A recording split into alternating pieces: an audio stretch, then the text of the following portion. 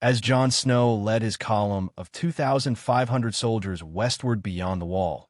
The terrain grew wilder and more unforgiving. Jagged cliffs, thick forests, and snowy plains marked their path. The sky loomed heavy with clouds, casting swift-moving shadows across the land. Cold winds whispered tales of ancient days among the branches and hills. The army, a diverse force of men, dwarves, and giants, moved with purpose. Their armor shimmered in the occasional sunlight that pierced the sky, and their breath misted in the frigid air. Jon rode atop, Ghost at the front, ever watchful. Arya rode beside him, her eyes wide with curiosity. Above them, Aragon, Jon's young dragon, soared for brief intervals before returning to Jon's lap, exhausted from the effort. Travel was grueling. The snow-laced terrain demanded endurance. Each night, they circled great bonfires, telling stories to keep morale high. Maester Aemon, aged but resilient, offered guidance and tales from a time long past. Old Nan, bundled in furs, traveled with Hodder among the giants, seemingly content in the unusual company. After days of relentless marching, they reached the base of a towering mountain, the one Jon had seen in his green dreams. Its summit pierced the clouds. The lower slopes were forested with pine and fir, while the heights were bare rock and snow. Jon ordered camp to be established. While the soldiers and wargs scouted the perimeter, Arya approached. "You're going to mountain, aren't you?" she asked. "Yes," Jon replied. "The Crown of Winter will fulfill an ancient pact." "Can I come?" Arya asked. Jon smiled but shook his head. "Not this time. Only the armored giants will accompany me." With 20 giants in gleaming Elden metal armor, Jon entered the vast stone structure hidden in the mountainside. The home of the mountain giants was unlike any other, a colossal stone-walled stronghold where mammoths grazed and ancient customs thrived. Giants outside were stunned to see a human on a direwolf flanked by armored kin. The metal was foreign to them, and the sight stirred both awe and unease. Jon placed the crown of winter on his head. The symbol was clear. An ancient promise had been invoked. "I am Jon Stark. I seek your leader. I carry the crown of winter," he declared in the old tongue. The giants murmured. Moments later, several returned and ushered Jon and his party inside. Within, Jon discovered a hidden city of roughly 1,000 giants. Ancient murals covered the cave walls, chronicling legends passed down over millennia. He was led to a central chamber where a council of elder giants waited. "A Stark, riding a wolf," said the chieftain, a large elder named Gaitlwy.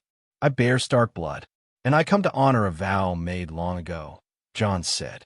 "The promise is known," Gaitlwy rumbled, "but none have come in 8,000 years to claim it. Why now? Are you worthy? Winter comes. The White Walkers return. We are not here to flee, but to fight. Beyond the eastern peaks, a city is rising, home to all peoples. We need your help to defend it. I have giants already there, but your strength could turn the tide. You're a no-man's raider.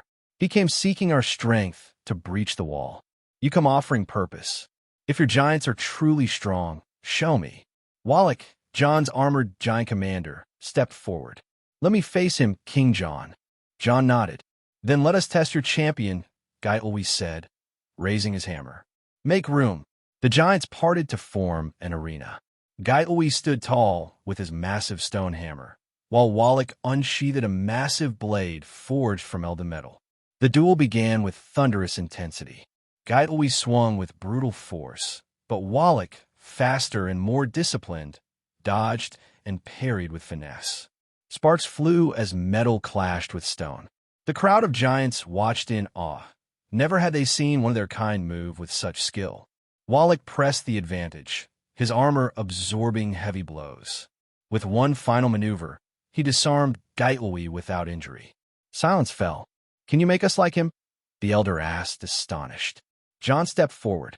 "In the north, you will be trained, armed, and honored. We build a kingdom for all who will stand against the dark." Gaitlwy nodded, extending his hand. "Then we will follow you, Jon Stark. You have our strength." With the agreement sealed, Jon returned to camp. Arya ran up as he arrived. "Well, Are they coming? They are, Jon said. Get ready to help them move. There's much to carry. With help from dwarves, soldiers, and other giants, the mountain tribe slowly migrated. The mountain giants were awed to learn Jon commanded not just 20, but 500 armored giants. Meanwhile, Jon's scouts reported a new arrival. Through the eyes of a hawk, Jon watched a free folk tribe approach. When met by Jon's soldiers, their leader spoke. We've searched for you for a moon. We want to join the North. Jon, through his wolf's gaze, nodded. He welcomed them. These were people deserving of hope, not death. 3 more tribes followed, totaling over 1,300 souls. Jon worked tirelessly to organize them, while still finding time for Maester Aemon and Arya. Later, Jon sent a raven to Winterfell, informing his father and uncle that Arya was safe. He offered a vague explanation, promising that she would return stronger and wiser. Soon, 1,000 giants and over 200 mammoths filled the valley. Jon watched as his forces swelled, his mission now more complex, but far more powerful. And so, a great host of nearly 5,000 marched westward. Their footsteps shook the earth. Trees fell. The snow gave way. The journey was slow, but the North had never looked stronger. Jon Snow's army, now a force of over 5,000 strong, moved steadily westward through the uncharted wilds beyond the wall. Their destination, the legendary Fist of the First Men. Though their pace had slowed with the growing numbers, the army's unity and resolve never faltered. Forests thick with centuries of growth blocked their path, but the giants, 2,000 of them, cleared the way. With earth-shaking strength, they uprooted trees, sending roots and trunks crashing aside to carve wide paths for the caravan of humans, dwarves, children, and supply wagons. Among the crowd, Arya Stark rode beside her brother, eyes full of awe at the giant's might. She watched with admiration, feeling more alive than ever in this cold, free land. This world, untamed and wild, gave her a kind of joy and freedom that Winterfell never could. Jon kept the column moving with careful leadership, guiding the giants and coordinating supply distribution. Other tribes, drawn by rumors of his movement, approached along the route. One such tribe awaited Jon's passing, having heard tales of a land called Arctica. Initial tensions gave way to diplomacy, and with each new encounter, Jon's banner grew. There was enough food and shelter for all, and as the new arrivals joined the march, they became part of a growing vision. Among the unexpected companions was Wind, a mischievous child of the forest who had snuck into Jon's ranks. Known among her people for her playful defiance, Wind followed Jon south and quickly became inseparable from Arya. Together, they climbed giants, rode wolves, and tested Jon's patience with their antics, especially when Arya began calling free folk stupid in jest. At giant encampments, Jon recruited an additional 500 of the towering beings. His total number of giants swelled to 2,000, a sight that would humble any force in the known world. Then, on the horizon, another column appeared, 5,000 people strong, led by Tormund Giantsbane. Recognizing the group, Jon ordered a halt and rode to meet the wildling leader. "Jon Arctica," Tormund said, eyeing the army behind Jon. "You weren't lying about the giants. Hardhome has fallen?" Jon asked. "Not yet, but too many wait for Mance, and too many grow afraid. We came seeking what you offered. A home." Jon looked at the people behind Tormund, tired, cold, but hopeful. "Then join us. But know this, once you march under Arctica's banner, you follow its laws." Tormund nodded. "If even the giants follow you, we can too." Jon welcomed them and assigned them to the growing ranks. Supply wagons dispersed food and clothing. Spirits lifted. As they advanced, a gorge blocked their path. Jon consulted Wallach, the giant commander. "We'd lose too much time clearing it. Better to go around," Wallach advised. Jon gave the order, shifting the column east before continuing north. At that moment, a red-haired girl approached Jon boldly. "You're Jon Arctica, right?" "I'm Ygritte. Are your eyes really green in a circle?" Jon raised an eyebrow at her directness. "They are. A mark from the gods. You lead giants? What's Arctica like?" Are you even human? Jon smiled. She reminded him of Arya. Arctica is for everyone, a land of freedom. And yes, I'm still human. Ygritte, a proud Mormont tribe hunter, snuck into the camp after scouting them for days. Jon decided to let her stay. She was bright, skilled, and would make a good friend for Arya. She bombarded Jon with questions until Aragorn swooped down, causing her to fall over in shock. That thing, a dragon, Jon said calmly. Later, Arya and Wind returned from their adventures. Arya quickly bonded with Ygritte, admiring her bow and hunting skills. You're a child of the forest? I thought you were a myth. Ygritte told Wind. The three girls quickly became inseparable, riding wolves and learning from each other. Their laughter lifted the spirits of all. Tormund eventually approached Jon to ask about Ygritte. She was orphaned, and Tormund had taken responsibility for her. The two men shared drinks and laughter, forming a strong friendship. Even Old Nan and Maester Aemon found renewed vigor, aided by Jon's daily restorative potions. Their spirits soared as they traveled through the true north. Over the following weeks, Jon recruited 7 more tribes. 2,000 more people and 300 giants joined his growing nation. One cannibal tribe was refused and slaughtered after an attempted retaliation. By now, Jon commanded 2,500 soldiers, 9,000 free folk, 1,800 giants, and hundreds of wolves. Arctica's strength grew with every step. Jon looked over his people with pride, knowing he was saving them from the horrors stalking the land. But far to the north, blue eyes watched, and the dead marched, drawn to Jon's light in the darkness. Hey, welcome to Firescale Audiobooks. If you enjoy our audiobooks, please consider subscribing to the channel. Also, feel free to share your review in the comments section below. Let's go back to Arctica from this point, Jon commented while having a meeting with all the members of his army, when they decided that the western region had nothing more to offer them. Jon picked up the map he had created during these moons with his aerial eyes and began to trace the path with his hands. We will follow this path. Although it is not a straight line to the kingdom, we will not encounter a gorge or forest that compress our army before entering the cursed forest where Arctica is located. How are we on supplies? Jon turned to one of his men. We are good. We still have supplies for 6 more moons with the group, he said.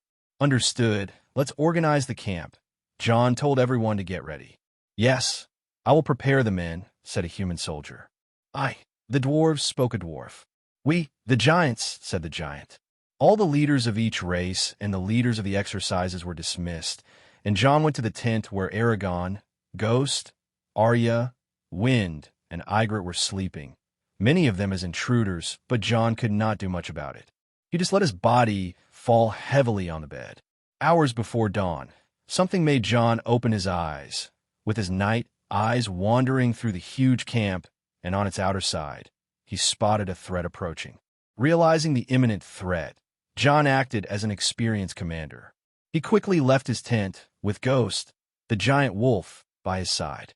The tent, now silent, housed Arya, Wind, and Ygritte, all still deep in the night's sleep. Dawn was still far away, but Jon did not hesitate. The camp, immense and spread out, was quiet under the cloak of darkness, but the threat perceived by Jon required immediate action. He knew every moment counted. With a voice that cut through the night's quietude, Jon summoned his forces, his voice echoing everywhere from his main army to the thousands of people following him behind the main group. Listen, everyone. Prepare for battle against the dead. He shouted immediately, causing panic, but he could not lie about what he saw. At least everyone would be prepared for what was coming. Hearing these words, causing a wave of urgent movement, the people who joined him with the giants became quite agitated, exclaiming things nervously, as they had never managed to defeat the dead when they attacked in a large group, as Jon's voice suggested. Jon, what's happening? Arya emerged from the tent urgently. Jon did not pay attention to her and continued with the orders while his small army of 2,500 men began to act quickly, moving to prepare for the attack. I want the 1st, 2nd, 3rd, and 4th Arturian divisions at the vanguard following me with dragon glass. 5th Arturian division, protect the free folks. All the giants, prepare arrows and hold position to the north, where our enemy will attack. Arya, stay in the camp. Do not leave for anything, understood? Jon said as he mounted Ghost and began to move. In seconds, the night's silence was replaced by the sound of armor and weapons being prepared, commands being given, and troops organizing. The Arctican giants, imposing and ready for combat, took up their huge bows, while the human soldiers and dwarves quickly equipped themselves with dragonglass weapons, essential for facing whatever was approaching. In contrast to the rest of the group, the 2,500 Arctican soldiers showed no fear and acted firmly against the threat as they moved in the middle of the night only with torches. The efficiency of the training done in Arctica was evident in the speed with which Jon's army prepared and organized for the confrontation. Each soldier knew exactly what to do, moving with a clear purpose and unwavering determination. While everyone organized, Jon went to the northern region where there was an open area outside the forest they were in. I was lucky to identify them here. Otherwise, it would be quite problematic with them attacking us in the forest. Jon could not help commenting. Jon, in the center of the whirlwind of activity, maintained his calm. His eyes, sharpened by night vision, scanned the horizon, trying to identify the nature of the threat that awaited them, while a curtain of fog arrived like an aggressive blizzard. Ghost, sensing the tension of the moment, remained alert under Jon, ready to spring into action at any moment. At this critical moment, Jon knew he was not just a leader with his powers to fight in this field, as his owls flew across the sky, and he was the only one who could lead in this darkness. He was the heart and soul of an army that would face the unknown under the darkness of night, even before the first ray of light of dawn broke the sky. The shrill sound of trees being uprooted began to be heard behind him as his army quickly made a path through the forest. Then they began to emerge, dwarves, humans, and giants in armor starting to approach. Align all divisions with the giants at the center of the attack. Jon gave the order, and his army of 2,000 Arcturian soldiers in 4 divisions of 500 men moved towards their position on the chosen battlefield for the best strategy for long-range combat. Jon observed in front of the army the fog approaching a few kilometers away and moving in their direction. Only the sound of the cold night wind could be heard while torches were mounted in the middle of the entire army for better visibility. Jon could not help but be thankful for an area where they would have a great advantage, as it was a vast open field flanked by rocks and covered in snow, offering the ideal terrain to face the threat of the undead to be taken down by their giant arrows. Away from the restrictions of the trees inside a forest, the fighters could move and fight more effectively. Jon examined his troops with the look of an experienced leader, gathering all the experiences granted in the green vision. He had seen this scene countless times, but the Arctican army had more confidence than he had witnessed in most armies, and he knew how important morale was in a war. He himself had absolute confidence in his men. His face reflected an outward calm, but his green eyes shone with an intensity that revealed his readiness for the imminent combat. He knew that the battle against the undead would be his first test of strength, courage, and tactics, and he was determined to lead his men to victory. This would be his first battle against the dead. As Arctica had fought with only a few groups of White Walker soldiers, it was the first time he was taking on such a large group, and Jon could see the thousands of dead moving within the freezing fog. "Arcticans!" he shouted, his voice echoing through the silent field. "Remember who we are. We fight not just for our survival, but for freedom and for the life of everyone in Arctica, leading our kingdom to victory."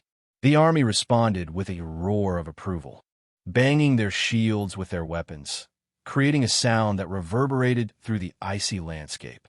Determination and bravery were evident in each soldier, each one prepared to face the terror of the undead under the command of an 11-name-days-old boy. As Jon watched the enemy approach, he firmly held the Valyrian steel sword, ready to lead his men into the battle that would decide the fate of Arctica. The war against the undead was about to begin. As the storm advanced with the undead in its wake, Jon positioned at the front of his army, raised his voice once more to boost morale, launching a war cry that echoed throughout the field. "Arctica, what are we?" Jon shouted. "We are Nordics," the army replied in unison. "Arctica, what are we?" Jon insisted. We are descendants of the first men. Arctica, what are we? We are the most powerful people. Arctica, what do we fear? We fear nothing but the wrath of our gods. Arctica, what do we do with White Walkers? We do not run. We kill them. We exterminate them. They are the ones who fear us. With each call, the warriors banged their shields once again, creating a resounding sound that pulsed with determination and bravery. The front line was formed by humans and dwarves, divided into aligned groups, while the remaining 500 giants positioned themselves behind with their long-range bows. Usually, the giants served as shields for the army in the front, but this battle was different. The fog continued to devour the landscape as it approached the group. Everyone fell silent at that moment. Jon could hear his camp still bustling in the middle of the forest. He hoped his 500 armored men could handle the panic while waiting for the main army to deal with the wave of dead. The army remained silent. No one questioned a child leading them, and Jon just calmly watched. He waited until the fog was at a safe distance. Jon gave the order to the archers with a shout. Prepare and aim wildfire type 2 at 600 meters. The giants armed their bows with arrows with a cylinder of blue liquid brought in carts along the way and adjusted their special bows, made from a combination of various woods, including weirwood, to reach the necessary distance. Fire, Jon ordered. The arrows launched by the giants with a boom echoing through the air and crossed the night sky. With the sound of them still cutting through the air, 500 arrows hit the 600-meter distance, leaving a trail of blue liquid that spread across the snow-covered ground in that area. The fog of the dead was still distant, and the arrows fell before reaching it, creating a bluish barrier in the middle of the white field. The White Walkers leading their army had no idea what awaited them. Meanwhile, Arya, unable to resist the curiosity, escaped from the camp to observe the battle. She saw the fog approaching and, despite the evident fear, her eyes were fixed on the scene before her. Jon, upon noticing her, felt a mix of concern and resignation. He knew Arya's presence there could be dangerous and potentially traumatic for a child her age, but also recognized her courage and desire to be by his side. He had no way to send her back to the camp, especially now that Ygritte and Wind had joined him. With one last look at his sister, Jon prepared to lead his army against the horde of undead advancing relentlessly towards them. Turning again to face the threat of the dead with the fog, Jon focused on the battle. The distance between them and the advancing threat was quickly diminishing, now only 1,000 meters away. "Stone, on my signal," Jon shouted, preparing for the next phase of the plan. The giant named Stone, with his fire arrow ready, awaited the command. "Archers, wildfire type 1 at 300 meters ready." Jon ordered, and the giants adjusted the aim of their bows to 45 degrees, ready to launch a new barrage of arrows with the green liquid this time. "Fire!" Jon's voice echoed through the field as the giants released their arrows. The sky was lit up by the vibrant green color of wildfire, forming another barrier between them and the approaching dead on the ground. This should serve to slow their advance and end most of them, as they are not an organized army. Jon thought calmly. He looked at his army and needed to keep them steady. "What are we?" Jon roared again, seeking to maintain the high morale of his soldiers. "We are Nordics," they replied in unison. "Arctica, what are we?" "We are descendants of the first men." "Arctica, what are we?" "We are the most powerful people." These creatures think we are just any group that will only run from them. But we will show them how they made their last mistake, and we will make them return to the land from where they should never have left. Jon shouted fervently, further inflaming the fighting spirit in his warriors. "Archers, keep the bows ready to fight them with dragonglass." Jon demanded again. The giants, prepared with dragonglass arrows, were ready to shoot at a distance of 600 to 400 meters, waiting for Jon's signal.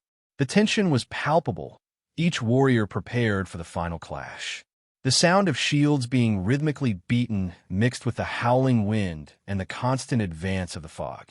The barrier formed by the blue and green wildfire and the dragonglass arrows was ready to be the first line of defense against the undead.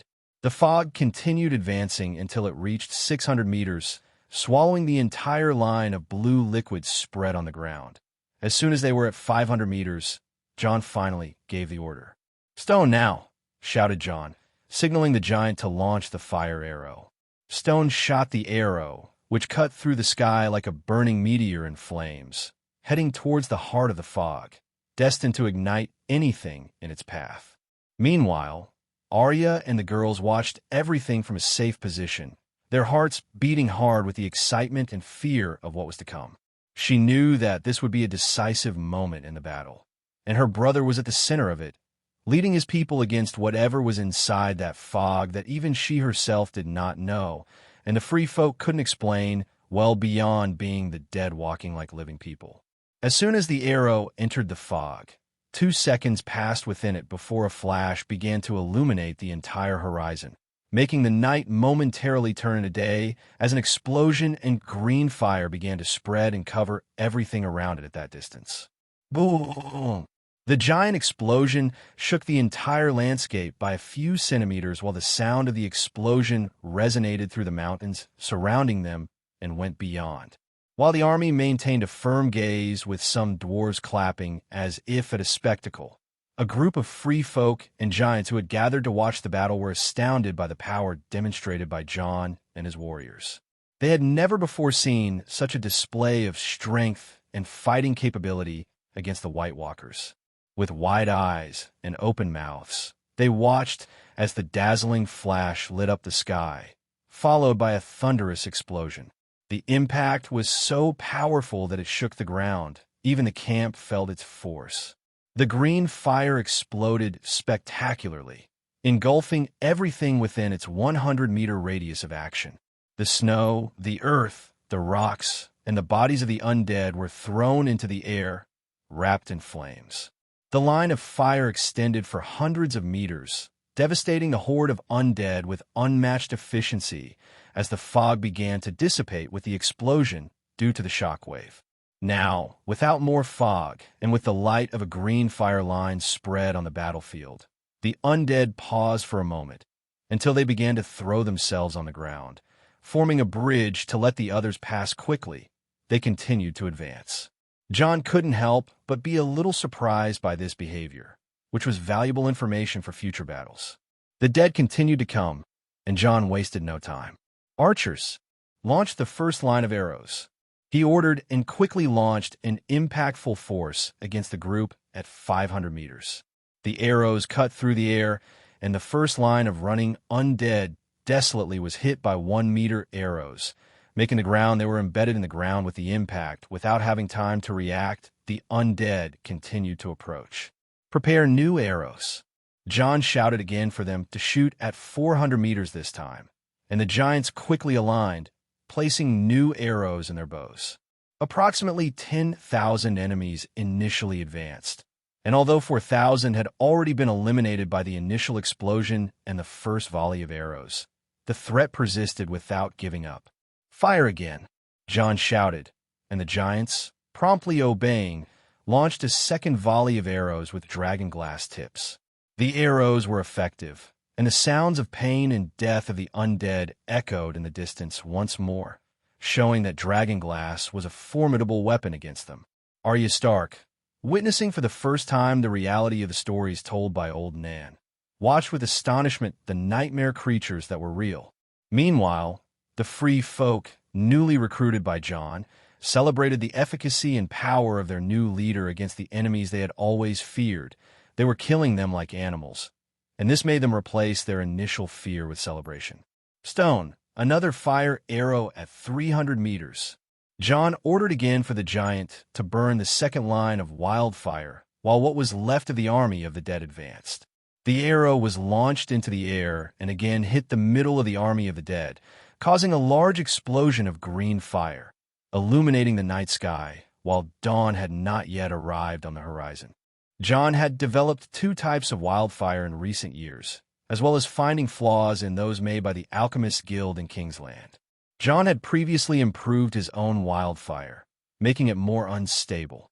However, some of his research in Arctica led him to produce a new blue-colored substance, which he named Wildfire Type 2. It was not only different in color, but also showed a much greater destructive power, doubling the range of the explosion. This was evident with the blue liquid at 600 meters, which even dispersed the fog covering the dead. The first wildfire he produced, Type 1, was basic. Although it was less destructive, it still had its uses in attacks to delay the enemy, without much explosive range.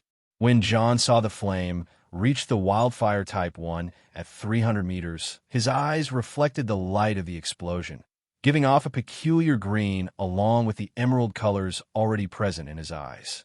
The explosion was smaller than the first, but still devastating, eliminating more than 2,000 enemies. As the fire burned the creatures, the rest of the army of the dead continued to advance. Being a non-coordinated group, they were easy to deal with using the right tools. Jon, mounted on Ghost, remained steady and focused, commanding his troops for the battle they would clash in the next minutes. "Switch to Arcticarian wall formation," Jon shouted, and the platoon leaders began giving orders, and the army began to move, switching the place of humans with giants standing in front as a wall. Jon left there and reached a higher place while the dead continued to advance. "Archers, prepare fire."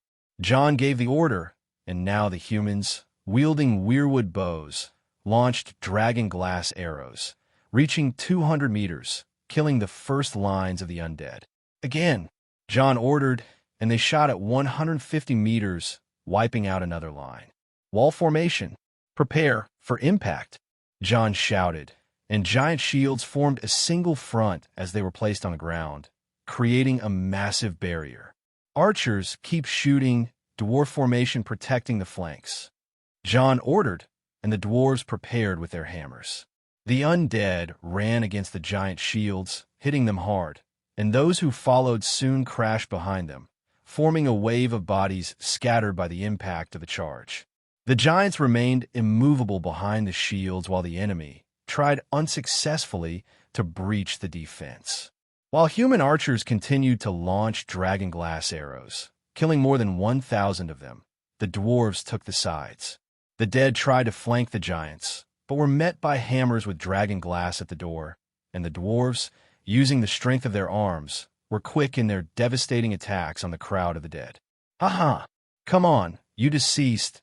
Let's kill all of you," said a dwarf, laughing in the sea of dead as he swung his hammer.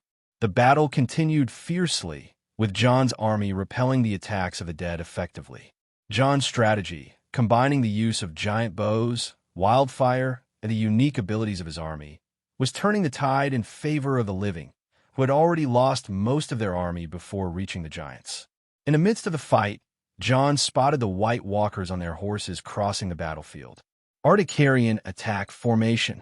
Jon gave another order, and the giants moved their shields suddenly and grabbed special spears made with dragon glass, starting to attack all the undead falling to the ground due to the mounds formed by the shield defense in the center of the battlefield. They advanced among the dead, eliminating them. Jon wanted to eliminate the White Walkers and could easily do so with the giants. He didn't stand still, taking a potion. He drank it, knowing that he couldn't deal with those creatures easily. He would take something to help him in the fight and advance with Ghost, raising the Dark Sister. "Full attack," Jon shouted, leading the other humans who switched their bows for swords and shields made of elden metal and dragon glass. Jon advanced among the dead, while the giants finished off most of them as they advanced. Ghost cut down some of the dead who were still fighting, but they didn't harm him as he had his armor, and then the humans cut down the rest of them before helping the giants on the front line. On the other side, the beings controlling the army of the dead finally began to realize that they were losing control of the situation. Their eyes, normally cold and calculating, now showed a glimpse of uncertainty and fear, now that they saw a group of giants and a boy breaking through the last lines between them and the advancing group. Jon, noticing this change, couldn't help but smile at witnessing the fear in his once unshakable adversaries. As Ghost galloped fearlessly, making his way among the undead, Jon quickly grabbed a bow attached to the wolf's armor. His fingers moved skillfully and precisely, preparing dragon glass arrows, a lethal weapon against the White Walkers and their steeds. With impressive dexterity, Jon fired 3 consecutive arrows, each hitting its target with deadly accuracy. The horses of the White Walkers, spectral and shadowy creatures, let out piercing screams as they were hit by the arrows, falling to the ground and throwing their riders into the cold night wind. The White Walkers had no choice but to await the attack of those approaching giants with the boy on the wolf. Jon didn't let Ghost advance further with him on top, and jumped off Ghost onto one of the White Walkers on the right. Seeing the child jumping on him, the walker had no choice but to try to destroy his sword and kill the boy. But as soon as the metal touched in the air, a metallic sound emerged, and the White Walker had to retreat with the weight of Jon falling on him. The White Walker was initially confused, as the boy's sword could repel his without being destroyed. Meanwhile, a group of giants with dragon glass spears began to fight the White Walkers despite being 4 or 5 against 1 at that moment. The White Walkers managed to resist with their dragon glass spears. But little by little, they began to lose the fight and retreat. They managed to wound some giants, but eventually fell under the pressure, being hit by the dragon glass, falling like shattered ice. On the other side, Jon and Ghost fought together against the creature, with Ghost trying to distract it while Jon fought with it. The battle was swift, and Jon could only keep up with the monster with his potion taking effect, enhancing his strength, speed, and reflex. He called this potion the Wolf Potion, which seemed to give him an animalistic aspect, but it greatly helped in battles he normally couldn't win, and as long as he didn't take too many at once, the side effects were limited to just body pain and fatigue the next day. The fight continued with the dance of Valyrian steel and ice. At one moment, Ghost managed to get close and sink his teeth into the shoulder of the White Walker, giving Jon an opportunity to attack, and he didn't waste time striking the Iceman in the chest, making him dissolve into thousands of pieces of ice. The remaining dead against the Arctican soldiers soon fell motionless to the ground, ending the battle with a deadly silence after all those screams. "Did we win?" a dwarf asked, kicking the undead he was fighting at that moment to see if it would rise again. "I think so," said the dwarf beside him. "Shouldn't we celebrate then?" "Yes, we should. I understand." "We won," both shouted together after a while. The sound of victory echoed through the Arctican army, while the sound of green flames still burned in the distance. The group of people in greenish metal seemed to celebrate among the humans, dwarves, and giants. No one was left out of the celebration. The battle, although brutal, was a testament to the power and determination of the Arctican army. Under Jon's leadership, they not only withstood the attack of the undead, but also defeated them with impeccable initial strategy and impressive firepower. Followed by a close battle, the victory was almost perfect. Unfortunately, Jon went to the group of giants and saw one of them fallen on the ground, struck down by the White Walker he fought. There was a report that a dwarf died, and 2 men also fell in battle against the dead. Despite being an overwhelming and proud victory for any commander, Jon still felt the loss and didn't want anyone to have died in his illusion. But this is the real world, and he still had to command everyone. Take care of the dead, drive a dragon glass blade into their chests, so they won't transform, and we'll take them to their families in Arctica. Now let's burn all these dead until the end of the night, Jon said with some pain. As dawn rose in the sky, dispelling the darkness of the night, piles of undead were burned in that field, which was a hell until a moment ago. In the camp, everyone who joined the group was shocked by the victory of the Arctican soldiers. In the end, Jon hadn't lied about fighting, and everyone knew they had destroyed a group of over 10,000 undead. They celebrated for the rest of the day, looking at the soldiers in Elden metal with admiration, with many single women trying to steal men and even Arctican dwarves over the next few days. While Arya, Ygritte, and Wind were with Jon, he finally decided to leave there. "We'll leave at dawn. It's time to return to Arctica," he said, and they began to break camp to leave the next day. The journey to Arctica wasn't very difficult. Jon followed the order they established, and as no one wanted to mess with such a large group, they were unbothered, with no more signs of the dead on the way, and even some tribes joined them, forming another 1,000 people. It was then that they finally saw Arctica hidden among the mountains, everyone saw the great weirwood at the center of what would be a large city under construction. If the new intrigues of the kingdoms were surprised by the combat capability of the army, seeing what Arctica was left them even more amazed, many thanking the old gods for such a land. After all, unlike all the places around it, Arctica had no ice but green vegetation. By the gods, what is that thing? What kind of color is that? Tormund exclaimed, having never seen the color green in his life. That's what we see in the southern kingdoms, especially the most fertile ones, Jon said, thinking of the reach administered by the Tyrells. Seriously, besides stone houses, the Kneelers have this too? Ygritte asked alongside. It's so beautiful, isn't it? Wynn said excitedly. This is incredible. Arya had a sparkle in her eyes, eager to approach the city. Seems like my friend came to greet me. Jon murmured, and soon a deep sound appeared in the air, and a bird the size of a horse spread its wings, covering the sun. Caraxes, Jon exclaimed as the great eagle landed a few meters away, startling those who didn't know it. Pi! Roar! As Caraxes made a sound, Aragorn also shouted at the white bird. Is this Caraxes from your song, Jon? Arya exclaimed in admiration, looking at the largest eagle she had ever seen. Yes, he is my oldest friend, Jon said proudly. After petting his eagle, he resumed the march of the army. Jon of Arctica, after a series of impressive victories and demonstrations of his power and leadership, led his army and new residents of the kingdom back to Arctica. This place is really, as you said, my boy. To think that such a place exists. Maester Aemon couldn't help but murmur. Indeed, the boy didn't lie. Old Man clapped. Look at that giant tree. I never imagined the gods would be so generous and give us such a tree in the mortal world. She exclaimed. Hodder seemed equally amazed. The nation that was once just a tribe had grown exponentially, becoming a powerful and diverse kingdom in just a few years, with a population that now exceeded 60,000 members. This nation, now comprised of humans, giants, children of the forest, dwarves, direwolves and normal wolves, bears, shadow cats, mammoths, and a variety of birds, represented an unprecedented union of different races and species, each contributing their unique abilities and strengths. The return to Arctica was marked by celebrations as soon as the group was spotted, and their king had returned, and a palpable feeling of hope took over the hearts of all Arcticans.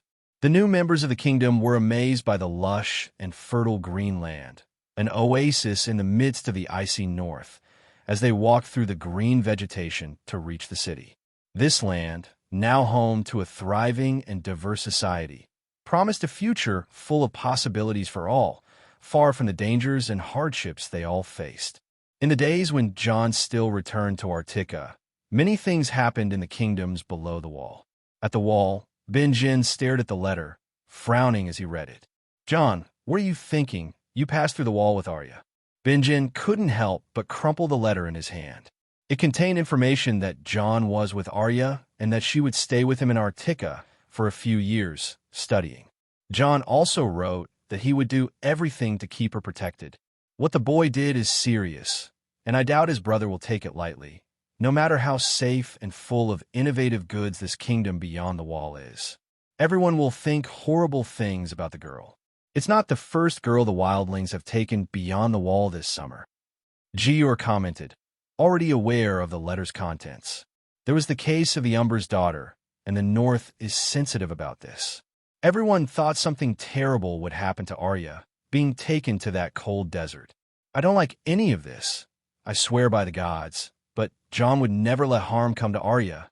She'll be fine. But Ned might not have much control over the situation. I know the boy will take care of her. Did you see all those armored giants? However, for the nobles and kingdoms in the south, Jon Snow has committed a terrible crime in kidnapping the Stark girl. Many are talking about it, Gior reasoned, and Benjen just sighed, hoping the situation wouldn't get too out of control and that his brother wasn't too enraged with Jon. In the following days, the news also reached Winterfell, even making Lord Stark want to hit Jon with that letter. But at least he knew his daughter was alive. They had spent weeks searching for Arya's disappearance. He had spent days without sleep, and the entire family was fragmented. Catelyn said that Jon had kidnapped her, but Jon was far away while Arya still remained in the castle. When she disappeared, they began searching without success. When they were about to head north, a storm caught them in the middle of summer, forcing Ned to stay in the castle and pray to the old gods that his daughter would be protected and well. It seems she managed to find Jon, but what he expected from Jon was to leave her with some noble. But now with this letter from Jon, he knew the boy had decided to take her to Arctica beyond the wall. This infuriated him like never before, and his wife was even more furious. Ned Stark was in his chambers in Winterfell, his thoughts murky and heavy, when the shrill screams of his wife echoed through the corridor outside the chambers. Catelyn was furious, and her words were like sharp blades cutting through the silence of the night and his thoughts. This boy, this bastard, he stole our Arya. Jon Snow deserves to have his head ripped off his neck for this. Catelyn yelled, her voice trembling with rage and despair. He took our daughter, Ned. How can you defend this bastard now, after all he's done? Ned felt a pang of pain in his heart. The situation was delicate and complex. He knew that, despite his love for Jon, he couldn't ignore Catelyn's words, though he believed Jon would never harm Arya. Catelyn, he said calmly but firmly, I understand your pain and anger, but we must be prudent in our accusations. Jon is my blood too, and I don't believe he would harm Arya. Catelyn, with eyes inflamed with tears and fury, stared at Ned. How can you be so blind, Ned? This boy has always been a threat, and now he's gone, taking our daughter with him to wild lands like their inhabitants. Can you imagine what will happen to our daughter there? You can say that Jon stole our daughter and many things, even call him a bastard. I won't get angry over your pain, but Jon would never let that happen to Arya. Such things never happened to Arya. But Ned, our daughter, she began to cry, and little Rickon, still a baby, had been crying in a corner of their parents' room since the beginning of the shouting. Ned rose and approached his wife, placing his hands on her shoulders. We will find Arya, I promise. But we must keep a cool head. Jon has always been loyal to this family. Loyal, Catelyn sobbed, pulling away from him. Loyalty doesn't take a child away from her home, Ned. I can't accept this. Ned knew that arguing at that moment would be futile. He could at least contact Jon through the Raven and write to him, asking to send Arya immediately back to Winterfell. Elsewhere, a few days later, news of Arya being taken beyond the wall spread like wildfire. Even Catelyn encouraged it to ruin Jon's reputation in the north, turning a small hero into a kidnapper of noble girls. I was really worried when I heard the boy sent a shipment of 400,000 gold dragons to the Starks, but taking the Stark daughter seems to have displeased the family. I don't understand why they're so upset. If I had a daughter, I wouldn't think twice before handing her over to anyone who offered half of that. A lone man, known as Roose Bolton, was in his solar, watching the news with some amusement. No matter, I will make the Boltons assume leadership of the North, and 400,000 dragons from the Starks will make me richer in the end, he said in a somber tone. POV Varys. As chaos began in the North, a few weeks later, news of the visit started arriving in King's Landing. Varys decided to gather as much information as possible before passing it to the king and council. There was no point in simply passing it fragmented, as it would be useless to contact the North before the boy left. At that moment, it was still a few moons before Jon reached Arctica, 2 years without any news, and today he would finally provide some information about the boy. However astonishing it might be this time, he had outdone himself, even with his history. Varys was in the council room, with all the characters that always filled the table. So Varys, anything else we need to know? Jon Arryn, the Hand, asked from one side of the table. The bastard of Lord Stark, my Lord Hand, he has reappeared from the north of the wall. This caught the room's attention, but the king was not present this time, as even with the news that Varys would bring information from the north, he was so hungover that he couldn't leave his room. More fantasy from the north, Varys? Baelish asked mockingly. If you mean about an 11-year-old boy appearing in front of the wall with 2,500 men, a kind of race made up only of small men, ironically called dwarfs, and giant men over 3 meters tall, which you might know as giants, all soldiers armored in this elden metal.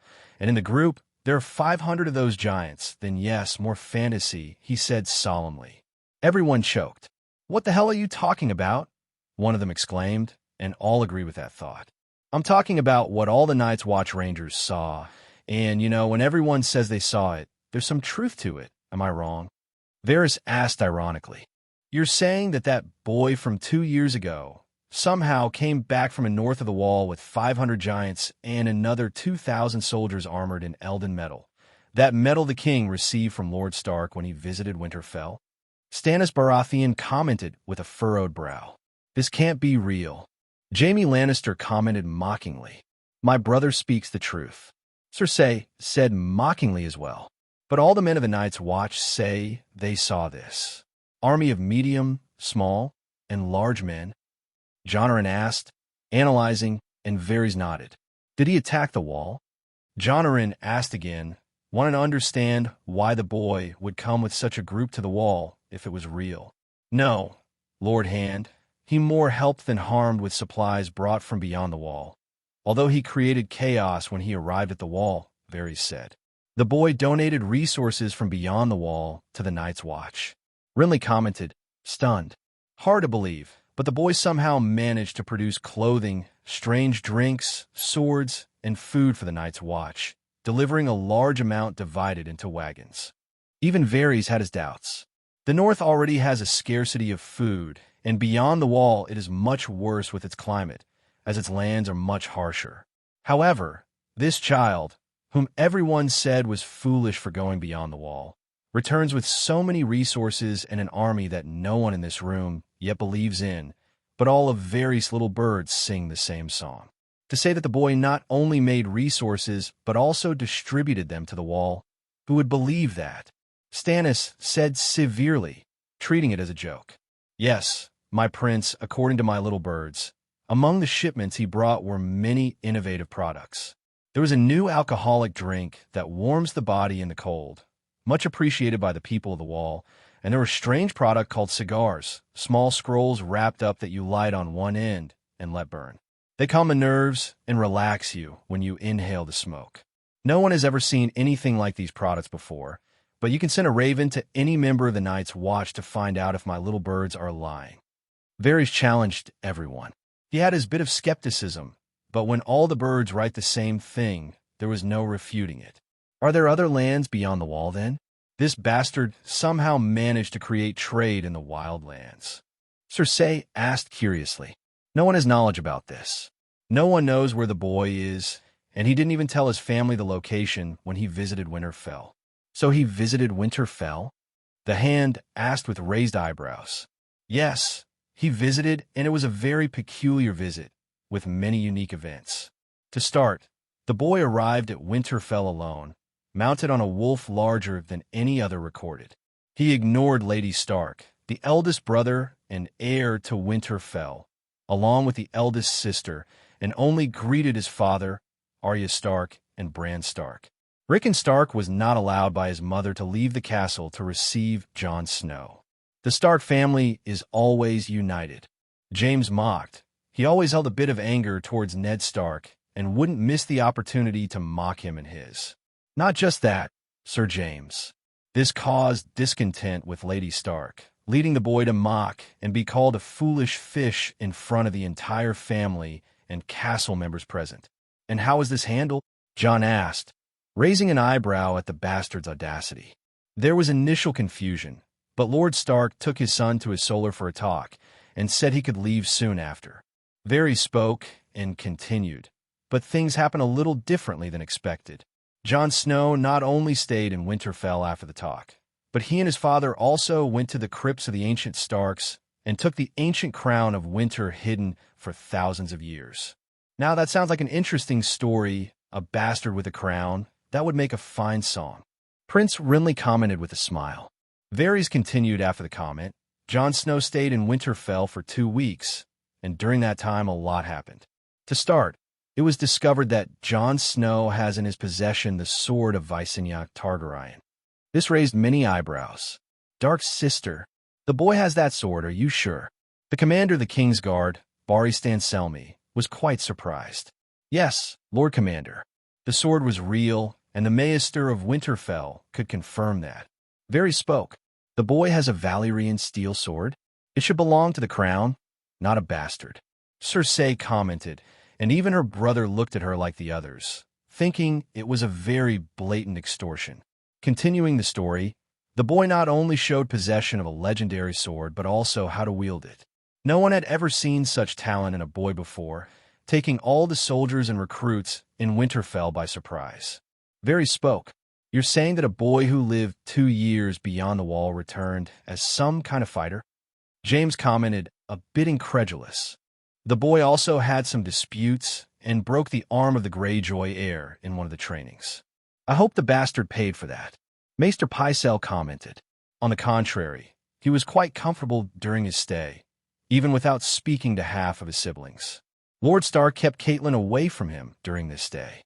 I wondered why. But the answer came when giants appeared in Winterfell with wagons carrying a donation from the boy directly from the lands of the Wall. Varys gave a small smile. We've seen that the boy has become arrogant. Did he give more products to the Stark family?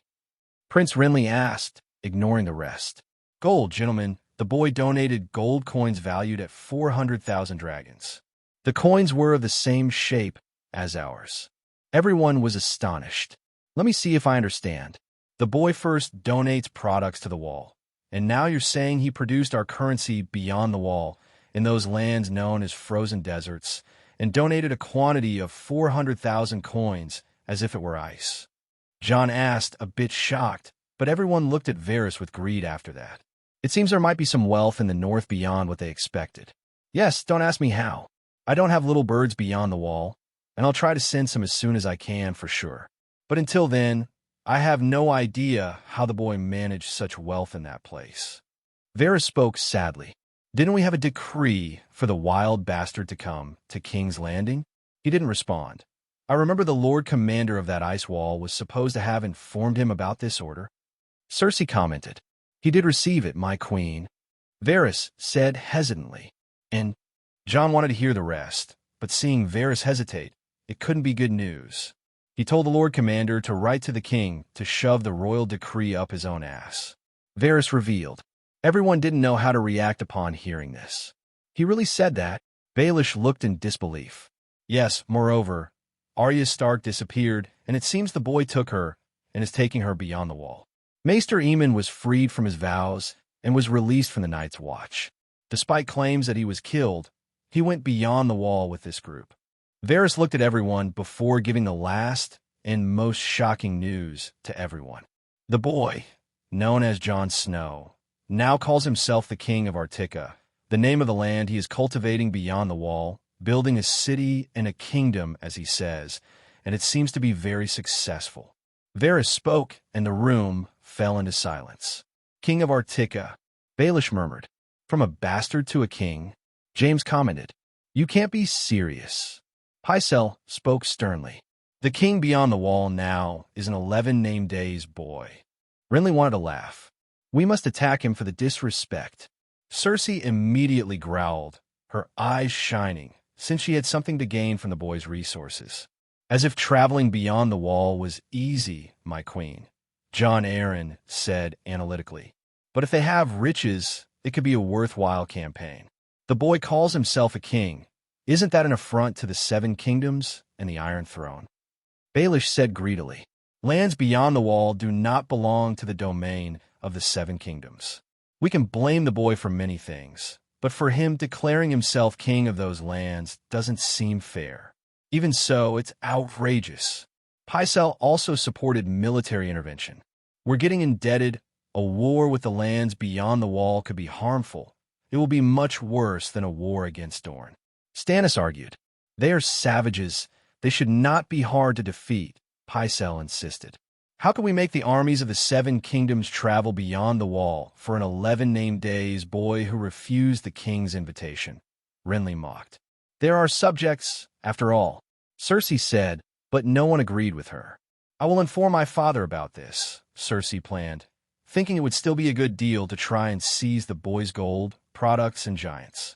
Thus the meeting in King's Landing ended, and another was taking place with only a few days' difference in the reach.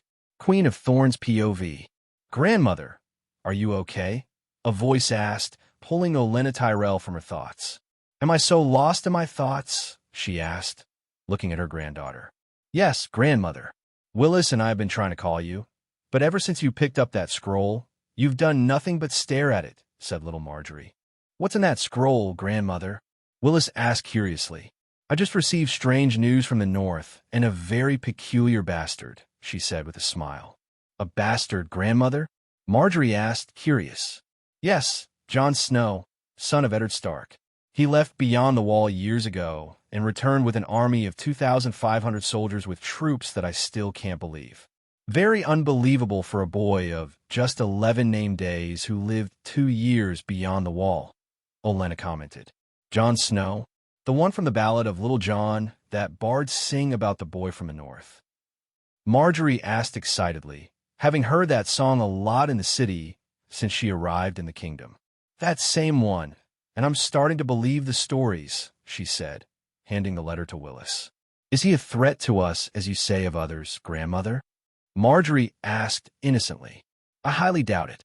He offended the king by denying his summons to the capital, but I doubt that a few thousand wildlings can threaten the 7 kingdoms, she replied, mockingly. While her grandchildren looked at the paper with the news, Olenna looked out the window. He's just a child, not a player of thrones, she said to herself. Elsewhere, in a large city in a desert land of dunes and yellow sands. Oberyn Martell POV. Brother, you called me just when I'm in my moments with my lover in the brothel. Oberyn protested. I need to talk to you, Oberyn. News has arrived here, and there are rumors from the north reaching all of Westeros, said his brother, Doran Martell, also in charge of Dorne. The north? What have the wildlings done now? Spread more fanciful stories of a witch child. Oberyn mocked, having heard those news a few years ago, and after that, he never heard about the north again. It's about that same child I'm talking about. The witch child donated gold to the Starks valued at 400,000 dragons. Oberyn. He claims to have founded a kingdom beyond the wall. If you have a chance to go there, I would like you to see this kingdom in that frozen desert and see if the news is real. Oberyn raised an eyebrow, frowning. A kid founding a kingdom. You must be joking, right? He asked incredulously.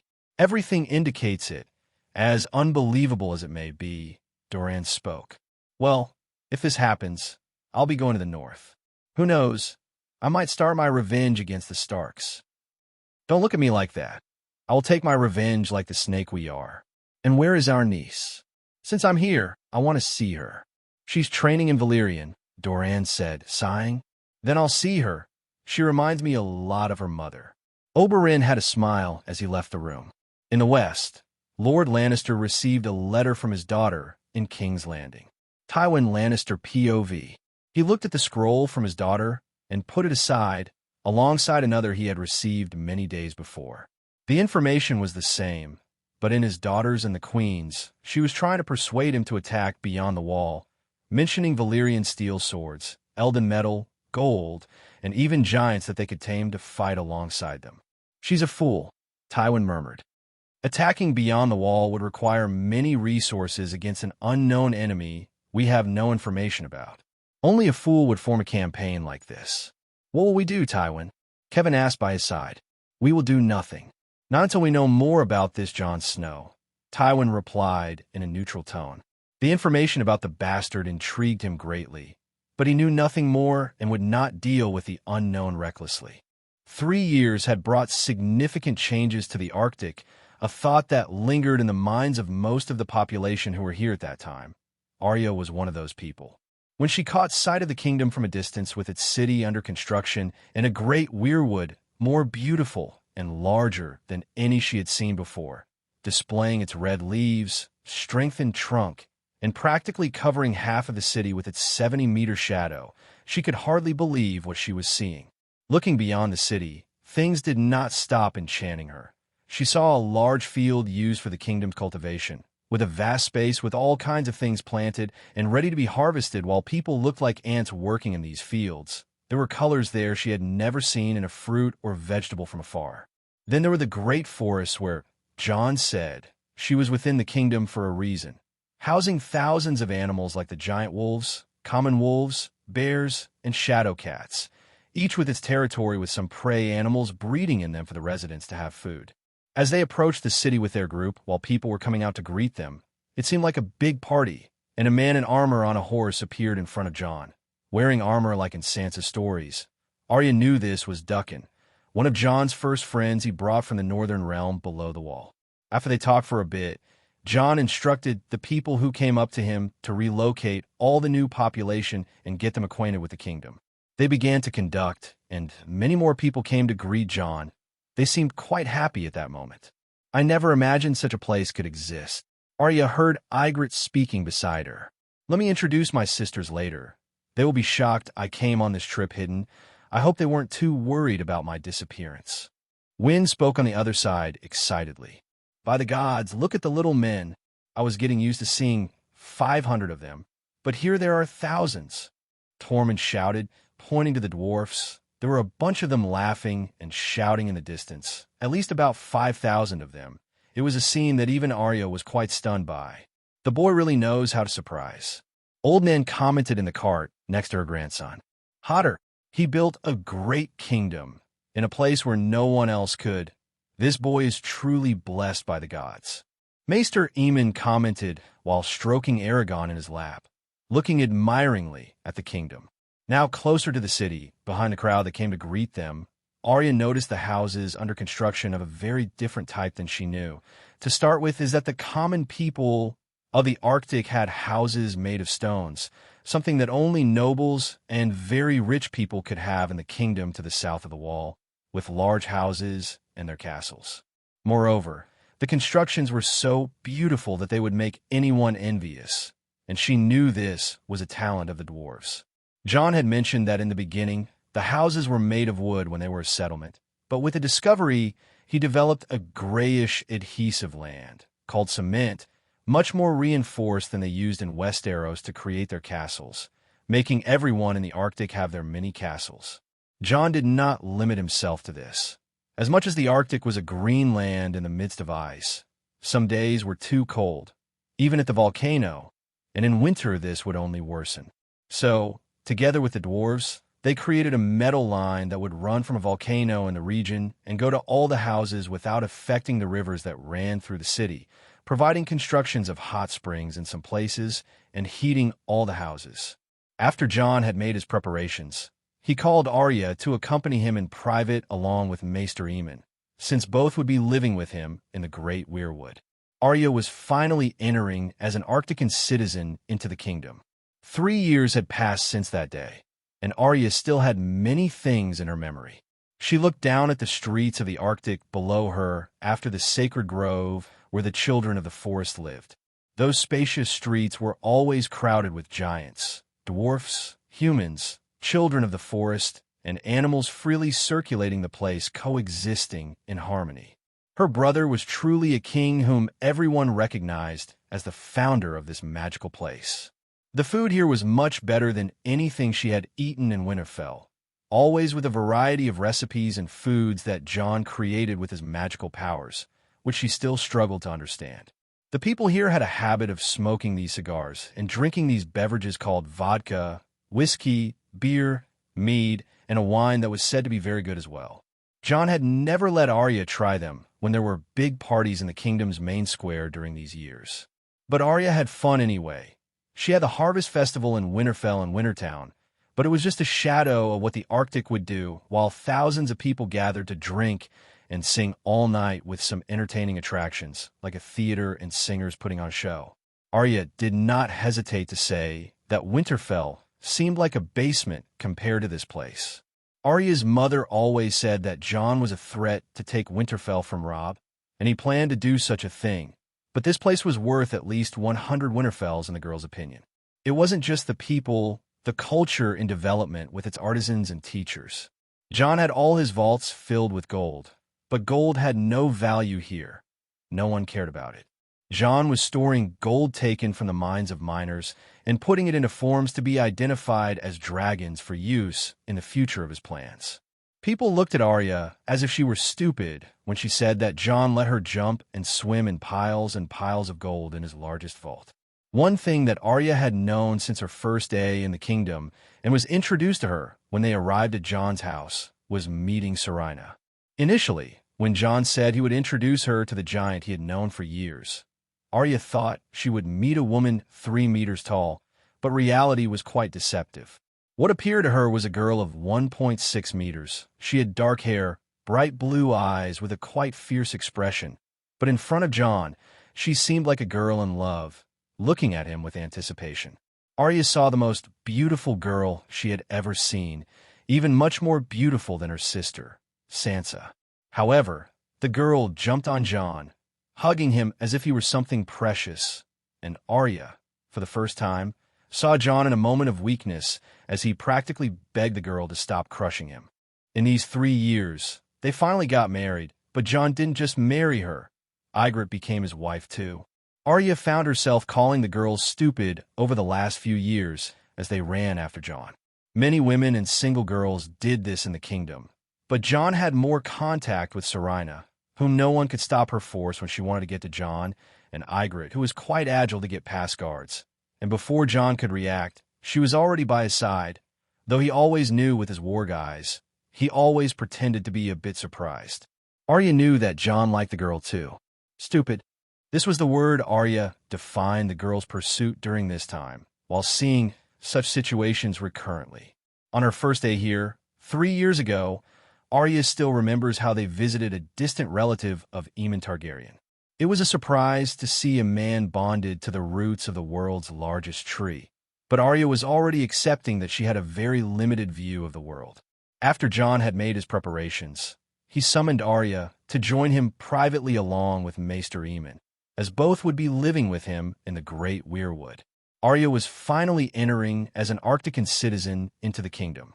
3 years had passed since that day, and Arya still had many memories. She looked down at the streets of the Arctic below her after the sacred grove where the children of the forest lived. Those spacious streets were always crowded with giants, dwarfs, humans, children of the forest, and animals freely moving about the place, coexisting in harmony. Her brother was truly a king whom everyone recognized as the founder of this magical place. The food here was much better than anything she had eaten in Winterfell, always featuring a variety of recipes and foods that Jon created with his magical powers, which she still struggled to understand. The people here were accustomed to smoking these cigars and drinking beverages called vodka, whiskey, beer, mead, and a wine that was said to be very good as well. Jon had never let Arya try them when there were big parties in the kingdom's main square during these years. But Arya enjoyed herself nonetheless. She had experienced the Harvest Festival in Winterfell and Wintertown, but it was merely a shadow of what the Arctic would do as thousands of people gathered to drink and sing all night with entertaining attractions like theater and singers putting on a show. Arya did not hesitate to say that Winterfell seemed like a basement compared to this place. Arya's mother always said that Jon was a threat to take Winterfell from Robb, and he planned to do such a thing. But this place was worth at least 100 Winterfells in the girl's opinion. It wasn't just the people and the developing culture with its artisans and teachers. Jon had all his vaults filled with gold, but gold had no value here. No one cared about it. Jon was storing gold taken from miners and shaping it into forms to be identified as dragons for use in the future of his plans. People looked at Arya as if she were foolish when she said that Jon let her jump and swim in piles and piles of gold in his largest vault. One thing that Arya had known since her first day in the kingdom and was introduced to her when they arrived at Jon's house was meeting Serena. Initially, when Jon said he would introduce her to the giant he had known for years, Arya thought she would meet a woman 3 meters tall, but reality was quite deceptive. What appeared to her was a girl of 1.6 meters with dark hair, bright blue eyes with a quite fierce expression, but in front of Jon, she seemed like a girl in love, looking at him with anticipation. Arya saw the most beautiful girl she had ever seen, even much more beautiful than her sister, Sansa. However, the girl jumped on Jon, hugging him as if he were something precious, and Arya, for the first time, saw Jon in a moment of weakness as he practically begged the girl to stop crushing him. In these 3 years, they finally got married, but Jon didn't just marry her. Ygritte became his wife too. Arya found herself calling the girl stupid over the last few years as they ran after Jon. Many women and single girls did this in the kingdom, but Jon had more contact with Serena, whom no one could stop her force when she wanted to get to Jon, and Ygritte, who was quite agile to get past guards. And before Jon could react, she was already by his side. Though he always knew with his war guys, he always pretended to be a bit surprised. Arya knew that Jon liked the girl too. Stupid. This was the word Arya defined the girl's pursuit during this time, while seeing such situations recurrently. On her first day here, 3 years ago, Arya still remembers how they visited a distant relative of Aemon Targaryen. It was a surprise to see a man bonded to the roots of the world's largest tree. But Arya was already accepting that she had a very limited view of the world. Arya reflected on her time in this kingdom. She loved her family in Winterfell and missed them, but the Arctic was a magical place for the girl, and having her brother by her side gave her the warmth of family she needed. Her achievements in the Arctic were noteworthy. She trained as a warg with her brother. Over these 3 years, she bonded with 12 giant wolves that Jon gifted some, while she ended up bonding with them during her escapades to Wolf Kingdom, the forest where the giant wolves stayed. However, Jon did not neglect Arya's education. He had her learn embroidery, which would leave Sansa and even Septa Mordane looking mediocre. Arya finally enjoyed the practice while doing it with Ygritte and Serena. There was no September nagging her, nor her sister and her friends calling her horseface. She realized it was more about the people around her that made her dislike the practice than the art itself. Arya didn't just learn embroidery. Jon gave her private lessons along with the other girls.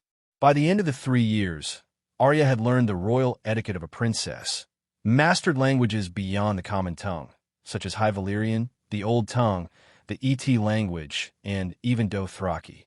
Beyond communication, Arya also mastered mathematics, arithmetic, economics, geography, history, navigation, astrology, agriculture, alchemy, and anatomy with medicine, to learn the healing arts when needed. She didn't limit herself to the academic field. To her satisfaction, Jon had her learn to fight with daggers, swords, and shields. She learned to wield a bow with skill through practice, and Jon made her command a small squadron to sharpen her leadership skills while the Arctican army conducted field simulations. It was odd to have a child shouting commands to a group of 50 men, but she got the hang of it as the moons passed. Over the years, she had her friend Wind, with whom she always went out in the city to cause mischief.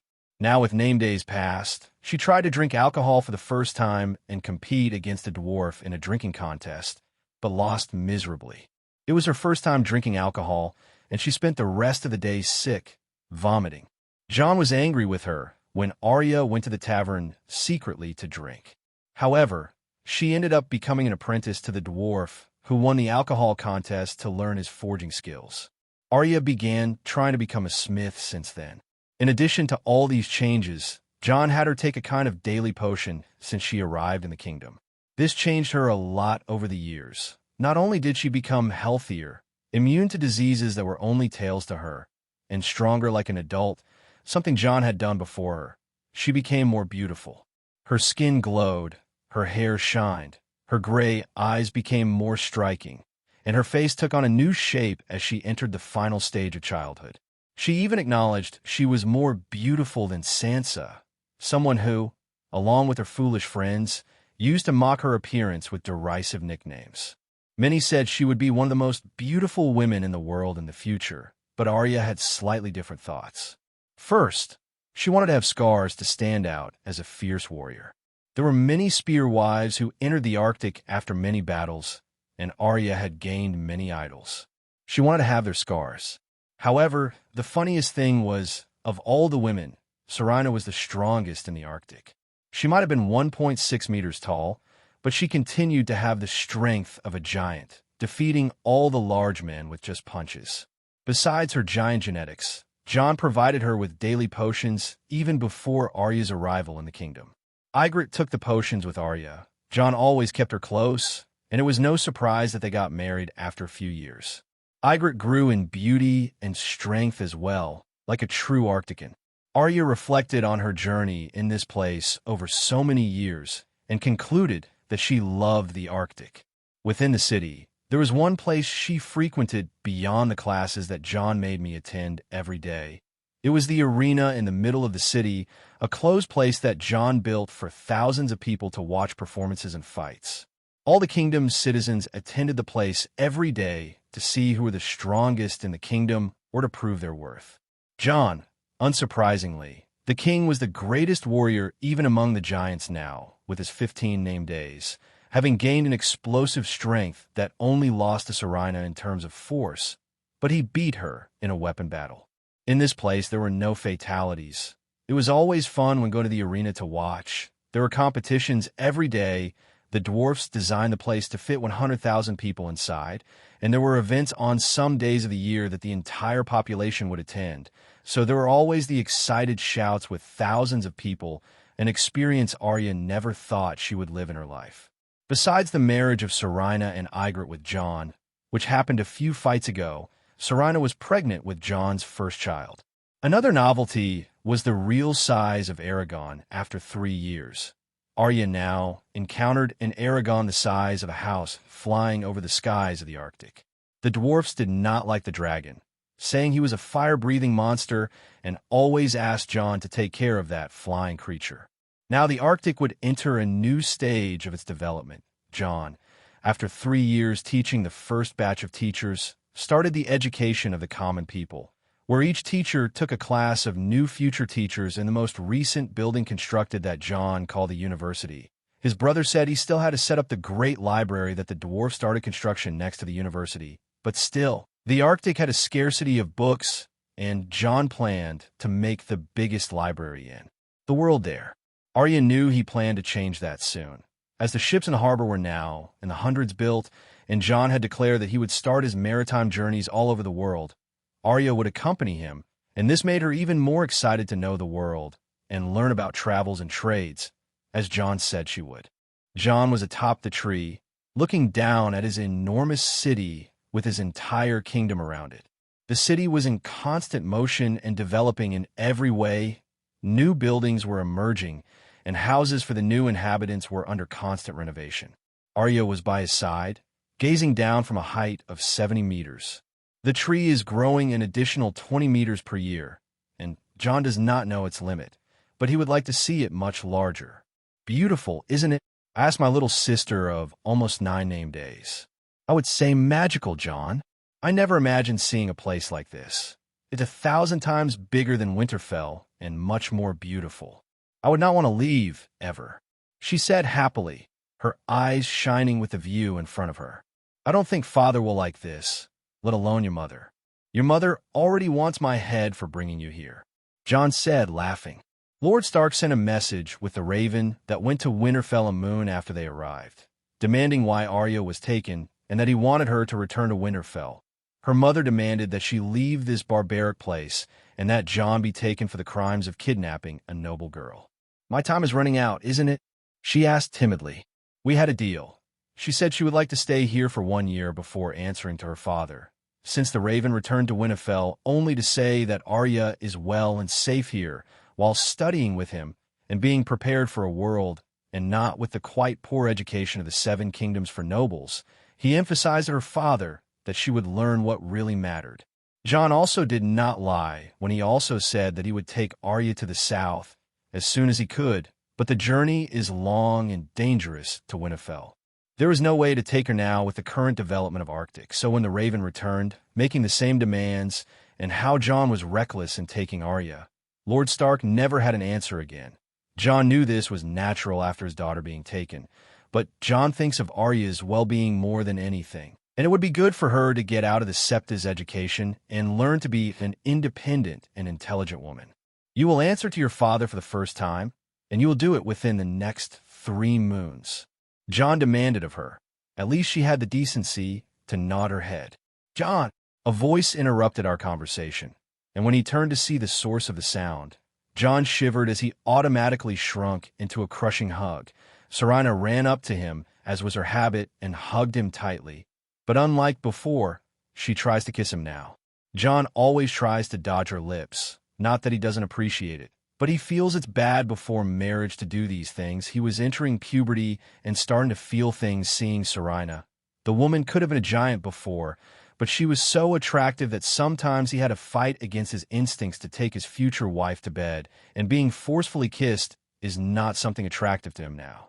Arya rolled her eyes at their interaction, making gestures like she was about to vomit. "Stop it, Serena. Why are you here?" Jon asked after he managed to get out of her hug and attempts at pecks. A group of people arrived on the western side of the territory. This one is much larger than the last ones, with almost 4,000 free folk and 34 giants. She said as soon as she let him breathe.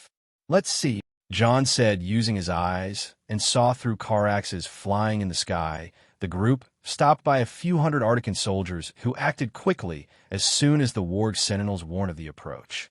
"This is really big. Let's welcome them," Jon said after his brief warg. Looking at Arya, wondering if she wanted to join us. Obviously, she joined us. Leaving the castle, Jon mounted a giant wolf that was not Ghost, but one of its brothers, from the litter of Shadow and Black Arrow. He was gray and stood 2.4 meters tall, which the Arctic king commonly used to travel through the city. Arya mounted her she-wolf of the same size, and Serena her shadow cat, one that Jon had given her, even though she was not a warg. Luckily for the animal, Serena had decreased in size as well as in weight.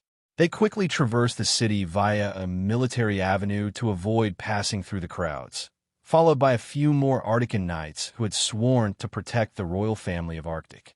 They left the city through the gate and headed west, passing through the farms of the kingdom. Upon reaching the location in the west of the Arctic region, Jon approached his men, stopping the group now in the thousands. Since if it were a conflict, they would already be preparing in case of a hostile movement from another party. The Arctican army was quick to act in any emergency, with the White Walkers as a daily threat. Jon had established a system with thousands of wargs patrolling the borders at all times. So mobilization is so swift that by the time the news reached Jon, his soldiers had already resolved the situation and maintained control. With the soldiers making way for him, Jon went to the front of the Arctican soldiers to meet the group. Tormund, who had proven to be a potential commander, approached to give the report on the group. They had not been hostile and waited for him to meet them, also mentioning that the group was led by an old lady whom the free folk call the Mole's mother. She was a forest witch, a type of weirwood priestess. There were a few in Arctic already, usually staying with the children of the forest under the great weirwood in the sacred grove, praying to the old gods. Jon stepped forward to speak with his possible new Arctican members. A lady at the front of that group, being helped by another member, looked at him from the crowd of humans and giants. "It is you," she said, seeming excited, and I raised an eyebrow. "More than 3 years ago, I saw you crossing the wall to become the king beyond the wall, and I was right. You created a space for us to survive against the cold darkness," she said excitedly while moving closer to kneel. "Please accept us king of this land. I gathered all those who believe in my words over the last few years as we move from the lands further north in search of shelter. All are willing to follow you." She was about to kneel, but Jon stopped her with the palm of his hand. "There's no need to kneel. The Arctican people do not kneel to anyone. There's a saying in this place that a king does not need to wear a crown all the time or have his people kneel to him. I only need your respect for me, this land, and our laws." Jon spoke for the first time and looked at the crowd that was watching them. All were wearing furs as clothes, typical of the peoples who still remain outside the Arctican domains. Many were looking at him with hope, since Jon imagined how this woman must have preached about him and what she saw years ago. Now, they could say the forest which was not lying. Jon sighed before raising his voice to these people. "You may enter Arctic as long as you follow our rules. We do not live like most tribes outside this place. We do not need to worry about food or cold. We live peacefully and harmoniously with 4 different races. If you want to enter here and disturb the peace of my people, you will be treated according to the punishment in our written laws for the type of crime committed. But if you want to live a better life and follow our laws, You will have your place in Arctic. He gave a speech that he usually gave to large crowds approaching the kingdom. His voice of 12 named days surprised everyone, reaching nearly 4,000 people. Jon could use his magic to amplify his voice, and everyone quickly nodded in agreement. Tormund, organize a temporary place outside the city and start settling them as soon as all the houses are available, but provide food and clothes to everyone. Jon told the man he had appointed responsible for border protection and surveillance, and also responsible for organizing and delivering the new members to Aemon, whom Jon had placed the old Targaryen in charge of organizing and being responsible for the civilians in the city during this phase. May I see the giant weirwood? I never imagined that would be possible. Even in the vision I had years ago, I didn't believe it. But now I'm seeing a colossal tree of 90 meters. The lady who introduced herself as Mother Mole spoke excitedly while looking at the tree kilometers away. Of course, you can. No man should be forbidden from praying to their gods, Jon said, remembering the large number of tens of thousands of people who joined the Grand Weirwood to pray every week. Obviously, Arctic had a sect in this place with this colossal tree and a forest full of weirwoods at the feet of the great weirwood, with children of the forest running and singing among the trees every day. The religion in this kingdom was to a point that Jon could say even radical. But I must warn, we have children of the forest. Harming any of them is the most abominable crime in Arctic. Jon did not fail to warn. They still did not know about the 4 races that the king spoke of before, but they would eventually find out, already warning about the children. They did no harm, only wanting to spend their day with nature and caring for their new children, which Jon had helped increase the birth rate, so they would no longer be a millennia-old race facing extinction. Upon hearing about the children, many looked in disbelief while Mother Mole had eyes shining at that moment. After settling things and leaving the group with Tormund now, Jon returned to the city accompanied by the 2 girls.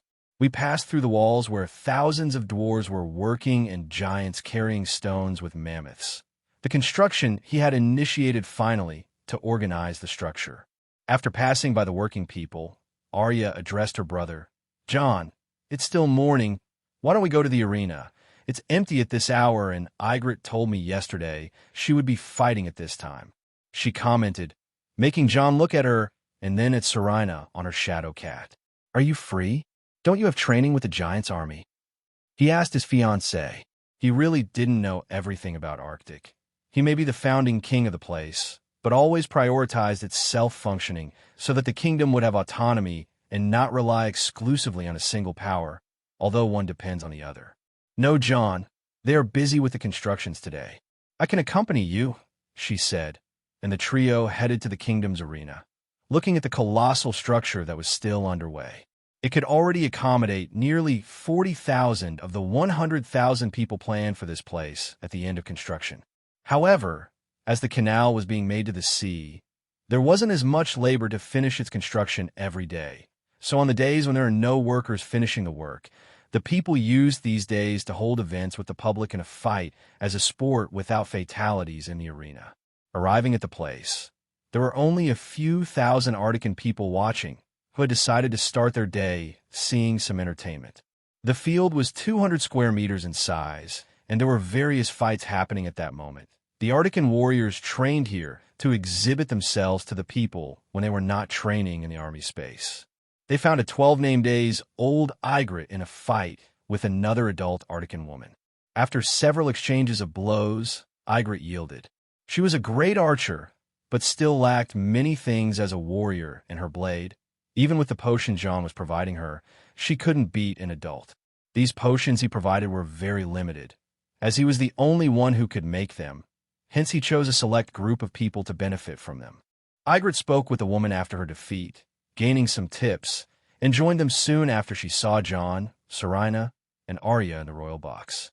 She nearly sat in Jon's lap as she greeted them, to Serene's jealousy. Jon had gotten used to this. In the last moons, the girls threw themselves at him whenever they could. Arya was the only one disgusted, finding all their behavior too clingy. Jon usually, at this time every day, Either stayed with Brynden, continuing his training along with kings and great thinkers and warriors of the past, or stayed in his personal greenhouse for alchemy that he never stopped producing. In terms of alchemy, for Jon, unfortunately, it was quite limited, as he didn't have a glass house to organize my experiments and had to keep plants he used outdoors. Some he had to isolate, as they were toxic and could harm nearby living beings, but he was still working on big projects. One of them was trying to free Brynden from the roots of the great weirwood, attempting to create something his healing magic was not capable of. After watching more events in the area with the girls, while two of them still competed for his attention, Jon said goodbye to them as they went to do their afternoon chores. Jon went straight to the great weirwood. In the center, there was a chamber almost underground, with large roots and torches attached to them without catching fire. This place was created by the tree itself, after I started to energize it with my magic. Every day, he comes here to provide new energy supplies. This was the heart of the tree and shone with magic and the tree's vitality. Placing his hand in the center of the roots, a new glow was emitted throughout the room with a soft green. The tree did not grow visibly, but each year, it increased its height significantly. Jon hoped it would reach at least 300 meters. He always envisioned Arctic as a giant city beneath a sacred tree, as the most magical city and kingdom in the world. After this, Jon returned to the surface and saw his sister taking her sewing lessons with old Nan, Arctican women, dwarfs, and even children of the forest in the sacred grove. All had great talent, unlike what Jon had imagined when he gave Arya an ultimatum that she should learn to sew while in Arctic. Despite her protests and dissatisfaction, she ended up enjoying her time learning to embroider with the other women, unlike in Winterfell. Their conversation topics in the sewing circle varied and were of her interest, and she showed a surprising talent in sewing, to the Arctican king's surprise. After greeting Arya and everyone else, Jon went to one of the highest places in the Great Weirwood, with a large opening to the city he had seen before with Arya. There was a large animal, white with green spots, sleeping curled up in the center of the place, basking in the morning's first rays. This animal was Aragon, who now had the size of a horse. Jon didn't approach him in his sleep. First, he looked out over the city, but while he was observing the place, Aragon had already sensed his presence, and Jon got a nudge from behind and a protest from his dragon and son, clearly unhappy about being ignored. Jon laughed and began to pet him. "You're getting bigger, buddy," Jon said while I ran my hand over his scales, with the sound of his happy purring at his father's touch. "It won't be long before you can fly on him," said a voice, and Jon, looking up, saw Maester Aemon looking at him with eyes full of affection for him and the dragon. The dragon, moving away from the boy, went to Aemon to ask for his affection too, with a cat-like purr. "Traitor," Jon muttered when Aragon switched, but kept a playful smile on his lips. "Perhaps this old man has spoiled him too much," Aemon said with a gentle voice and laughing at his own joke while petting the dragon. I smiled at them. It was good to have so many people like this by my side. Like Arya, I had the same strange feeling of being near family with Aemon, but I thought that was because the old maester had been so kind since he met him. "How did things go with the new members of the kingdom?" I asked, knowing that Aemon must have already dealt with the new group in the morning while Jon was in the arena. "The dwarves are preparing new houses in the eastern area of the city. It won't take long to have them move in there. We have half of the place completed already. Should I ask Thor to redistribute the workforce from the canal to expedite the construction of the houses?" he asked, stopping petting the young dragon for a moment. "No, they can stay in tents until we finish the place. They are safe here now. We won't interfere with the canal construction at this moment. It is the priority, and then comes the wall of 1,000 kilometers in length and 25 in height around Arctic. Our security and mobility must be our priorities," Jon said. "We will have to dismantle about 4 mountains in the region for so many stones. We are taking sand from the sea to make the cement. I believe we can finish in a few years if we manage to reallocate all the workforce to this, and nothing arises in that time," said Aemon, despite not being in charge of that sector. He and Thor, along with Jon and the council, had discussed quite a bit about its planning and priorities on which path the kingdom should follow. Yes, but for now, let's focus on the canal, he said, sighing, thinking about the future. Well, I guess our free time is over now. Let's go down for our lessons, John said, changing the subject. Of course, Professor, Eamon said with a smile, as he said goodbye to the dragon. John had so much accumulated knowledge that even Eamon had to consider the young man in front of him a mind with more knowledge than him. So it was natural to call him Professor. The rest of the afternoon, John taught Eamon, Arya, and another 100 people with everything he learned from the gods and the green site. Much knowledge learned was from the lands of E.T., where they are much more advanced than the maesters of Westeros. After the class, John went to the Weirwood Forest to see how Leaf, Wind, and the other children of the forest were doing. After that, he ended the day by returning to the arena to watch the fighting events with the girls again. At dusk, John went to his laboratory to make potions that were missing in stock for the rest of the night. Thus, another common day for the king in Arctic, sleeping with Aragon and a handful of wolves in a space in the Great Weirwood. In an Arctic location, where the drills were being conducted, Duncan ordered, "Raise the shields," and saw 25,000 human soldiers obey the command exactly as he had given it. Duncan looked on proudly at how they acted as a single unit, knowing how such an army would be feared by the whole world. He was disciplining a people who, until a few years ago, were very individualistic and disorganized, despite being the most fearsome warriors he had ever seen in one-on-one battles. Against groups and armies, they were very poor. 1,000 knights from the north could easily defeat 10,000 of them. But this began to change over the years. The group of stubborn individuals, who were even worse than the northerners from the other side of the wall, began to improve every day and became more disciplined. Initially, Duncan did not want to train them, did not want to command them. He lived and grew up knowing the terror of these people from the south of the wall, felt anger just by looking at them. But John asked him to give them a chance, that not all were wild savages, that perhaps their customs would change if their needs were not so desperate in this frozen desert that is the north of the wall. That while the people of the Seven Kingdoms have the south to buy food and survive the winter, the free folks have to fend for themselves between life and death here. That most of their children don't even survive before the first 2 years after birth. They even have a culture where children are only named after this time. Over time, Duncan came to understand them. Aside from some wildlings with brutal cultures, the majority wanted to live a peaceful life away from hunger and cold. Everyone who followed the laws of the Arctic is living in peace here. John really created a nation, just as he said many years ago, although Duncan was very skeptical at the time and could not imagine in the slightest of his fantasies what Arctic would be compared to the nation that is living now with 4 different races with everything it shelters. Here, Duncan has to admit he lives a much better life than a great southern noble.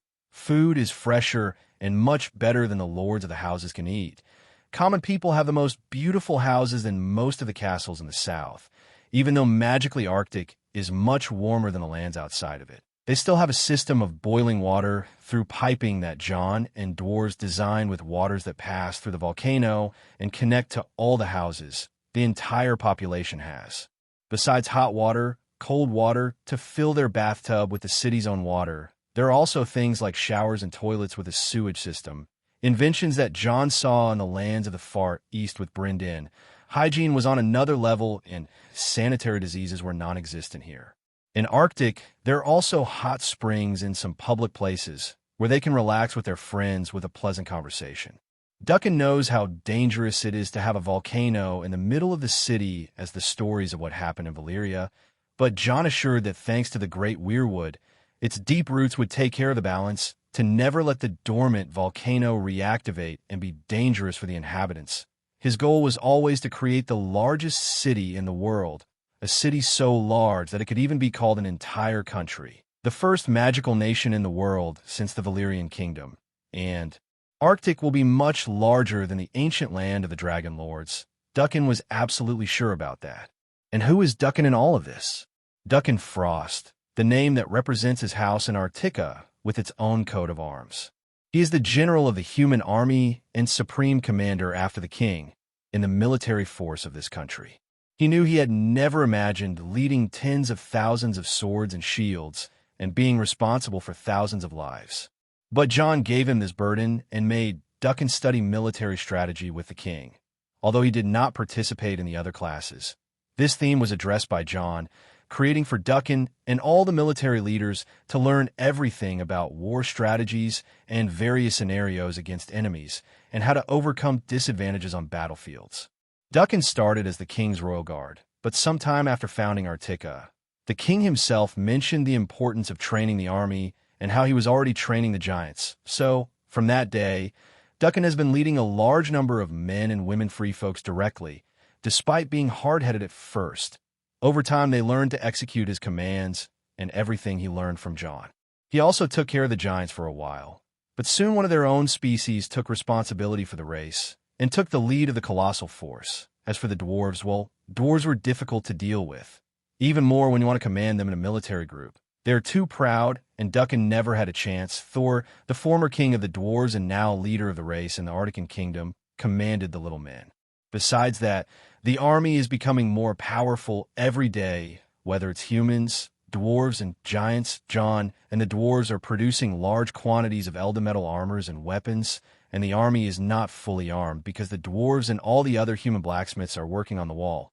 The canal is finally ready, a colossal excavation, and Duncan had to move much of the army to end hostile attacks outside of Arctica. As soon as they finished, the water from the rivers that cut through the city would finish the job, and since then they began to make their main defense, a wall that would be surreal to the rest of the world with 1,000 kilometers in length.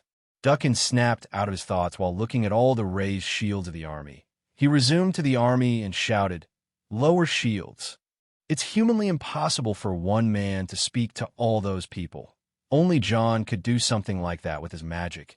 However, in this army of 25,000 men, there were 50 Arturians to command 500 soldiers in their platoons, and all had one characteristic in common.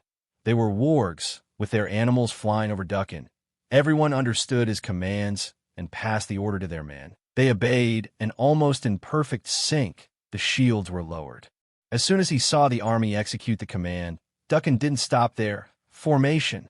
Duncan's voice thunders through the field, clear and powerful, cutting through the air with the precision of sharp blade. Receiving further instructions, the human soldiers move as a single organism, lining up in perfectly ordered ranks. Shields forward follows the next command, and with a unison crash, hundreds of shields are raised, creating an impenetrable wall of metal. Spears at the ready. Duncan continues, and the spears rise into the air, pointing to the quickly darkening sky, a forest of sharp tips ready to repel any threat. The sound of feet adjusting on the earth echoes as each soldier finds their exact position. Advance. With this order, the mass of soldiers begins to move forward, steps synchronized, each beat an echo of the warrior heart that pulses within each one. They advance a few meters, the demonstration of discipline and power, not needing a real enemy to prove its effectiveness. Halt! Duncan's final word resonates, an abrupt command that freezes the moving army. An almost tangible silence falls over the field, the only sound the collective panting of breath, the sign of a training day pushed to the limit. Great! You are dismissed. With a gesture from Duncan, the army breaks formation, the soldiers beginning to disperse back to camp and stow their gear. Thus, everyone headed to the city after finishing their things there. He stored his equipment and was going to his family.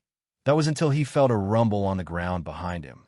He looked at the new guest, a giant white eagle. It was Carax's, that bird which was the size of an adult eagle when he met. Now it's so big that people can fly on it, although the bird only lets one person do that. Jon said he wants to create birds of this size for people to travel when more cities are made in the north beyond the wall, and the kingdom is expanded after the threat of the White Walkers is destroyed. Arctica already has 30 giant eagles. Jon said he changed their genetic structure so all their descendants would be as big as the current ones, creating an environment where they could easily reproduce without lacking anything they need. Now it's just to let them multiply with their nests under the main tree, the great weirwood, where they seem to grow much faster. "Did you come to see me, buddy?" he said to the beautiful eagle, whose beauty never went away even with that size. He ended up getting attached to the bird since he met it, and it seemed to have the intelligence to recognize friends. "Croak! Croak!" the beautiful eagle exclaimed, and he smiled at that. He stroked it until another eagle landed in the same manner as Carax's. He saw the other great eagle, but this one was red and had feminine traits. It was the bird he had met in Frostroar, and practically responsible for creating the situation why he met Jon for the first time, and his life changed drastically. "Looks like your woman has arrived." Carax's, "I'll be going because mine is also waiting for me at home, and I don't like to make her moody," he said, smiling. "Croak," it responded, taking flight with its companion. Heading back to the city, many people greeted him. He was famous for being the first guard of the king and turning into the general of the human race, and a few more titles he earned during these years, and one of them for being a great warrior. Jon's potions also helped, but the inhabitants of Arctica had great respect for him as a skilled commander and one of the greatest warriors of the kingdom. Finally, he arrived home, a gigantic house like a small castle with a yard just for him. Jon said that this style of house is called a mansion, something he never dreamed of having while he was in the north. His wife came out as soon as she noticed him arriving. They met in the army. It was ironic he ended up sleeping and marrying a woman from a people he hated, but he ended up falling in love with her beauty and ferocity. "Finish your work, Duckin? I thought you had forgotten your wife and your son," she said, teasing him with a seductive smile. "Carsey, you know it would take hundreds of White Walkers to stop me from coming back to my family," he said, smiling as he approached the woman, who had a voluminous belly. The city healers and even Jon stated that their son who was missing a few moons to be born. He kissed his wife's belly and finished with a kiss on her before they entered the house, and the first thing he did was take a shower and eat. Eating the delicious food his wife prepared, he began to tell about his day, and they talked about many other things. "Are you going to the university during the afternoon tomorrow?" she asked him as soon as she finished. "Exactly. The king is going to give a session on tactics with me and other leaders," he said. "I see. I heard some interesting things today. I heard that the king will marry next year with 2 wives," she commented. Knowing the king, I bet he won't just limit himself to 2. After all, Jon always said he wanted to have a few dozen children. He laughed loudly at his statement. Jon never hid the desire to have a large family. "Lucky him, because just so you know, I don't want to have more than 3 children." She began to protest, and he nodded, not thinking about being the father to multiple children like Jon. A few to continue his lineage was fine. Brynden Rivers was looking at the city below with a large central lake, something that wasn't there a few years ago. He was walking in an opening in the great weirwood, finally able to escape those roots that bound him. Jon made potions that helped with vitality, so he no longer needed the root to stay alive. However, it wasn't just the potions. As Jon strengthened the tree, the energy it drew also strengthened him. He wasn't immortal now, but he had time to continue living. It was great for Brynden to walk after decades. He would now be more useful to this kingdom. He still remembers that after losing his green sight to see the present and the future, he had once lost hope in this world. When he saw the change of the future he had foreseen decades ago, he thought humanity might be lost. However, somehow the gods interfered with Jon's birth. If he had foreseen something about him, it was erased from his memory. The first time he thought about it, a shiver ran through his entire spine, because for someone who always knew of events and practically had control of destiny, the uncertainty of the future became frightening. Not just the future. Since Jon's birth, he could no longer look at the kingdoms, and his ward was limited only to one region.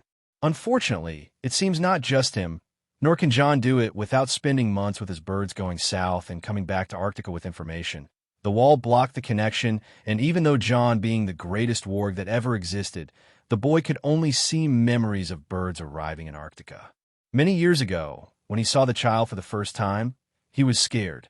Even his powers where he could use were blocked by the god a year before seeing the child. He couldn't see through the ravens, and he knew it was related to the child that had arrived.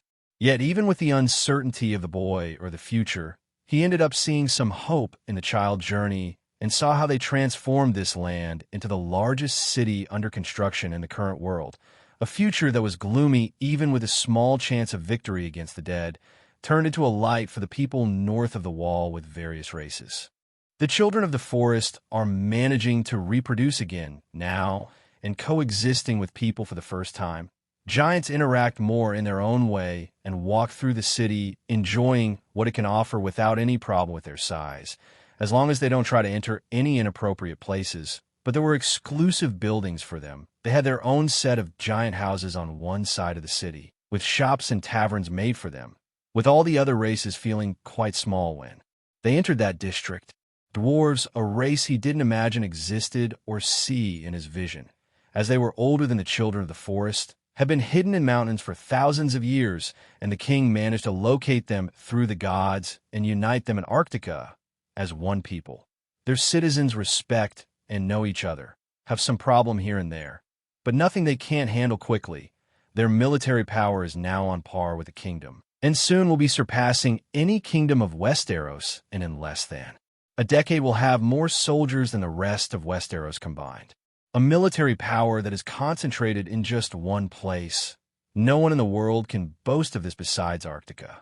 Bryden still had difficulty believing in his memories of how a boy of 9 named days started creating all this many years ago. Who would believe this? He thought, laughing. Oh, Brynden, I see you're looking at the kingdom, said a gentle voice behind him with a person approaching quietly. Maester Aemon, it's good to see you here. Brynden responded to the lord in front of him after turning around. It's a beautiful sight, and the height increases every year, doesn't it? Aemon said with a gentle laugh. I don't know how tall the king wants to leave this sacred tree, but it will certainly be magical to have a tree covering the largest city in the world, Brynden said. You're right, the largest city in the world. Aemon said more to himself. The construction on the wall is reallocating all the kingdom's labor force, isn't it? Aemon asked. Before, Brynden took care of the city part, but Jon gave him the task of managing the population due to his experience on the small council in Westeros many decades ago. Aemon, now, is responsible for the education of the first batches of people to learn to write and read in several languages. That's right, Maester Aemon. We are prioritizing everyone with the safety of the wall, and it is surprisingly going fast. We might have half the height of the wall we initially projected within a year. Even though the wall doesn't seem like much now, the giants have managed to extract materials from 2 mountains and a lot of earth taken from the excavation of the canal. We have a lot of materials a few dozen kilometers from here, and after placing all the material on Arctican lands, the speed of construction will greatly increase, Brynden said, knowing the information he had with Thor, responsible for the dwarves and civil engineering, allocation of builders and projects. I see. I will talk to him if he can give me 10 dwarves for the construction of a larger area in my classes for the children who we are finalizing their learning. They are larger in numbers than the adults I teach now, he said, laughing. Aemon always liked children and was teaching the first batches of people from this kingdom with the goal of making a literate population. I'm sure that. Brynden was confirming with him when a white flash passed through the opening of the entrance of the tree where they were looking at the city. Ooh-hoo-ho. They could hear the scream of a girl in the middle of Brendan's sentence. Ha-ha, that was... Brynden laughed and went to the entrance to look up. He's grown quite a bit, hasn't he? And young Arya is already enjoying her flights, said Aemon, laughing, joining Brynden. Aragon, the first dragon after almost 2 centuries to come to life. It was good to see the legacy of his family alive again. Even Brynden, being a Targaryen bastard, he still felt happy about it, and it was the first dragon he had seen in his long life. Aemon is also a very joyful man with the dragon. His expectation of flying with it was great, although the dragon grew a lot, from the size of a horse to the size of 10 meters. Compared to half a house, it's very dangerous for Aemon to fly on him now. He will have to wait a few more moons or next year. It's ironic to see that the first to ride a dragon after more than 180 years are 2 Starks, Brynden said with irony. We've discussed all this, a half Stark among them, Brynden, said Aemon with a discerning look. I know you firmly believe he is our blood, but let's tell him when he turns 17 or 18 name days as we agreed. We don't want to make our king worry about his true parentage in the middle of building the kingdom of Arctica. We don't know how he might react to it, and we already have a powerful enough enemy to start a war in the south for the throne. If he wants to restore what was his family's, it could be bad when we have White Walkers and their army of the dead knocking on our gates. Our strength must increase first. Brynden, deep down, feels that Jon is a Targaryen, even without proving it through the green sight. He can feel his dragon blood, not by the powers he received through the gods, that he is immune to fire or that he can awaken and control a dragon with warg. Although it amplified everything he already had before receiving his gifts, there is never a record of any Targaryen swimming in a pool of lava or mentally commanding his dragon. But all his instincts screamed that Jon was a member of his family and obviously the son of Lyanna Stark and Rhaegar Targaryen. Anyway, let's hope everything goes well when he knows the truth.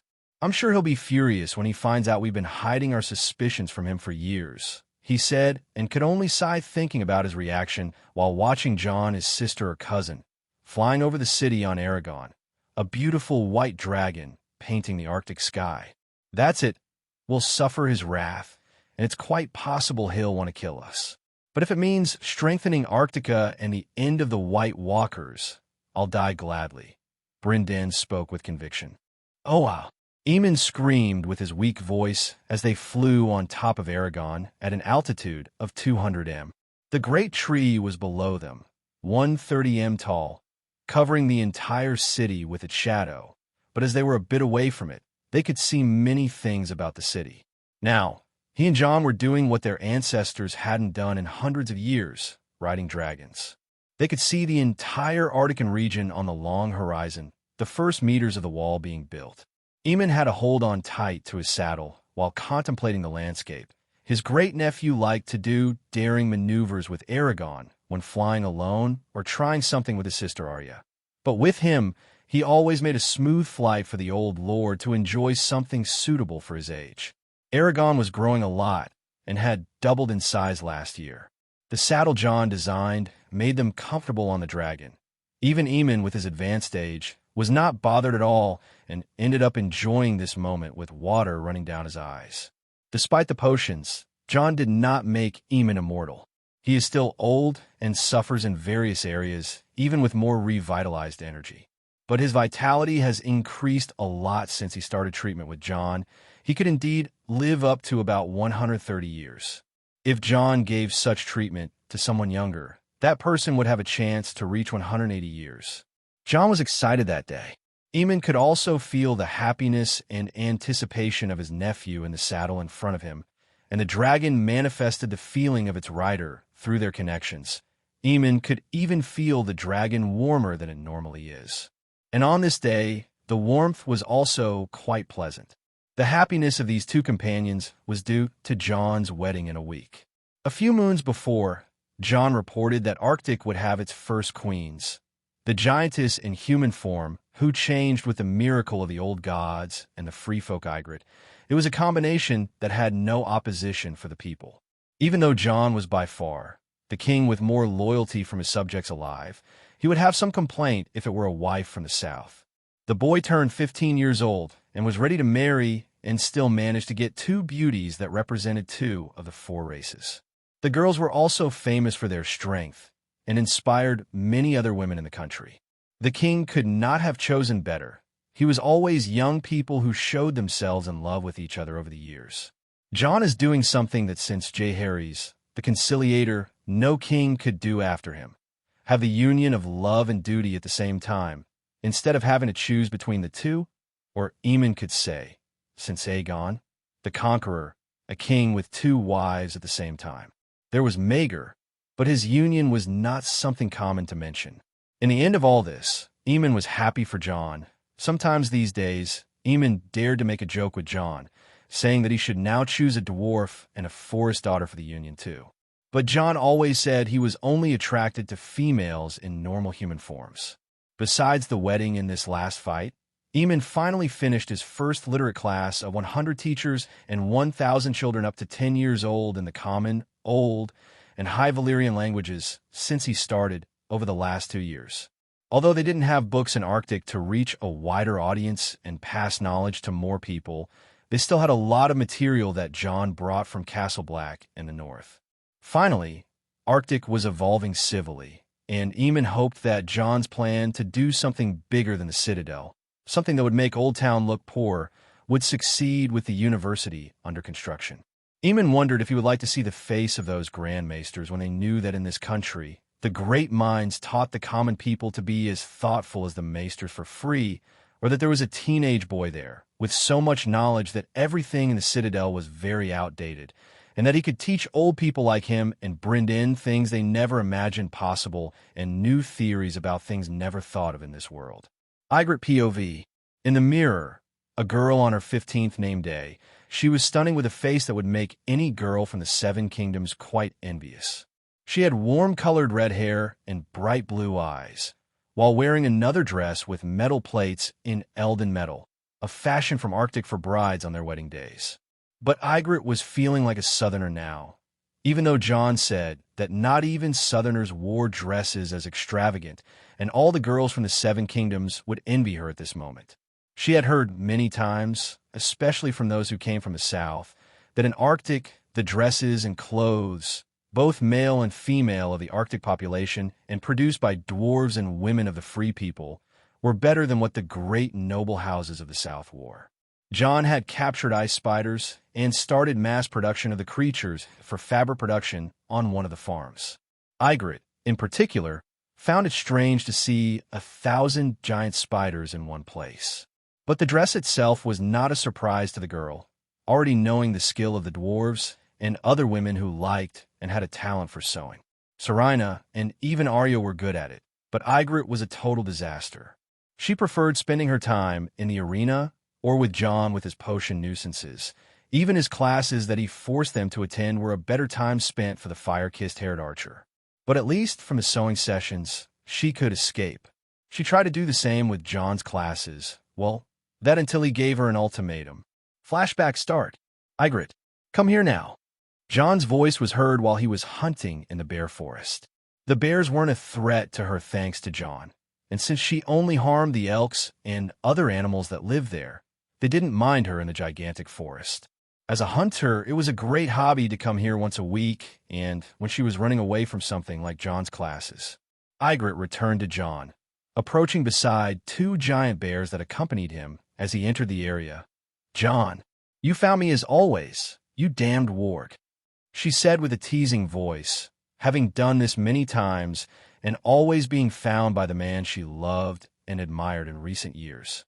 She saw him roll his eyes, as if it wasn't easy to find out everything that happens in Arctic through his thousands of eyes, since there are animals of his spread throughout the nation, and it would only take him a few seconds to have their vision as he became stronger as a warg, which was still hard to believe how he could get even stronger.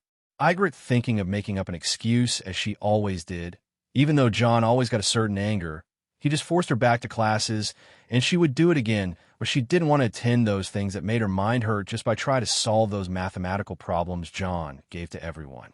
But when she saw Jon's serious face, she frowned.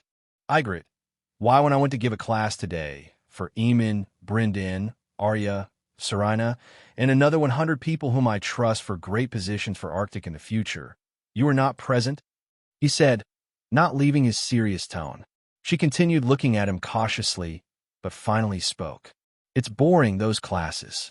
I don't need to learn these strange things about numbers, languages, and why day and night have 24 hours, or why we're always stuck to the ground with this thing called gravity that you named," she said with frustration, preferring to fight and hunt than learn these things. He sighed and looked at her, but not with the joyful eyes he usually shows when he sees her. "You know that you and a handful of other people are the only ones in the entire world who have this opportunity. You should learn the junction of various knowledge.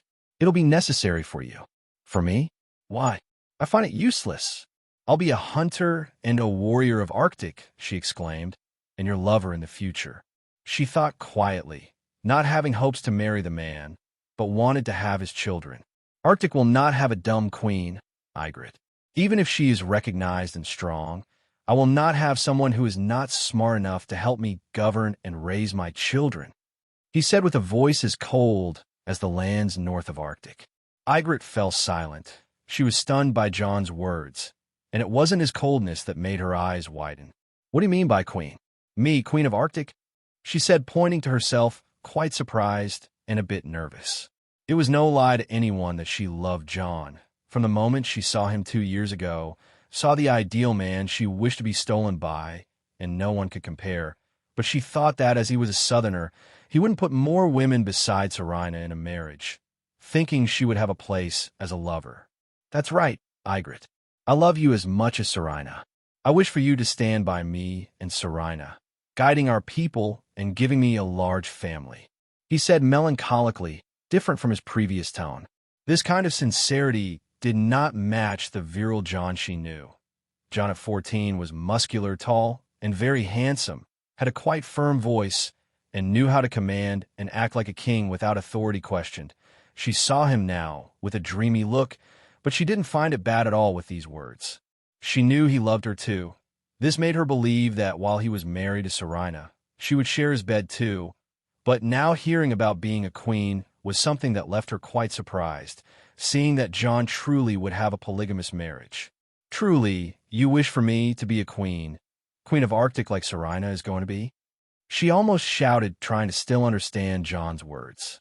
Yes, in 1 year and a few moons I intend to perform the ceremony. You are the same age as me, and we will be 15 years old, a common age to marry. Moreover, your vitality is already greater than the peak of a 20-year-old woman, he said, and she didn't wait any longer, throwing her bow aside and ran to kiss him for the first time. Great! I will attend all the classes. I won't miss any of them.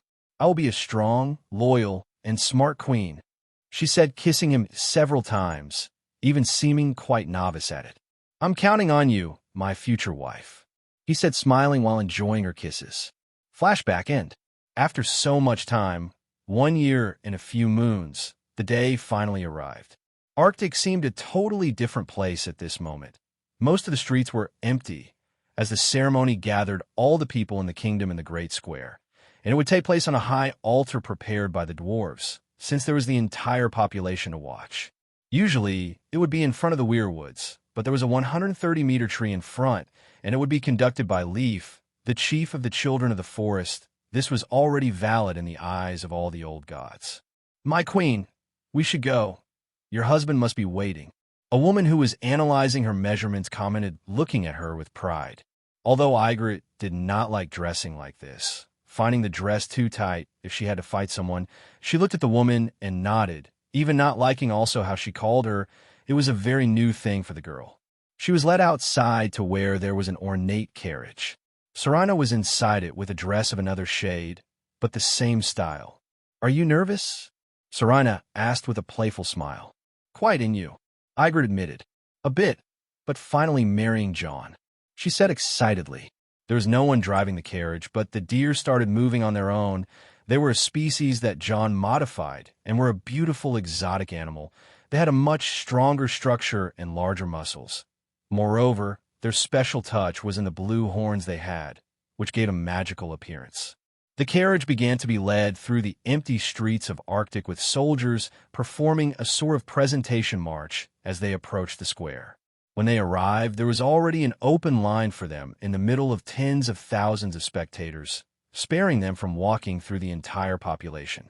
People were drinking and celebrating in their own way, dwarves drinking and singing, humans clapping, giants calling Serena's name, and children of the forest dancing and laughing near the great weirwood. Now that the carriage stopped in front of the altar stairs, they stepped out.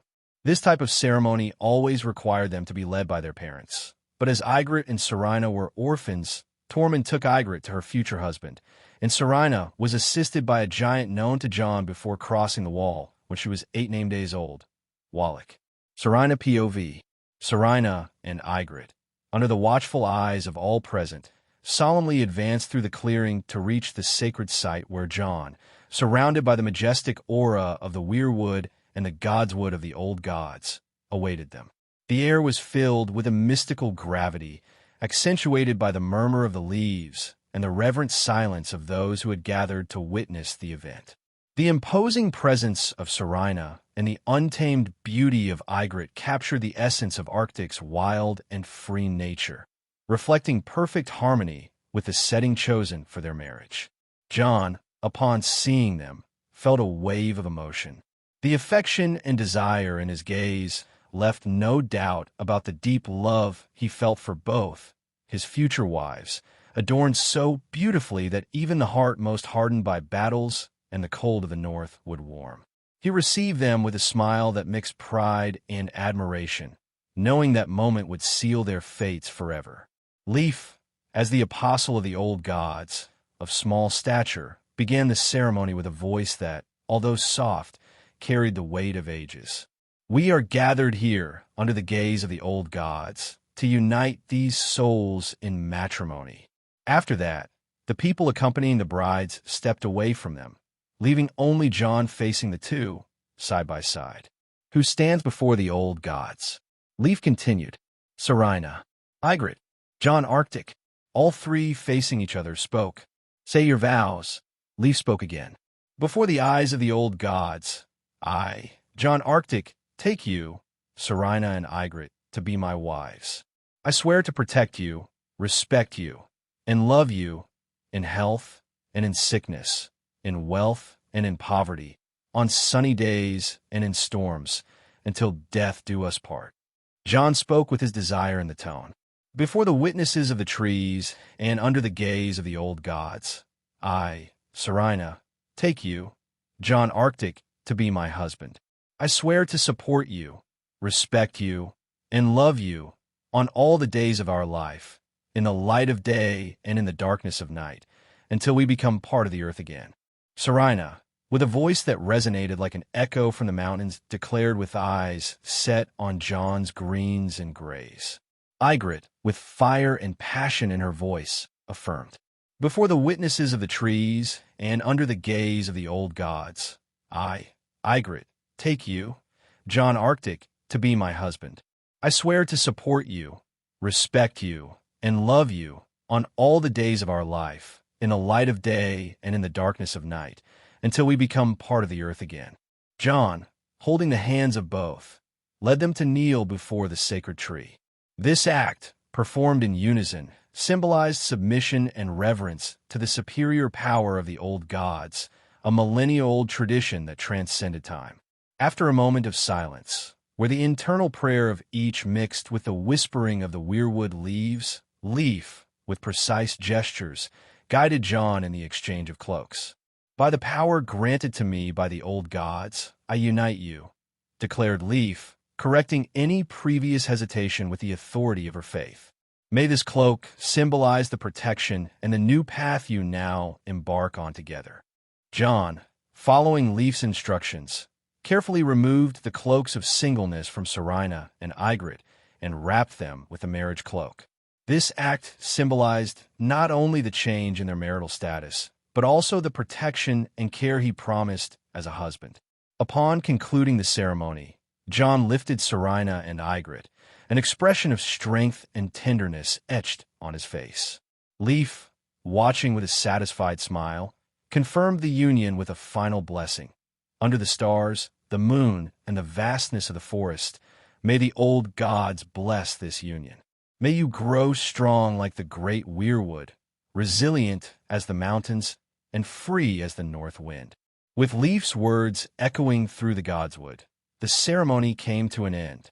After the ceremony, Jon, with his known strength, lifted Ygritte and Serena in each hand, carrying them down the altar steps as everyone in the nation clapped for the Arctic King's wedding.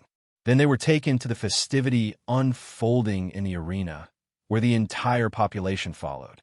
Serena and Ygritte were seated at the grand central table, under everyone's watchful eyes. The scene was complemented by the presence of Ghost, the giant wolves, and Aragon, who delighted in fresh meat at the foot of the arena. Serena radiated happiness, showing affection for Jon the entire time, fulfilled by finally uniting with the person she had longed for years. Being of giant lineage, her children promised to be formidable leaders, heirs to an incomparable strength that would distinguish them in the future. The same could be seen in Ygritte, who had married the man she most desired.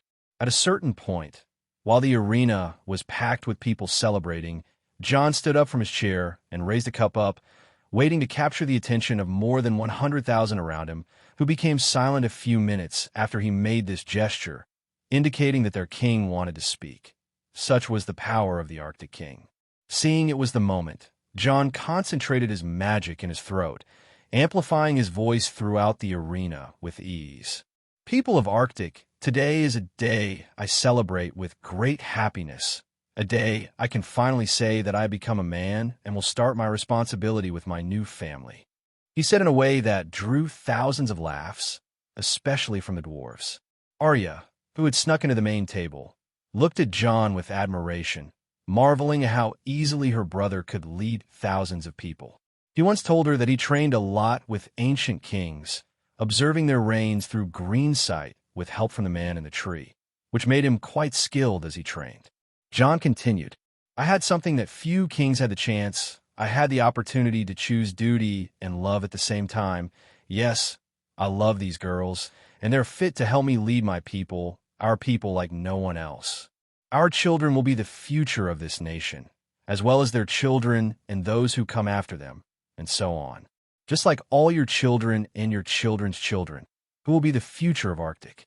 When we leave this world, we will leave a powerful legacy on this land, powerful enough to last an era without bowing to anyone. So tell me, inhabitants of this kingdom, who are we? He didn't even need to shout for his voice to reach every living being present. We are Arctic, the most powerful nation in the world. Nearly 100,000 people roared in the stands, all their drunkenness replaced by ecstasy. Pleased with the response, then continue celebrating, for we are on the path to progress. After that, they continue the party for a few more hours, laughing and playing, until Jon finally would take them to their current home, the Great Weirwood. There was no southern ceremony of clothes where men would take the bride and women would take the groom. Jon said that this custom was abolished in Arctic for those who knew him. No man wants to see his wife touched by other men's hands. He brought Ghost to the table and picked up Ygritte and Serena, making the wolf run to their dwelling through the arena's entrance at the end, which was more his style. Finally, they would have their first night together. Raccoon here. I believe the wedding ceremony with the old gods might be incorrect, but I found it best described this way. So sorry if I'm wrong. I rewrote it 3 or 4 times. Jon took Serena and Ygritte to his room in the Grand Weirwood after arriving in the sacred grove with the girls atop Ghost. Aragon tried to follow out of curiosity, but with a mental command, he dismissed the dragon. Haha, finally, I could take off this southern dress. Ygritte complained, preferring to marry in armor rather than the garment she was wearing. You looked very pretty in it, though. Serena commented beside her as they entered the room. I don't know how you don't complain about these clothes. Ygritte murmured, looking at Serena's white dress. Jon likes it. That's all that matters to me, Serena said, crossing her arms and turning her attention back to Jon, looking around the room. What are you doing? Why don't we just do what we need to do? Ygritte asked, sounding somewhat impatient to remove her dress. Aren't you nervous? The woman beside Ygritte asked amusingly. Of course I am, but I want to get to bed as soon as possible, she murmured. Jon turned his gaze back to the girls looking at him and sighed. I'm checking on the animals. I don't want any disturbances tonight, he said, connecting with all the animals around the tree. That's good. I don't want to have sex with a dragon or a wolf watching. Serena approached and placed her hands on Jon's chest, giving him a kiss on the neck.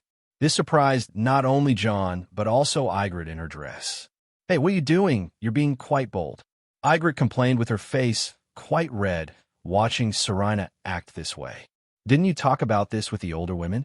They told me to start like this.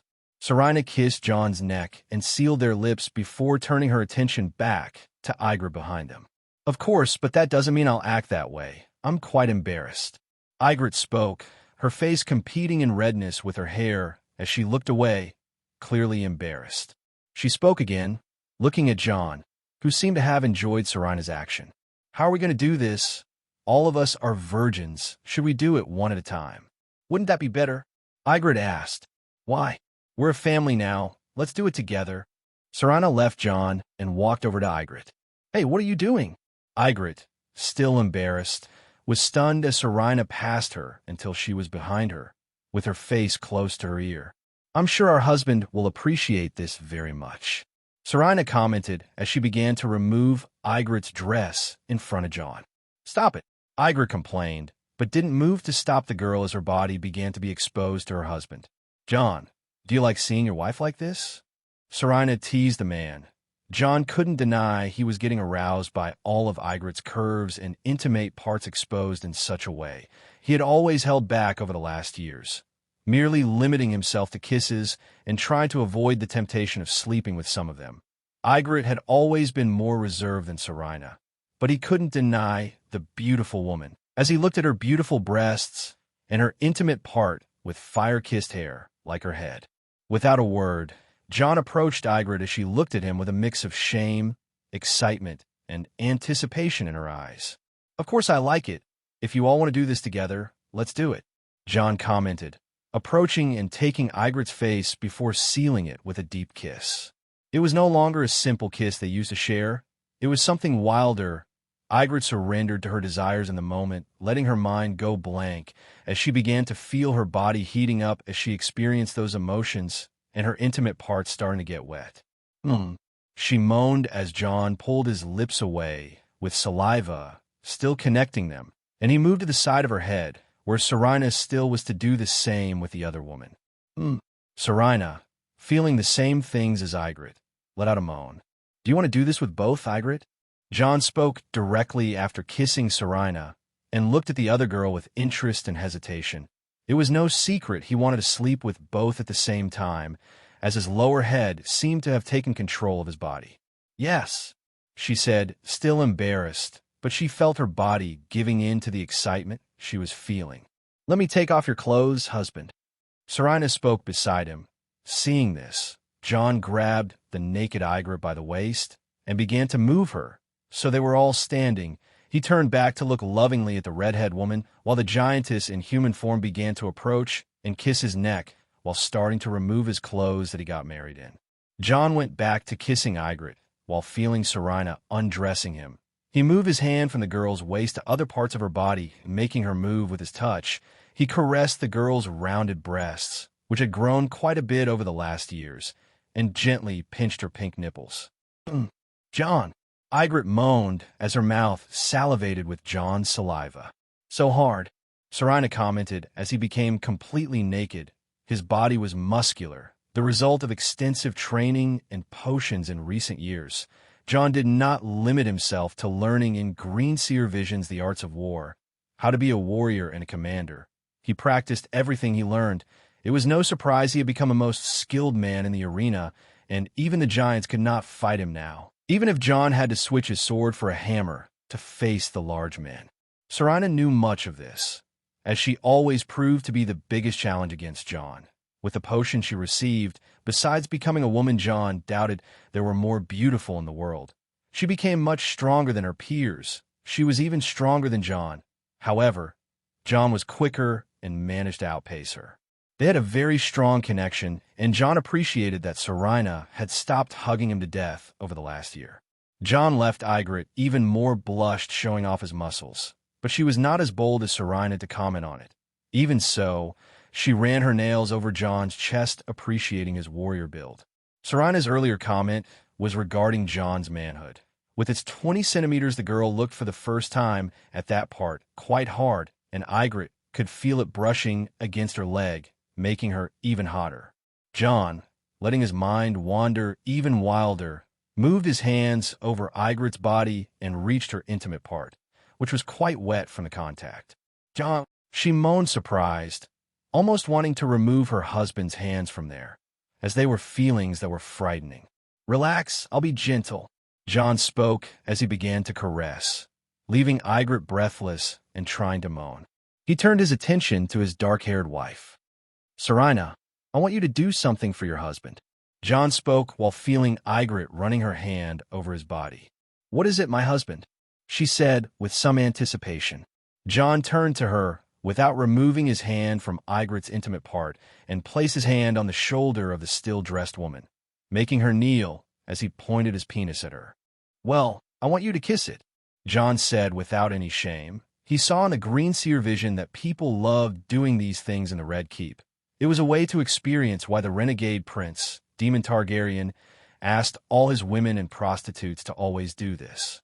Serena looked at Jon's intimate part and gave in to his request and her own desires, since it seemed to excite the giantess, even though she had never heard of something like this. That's it. Jon was surprised by the sensation despite seeing that Serena was still inexperienced with it, but she kept kissing and even sucking his penis. Jon seemed to respond to Serena, sucking his penis by getting wilder with Ygritte, making her moan more. Jon picked up the naked Ygritte and removed himself from Serena's mouth, asking them to go to the bed. Jon placed the girl's body on her back on the bed, while asking Serena to continue. Jon let Serena kneel between his legs, sucking his penis while he approached Ygritte with his tongue. "What are you doing?" Ygritte, still excited, looks at Jon surprised as he approaches her intimate part, but when she feels his tongue, she starts to go crazy. "Jon, what is this?" She moaned, screaming this phrase with an emotion she had never felt before in her life, as Jon played with the pussy in front of him. Serena seemed to respond to Ygritte's scream by sucking on her husband's penis harder, and Jon consequently felt it and sucked Ygritte's pussy with more intent to drive the girl crazy. "Jon, I'm getting wet. I'm going to—" This lasted minutes before Ygritte felt her body strange. She was ejaculating for the first time. She first thought she was peeing, but the women said that this was common when a man knew how to touch them, and it wasn't pee, but bodily fluids. Jon liked this, and even increased the intensity on the girl. She writhed for a while, and he looked at her satisfied as she seemed to be passed out, while breathing deeply. His gaze went to Serena below him, still sucking. When she looked up at him with her blue eyes, Jon looked like a wild animal. Taking his penis out of her mouth, he grabbed her while she seemed surprised, tearing her dress violently. He threw her on the bed naked. "Jon! Jon!" She shouted the second time she said his name, as Jon went on to suck her pussy too, making her have the same feeling Ygritte was having, and she seemed to enjoy it the same way, while clutching the bed sheets to hold her emotions as she felt her body quite hot and her mind in ecstasy with Jon doing that. Jon played with her, and in the midst of that, Ygritte returned to action, still excited. It seemed that the embarrassment had gone away as she sought Jon's penis to do the same as Serena. Jon did not dislike the girl's attitude, and she was surprisingly better than Serena, making Jon even moan and increase the intensity of his activity on the giantess. "I'm going to come," Serena declared before writhing and letting her fluids come out over her body. "Let's consummate the marriage." Jon spoke, already quite satisfied with the foreplay. He moved Serena aside to rest and went to Ygritte while he threw her on the bed and climbed on top of her while spreading her legs. "It's going to hurt a bit and bleed, but I'll do it slowly and using my powers," Jon declared, and the girl nodded her head, waiting for her man to finally make her his woman. Jon took his penis in his hand and began to rub it on Ygritte's pink pussy, making Ygritte almost lose control of her mind. "Put it in," she moaned softly. "I'll start," Jon said, sealing a passionate kiss on the girl before beginning to insert himself into her. He felt her hymen break, and she felt discomfort. Placing his hand there, it began to glow in a green hue to heal and make the first sensation more comfortable. Ygritte seemed to be relieved, and Jon saw it as a cue to continue. He started to move slowly, making her moan louder than before. His hand never left her belly while it glowed, easing her from the initial pain, and when he saw she was getting accustomed to it, replacing pain with pleasure, Jon began to move faster. "Ah!" Ygritte moaned, and even Serena beside them looked over with curiosity, approaching Jon and kissing his neck as he moved inside Ygritte. "I'm going to come," Ygritte, now knowing how her body worked, announced before coming a second time. "Jon, I love you," she declared while grabbing him to kiss him after coming. "I love you too, Ygritte." Jon spoke, sealing their kisses. He then turned to Serena, who looked at him with expectation, and placed her in the same position as Ygritte, on top of her, and approached her intimate part with his penis. "Now it's my turn," she declared happily. Jon entered her, and she seemed not to mind, even with her hymen broken. He began to move his hips against her pussy, and she naturally responded. "Harder, Jon," she said, moaning, and Jon responded. The sex between Jon and Serena made the bedrock while Ygritte was still trying to recover from her climax. Jon spent the next 10 minutes thrusting his body against Serena until she finally came. "Do I need to say I love you too?" Serena joked as her hands grasped Jon's neck and pulled him towards her, intending to kiss her husband. "I believe not. Shall we continue?" Jon said, and turned to Ygritte looking completely open. "Yes," she said, and Jon went to treat the girl. The rest of the night was a play of various positions among the trio. Jon took one girl at a time, in positions like doggy, sideways, until the girls climbed on top of Jon to bounce on his penis, a position that resulted in Serena breaking the bed with the force of her ass against Jon. They even went back to foreplay. While Jon sucked one pussy, the other girl was sucking his penis. Hours passed, and the trio had superhuman stamina while having sex, only resting for a few minutes to return to the activity that lasted the entire night. Jon lost count of how many times he had cummed, but was sure he had planted his seed inside each of his wives. When the sun rose in the Arctic, besides many people sleeping in the streets after celebrating the wedding throughout the night, Jon and his wives woke up from their first night with the entire room messy. Jon spent his next moons getting involved with his wives, particularly enjoying married life, to the point where even Arya complained about how he lives in his room now. However, he also focused on Arctica. The city had grown larger after 3 years, with colossal buildings being developed and schools installed for the first batch of teachers after Jon created his own. It was being run, and some of them would move on to teach new teachers, and so on to create a cycle that continued until all people could have access to a minimum education. He approached one of the giant entrances in the Grand Weirwood alongside Aragorn. He looked out over the city satisfied, and saw Aragorn, who was in a bad mood. "Almost 4 years and you've gotten so big, Aragorn." Jon couldn't help but think how his son had grown huge. The sacred tree had also somehow helped with this growth during that time. Aragorn turned his head towards his owner and gave a cold puff, making Jon have to clean his clothes. "You're more rebellious now. You used to be quite cute when you fit in my lap. Now..." Jon couldn't help but complained to the dragon with a tone of humor as he brushed off some of the ice the dragon had thrown at him.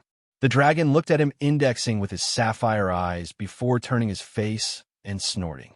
"Great, you're getting grumpy," Jon commented softly. He approached the dragon's neck and touched its white scales with blue spots. The dragon was sitting like a cat with its forelegs folded while looking out over Arctica. My son, how about we fly a bit?" Jon commented while caressing the animal. Jon had shared some plans with Aragorn, and this had left him quite in a bad mood, since the animal would not be able to accompany his father next year. Jon tried to cheer Aragorn up.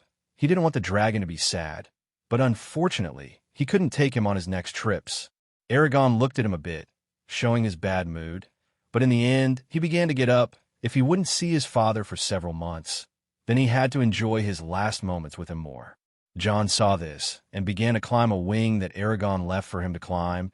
There was a saddle, and even Jon was building armor for the dragon, but it was taking time since this amount of Elden metal would take a while to be ready. However, most of the time Aragorn didn't like wearing his saddle, only on some occasions, and Jon could ride him without it. So he climbed onto the dragon's back and adjusted himself. Seeing his father comfortable, he bent his legs as well as his wings and jumped through the wing opening, crossing it and turning his body to comply with gravity.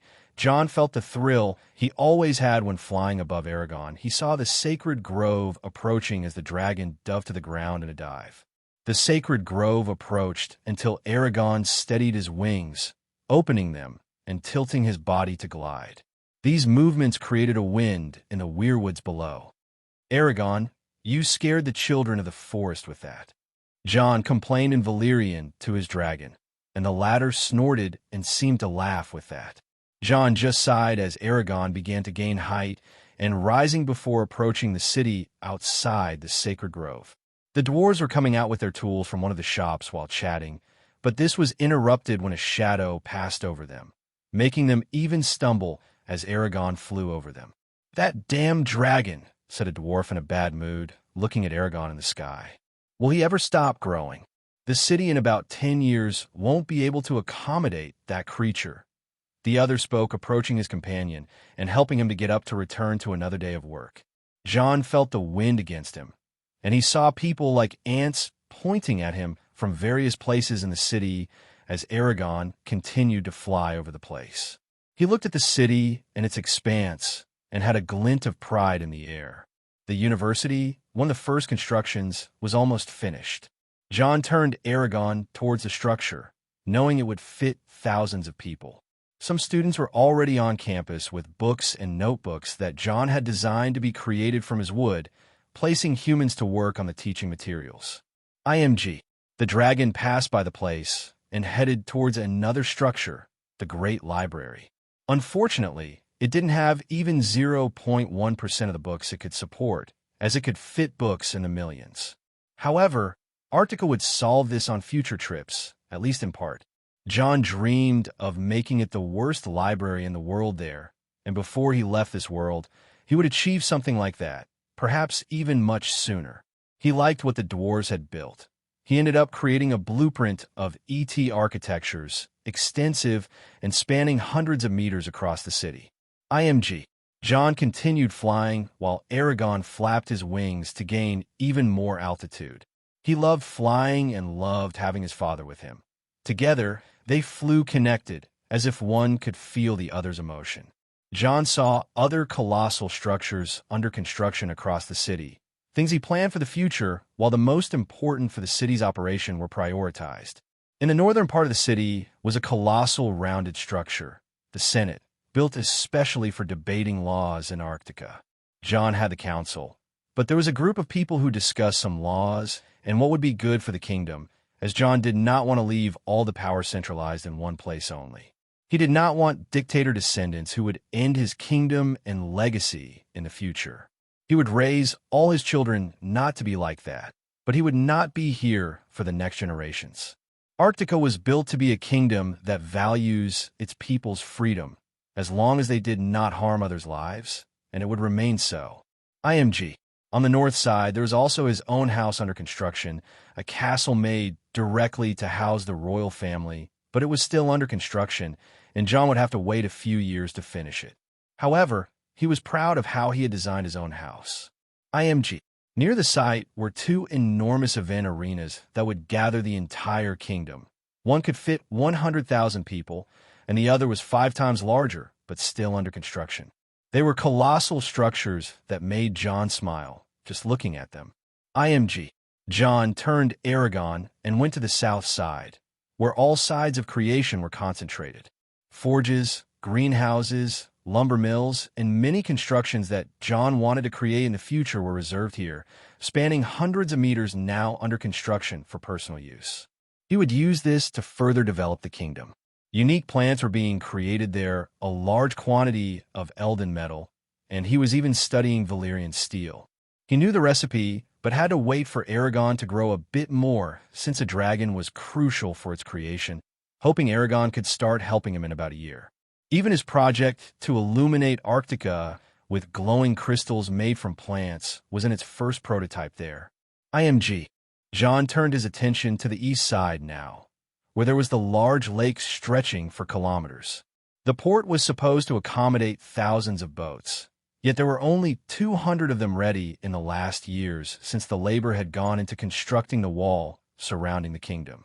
Most of the rivers passing through the city ended there, which was the water line connecting the kingdom and the sea.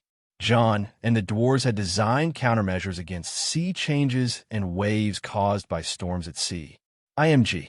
Jon descended, tilting Aragon, and the dragon approached the lake. He was insignificant compared to the entire expanse of water. "Do you like this, Aragon?" Jon spoke as the dragon flew over the lake, creating an effect against the water, even dipping its claws in it. ROARR, Aragon roared, beginning to flap his wings and rise high, tilting his head downwards. "Dracarys," Jon said as his dragon awaited his command. He could have just thought the command, but where was the fun in that at the moment? Aragon emitted his element from his throat and blew a white light onto the water, his breath of wind instantly freezing the water below him as he continued to move across the large lake. Some boats doing some exercises from afar, learning navigation, and having the next mission in the kingdom, Jon had created a group to quickly learn how to handle them. Hey, look at that! A young man on the boat shouted to the other sailors as he pointed to the middle of the lake. There was Aragon flying at high speed while spitting his white breath, freezing everything and even creating spikes as he made a line in the middle of the water. It's the king's dragon. He must be flying on him too, because this only happens when our king asks the dragon to do. The captain said to the novices. Jon felt the cold wind, but it didn't bother him. He told Aragon that was enough. The dragon stopped, but began to flap its wings and rise. Hey, what are you planning? Jon asked on its back, seeing the dragon act on its own and seemed quite excited. The dragon climbed 1 kilometer from the lake and tilted its head down, performing a kind of somersault as it began to descend again. You're going to do this now? Jon complained, but it was already too late. The dragon descended at high speed and began to spit its breath again on its own, but instead of ice, it was intense red flames. The flames descended, and Aragon quickly began to cut through them while not stopping to spit fire. He did this to take a hot flame bath while descending in the air, a kind of therapy for the dragon itself, and he found it pleasurable. However, Jon was with him this time. The fire didn't burn him, but that couldn't be said for his clothes, which were being incinerated at that moment. Jon couldn't see anything with his own eyes, since everything in front of him were intense lights from the flames, which also didn't bother him. Everything that could harm him from the fire had no effect on him. The birds nearby were startled. Even Caraxes, who was flying with his mate, looked at the flaming meteor leaving a trail of fire, screamed displeased, and even with some jealousy of Jon. Not that Jon didn't fly with him from time to time. The line of fire finally ceased, and Aragon emerged from it with Jon. Roa Easerer. Aragon roared with emotion so loud that his sound was heard throughout the east side of the city that morning. You seem satisfied, and now I'm naked. Jon looked in a bad mood at his son. He wasn't wearing armor, so this little prank from his dragon left him in that state, and he would have to stay like that until returning to the Grand Weirwood. The dragon seemed to have enjoyed doing that, and seemed to laugh at Jon. Jon sighing, "Let's follow the canal now."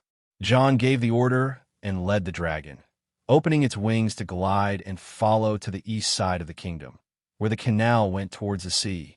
There were the farms, kilometers and kilometers of fields full of harvest, with another field of trees used for the construction of ships and city structures. He wanted to make a ship of Elden metal, but he hadn't had the chance yet, as he gave priority to arming the Arctican soldiers. IMG.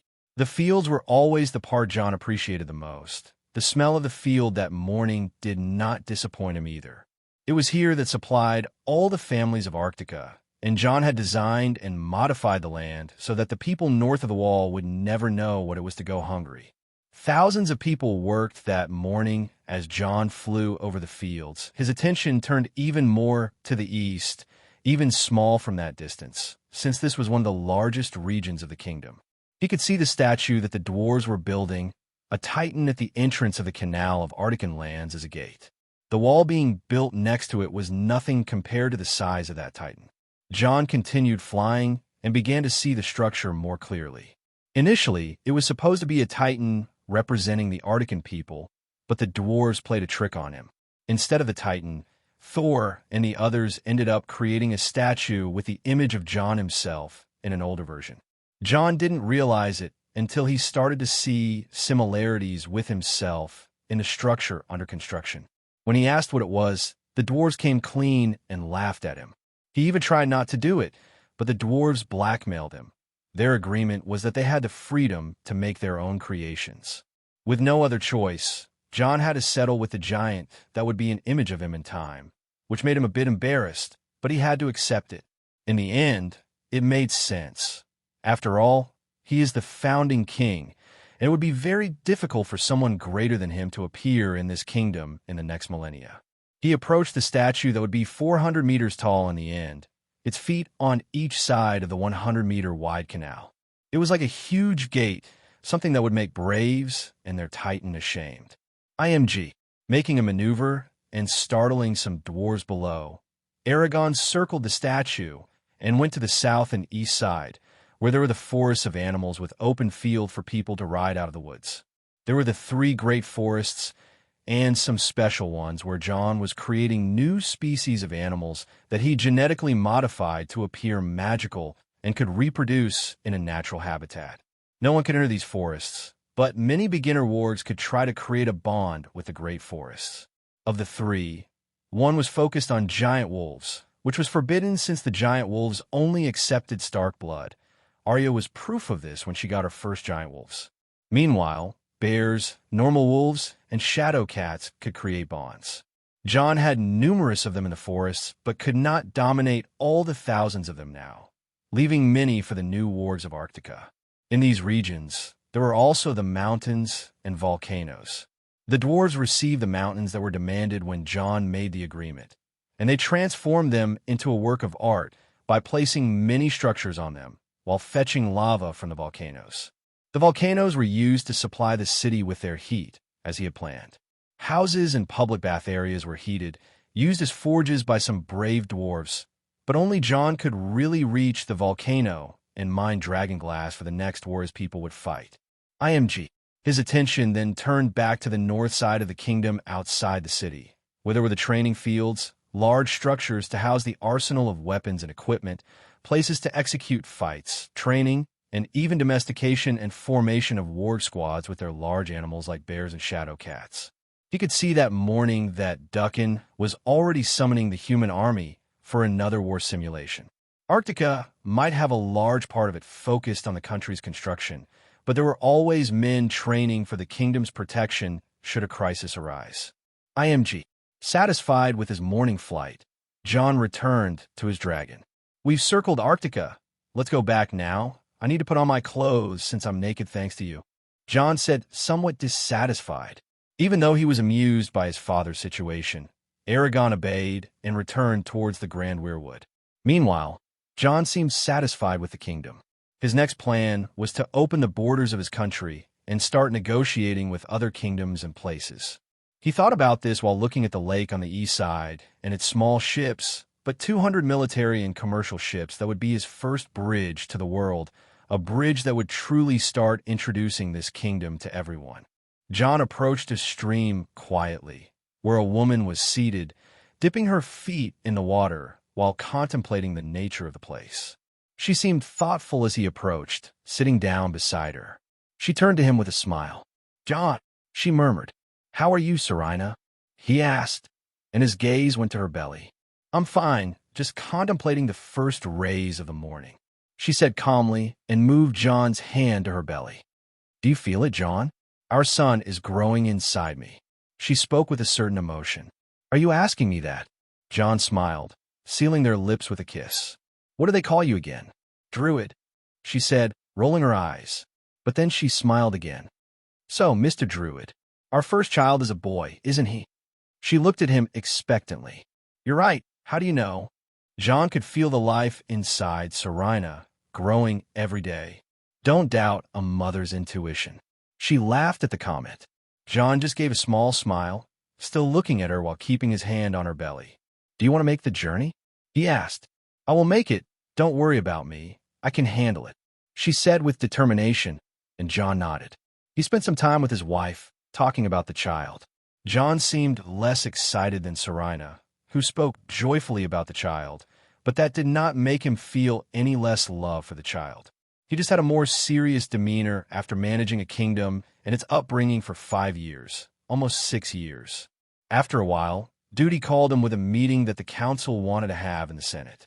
He bid farewell to Serena with a kiss on her lips and another on her belly, before asking Wind, with 2 babies, theirs who was passing by to keep Serena company.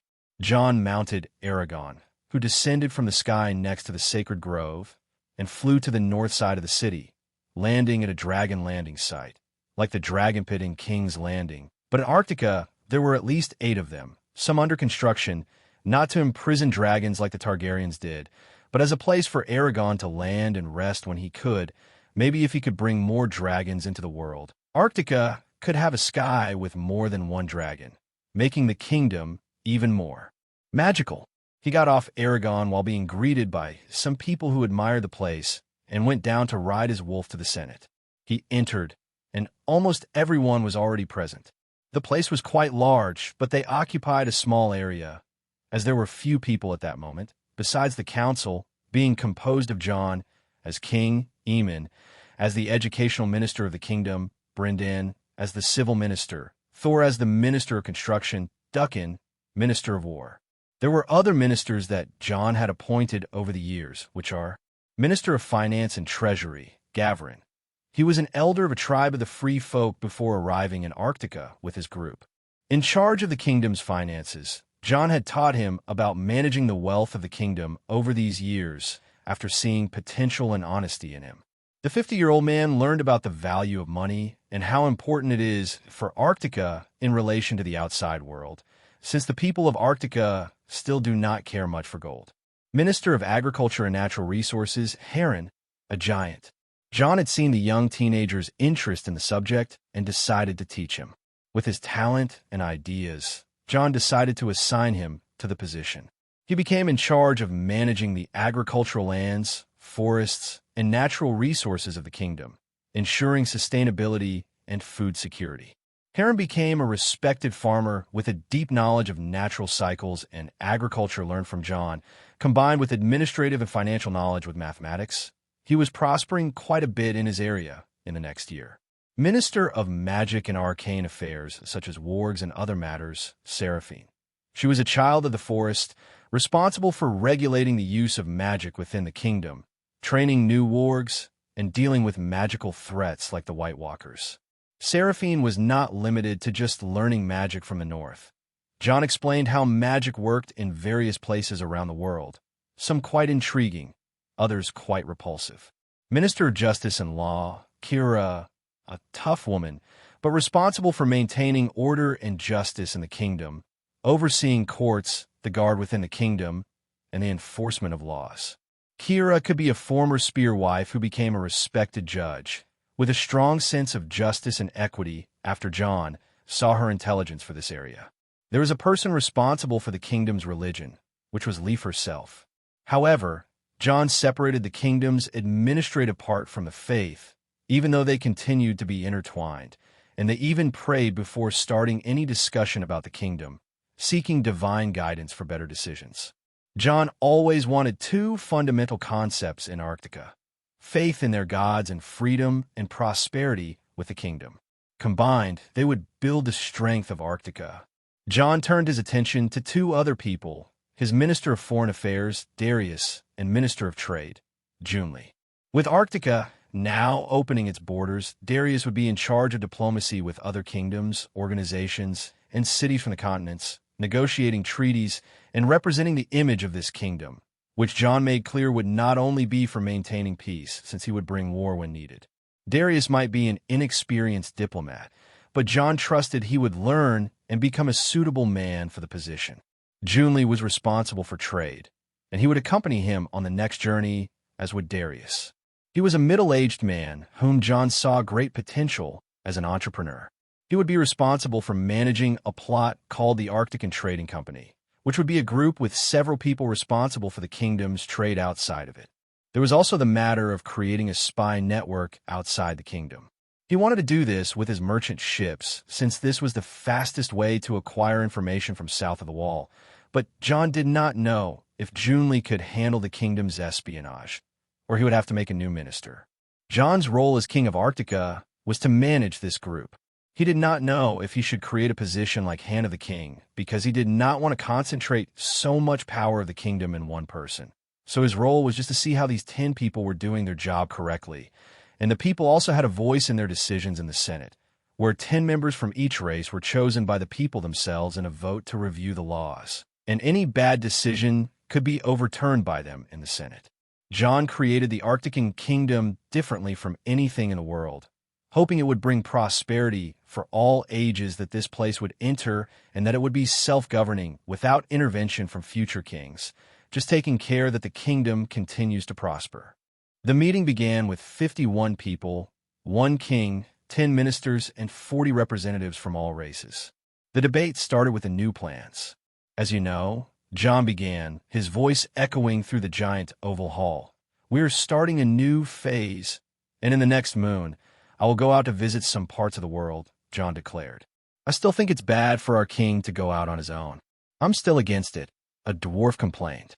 "I understand your concern, but I must represent this kingdom at first. Besides, I have knowledge, but I need to teach others who will do this after me," John spoke.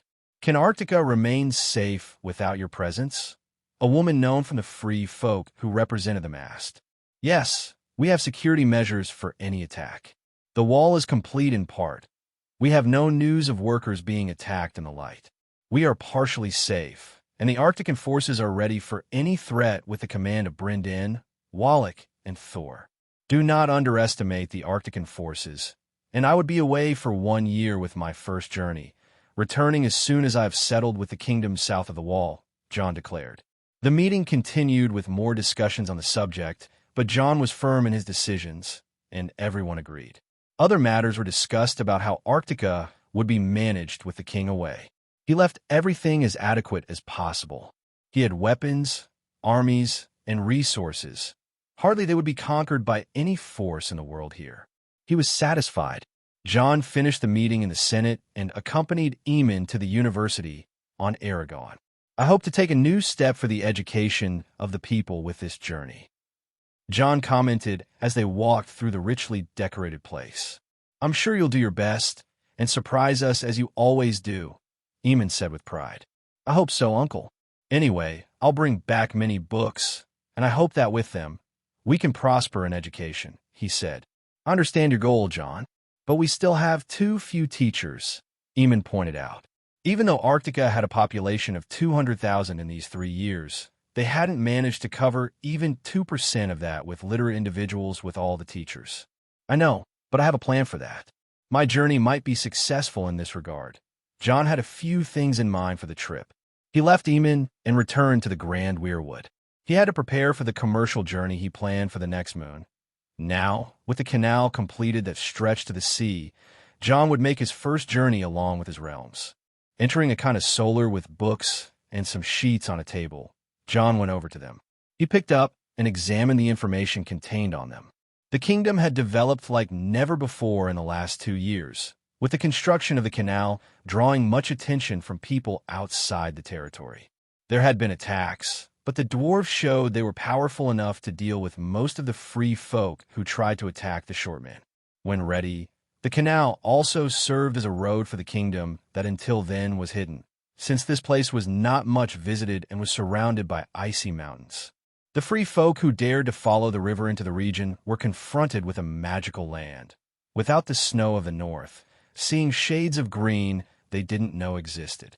Those who encountered the city and the wall under construction practically begged to stay, seeing it as a way to shelter from the cold, hunger, and death that haunted them outside of Arctica. John would never deny these people. After all, this was the desire of his gods. And even though there were people who seemed not to respect the Arctican laws, they were treated according to their crimes. Some were killed, others expelled. But this was a temporary measure. John wanted to make a prison, as his plans were to extend Arctica's domain over all the lands beyond the wall, so there would be no way to expel them again from their own lands. 2 years ago, he allocated all resources to build the wall. Giants for logistics, carrying the massive stones taken from the mountains they dismantled, and worked to assist the dwarves, where more strength was required.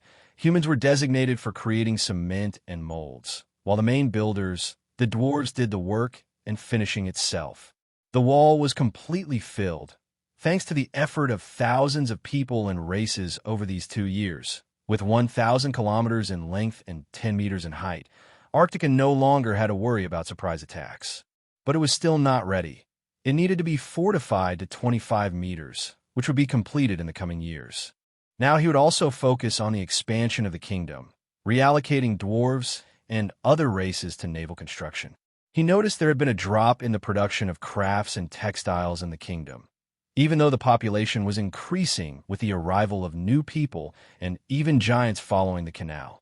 But this did not disappoint him, as he well knew what was happening with the explosion of children filling the kingdom. The The women took care of these jobs, but due to the number of children being born, they ended up taking care of their children. The free folk always had difficulty having children, many dying before the age of 2, but now, without the cold and hunger to haunt them and take the lives of the babies, children began to be born every year. There were many couples in Arctica with 7 or 8 children since he founded the kingdom, and the expectation was to further increase the population.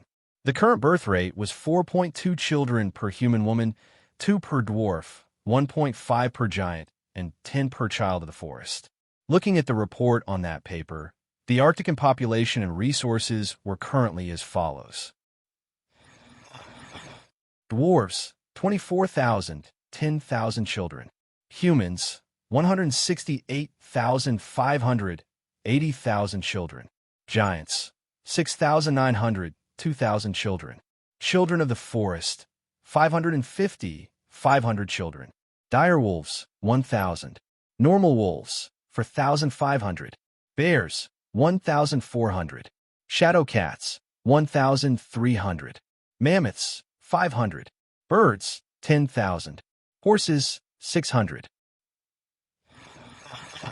Military power, army currently comprised of dwarves, 8,000. Humans, 30,000, 1,500 wargs, all have birds and are mounted on shadow cats or bears. Giants, 3,000. Kingdom's resources /military/commercial. Ships, 200. Dragon glass arrows, 5 million. Jean sighed with satisfaction at the information there, but not everything was summarized there. The Arctican king had his own wealth and strength, and Arctica was even richer than any other noble house beyond the borders of this place, since John had intensified many workers in gold mining in recent years. He had his personal force. John was a warg of 600 dire wolves, 2,000 normal wolves, 700 bears, 600 shadow cats, 10 mammoths he had received from the giants, and more than 1,000 birds to be his eyes in the kingdom. John was an army of one, his powers terrifying to anyone who knew of them, as this young teenager had a strength that no one should have in the mortal world, though he only made his kingdom prosper and had never been involved in a war before. "What are you doing?" A new voice appeared in the place, and John looked up to see a beautiful woman approaching him with a look of love. "Ygritte, how are you?" he asked, a bit concerned. "The nausea is horrible, I admit, but I'll survive it," she said, approaching and sitting on John's lap with a calm pace while looking at the papers. "You live here now," she complained a bit. "I'm the king of this place. I must prioritize its development. The wards can always bring me more precise information on the people count, which is very useful. It would be very bad for my husband to be counting each person living in these lands. He wouldn't have time for me, would he?"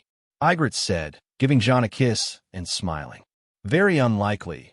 Your husband would always find time for his wives." John laughed at the joke.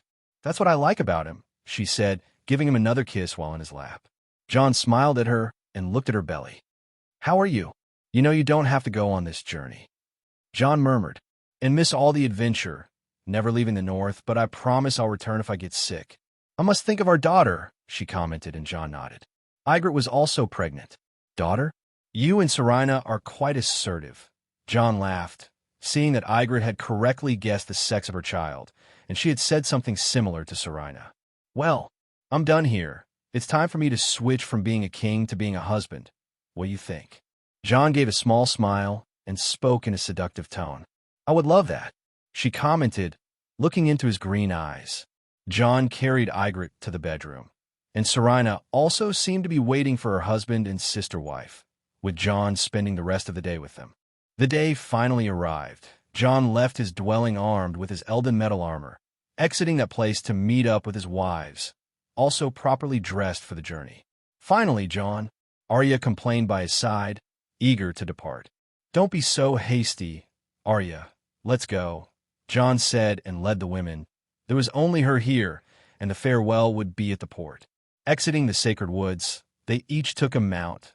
John rode Ghost, almost 3 meters tall, while Arya had another wolf of 2 meters, and Ygritte rode a shadow cat that John had given her, as he did with Serena, and Serena had the same mount for the occasion.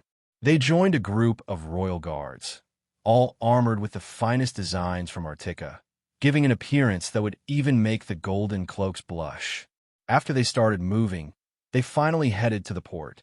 The Arctican populace, knowing their king would depart, formed a crowd to watch the procession while Jon and his queens were surrounded by royal guards.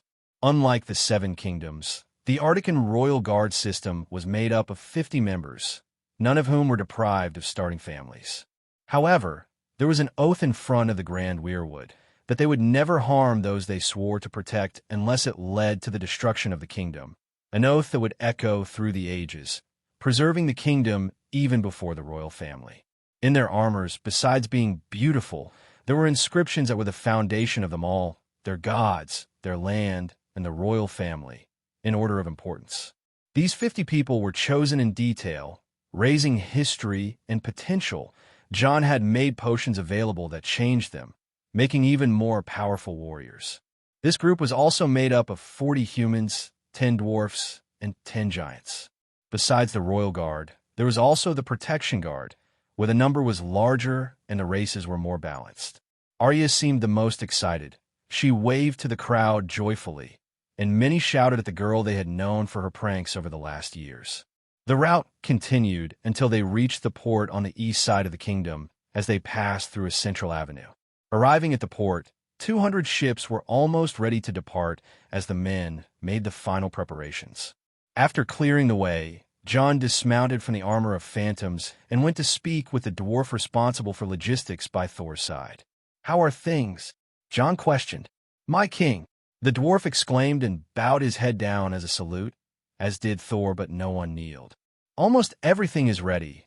We just need to fill the stock of your main ship with gold," he said while pointing to the men loading carts with gold ingots.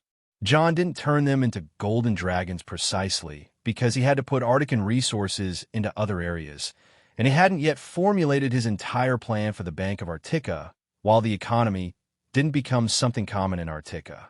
"I see." Jon was satisfied seeing the amount of gold being loaded. The mines never stopped providing resources. The true north had never been explored before, but the geological structure here was quite special. Arctica, located to the north of the continent, is characterized by its varied topography, with ancient mountains, deep valleys, and a subsurface rich in quartz and feldspar. This composition is the result of volcanic and tectonic activities that occurred millions of years before the current era, shaping the landscape and the mineral substrate of the true north. The deposits of gold, silver, and copper in Arctica are associated with hydrothermal veins, processes in which hot water and mineralized solutions rise through cracks in the Earth's crust, cooling and depositing metals along geological faults. These processes are common in areas with a history of volcanic activity, even in the midst of a frozen desert, where the heat from magma can warm underground fluids that dissolve minerals from surrounding rocks, transporting them to places where mineral veins form.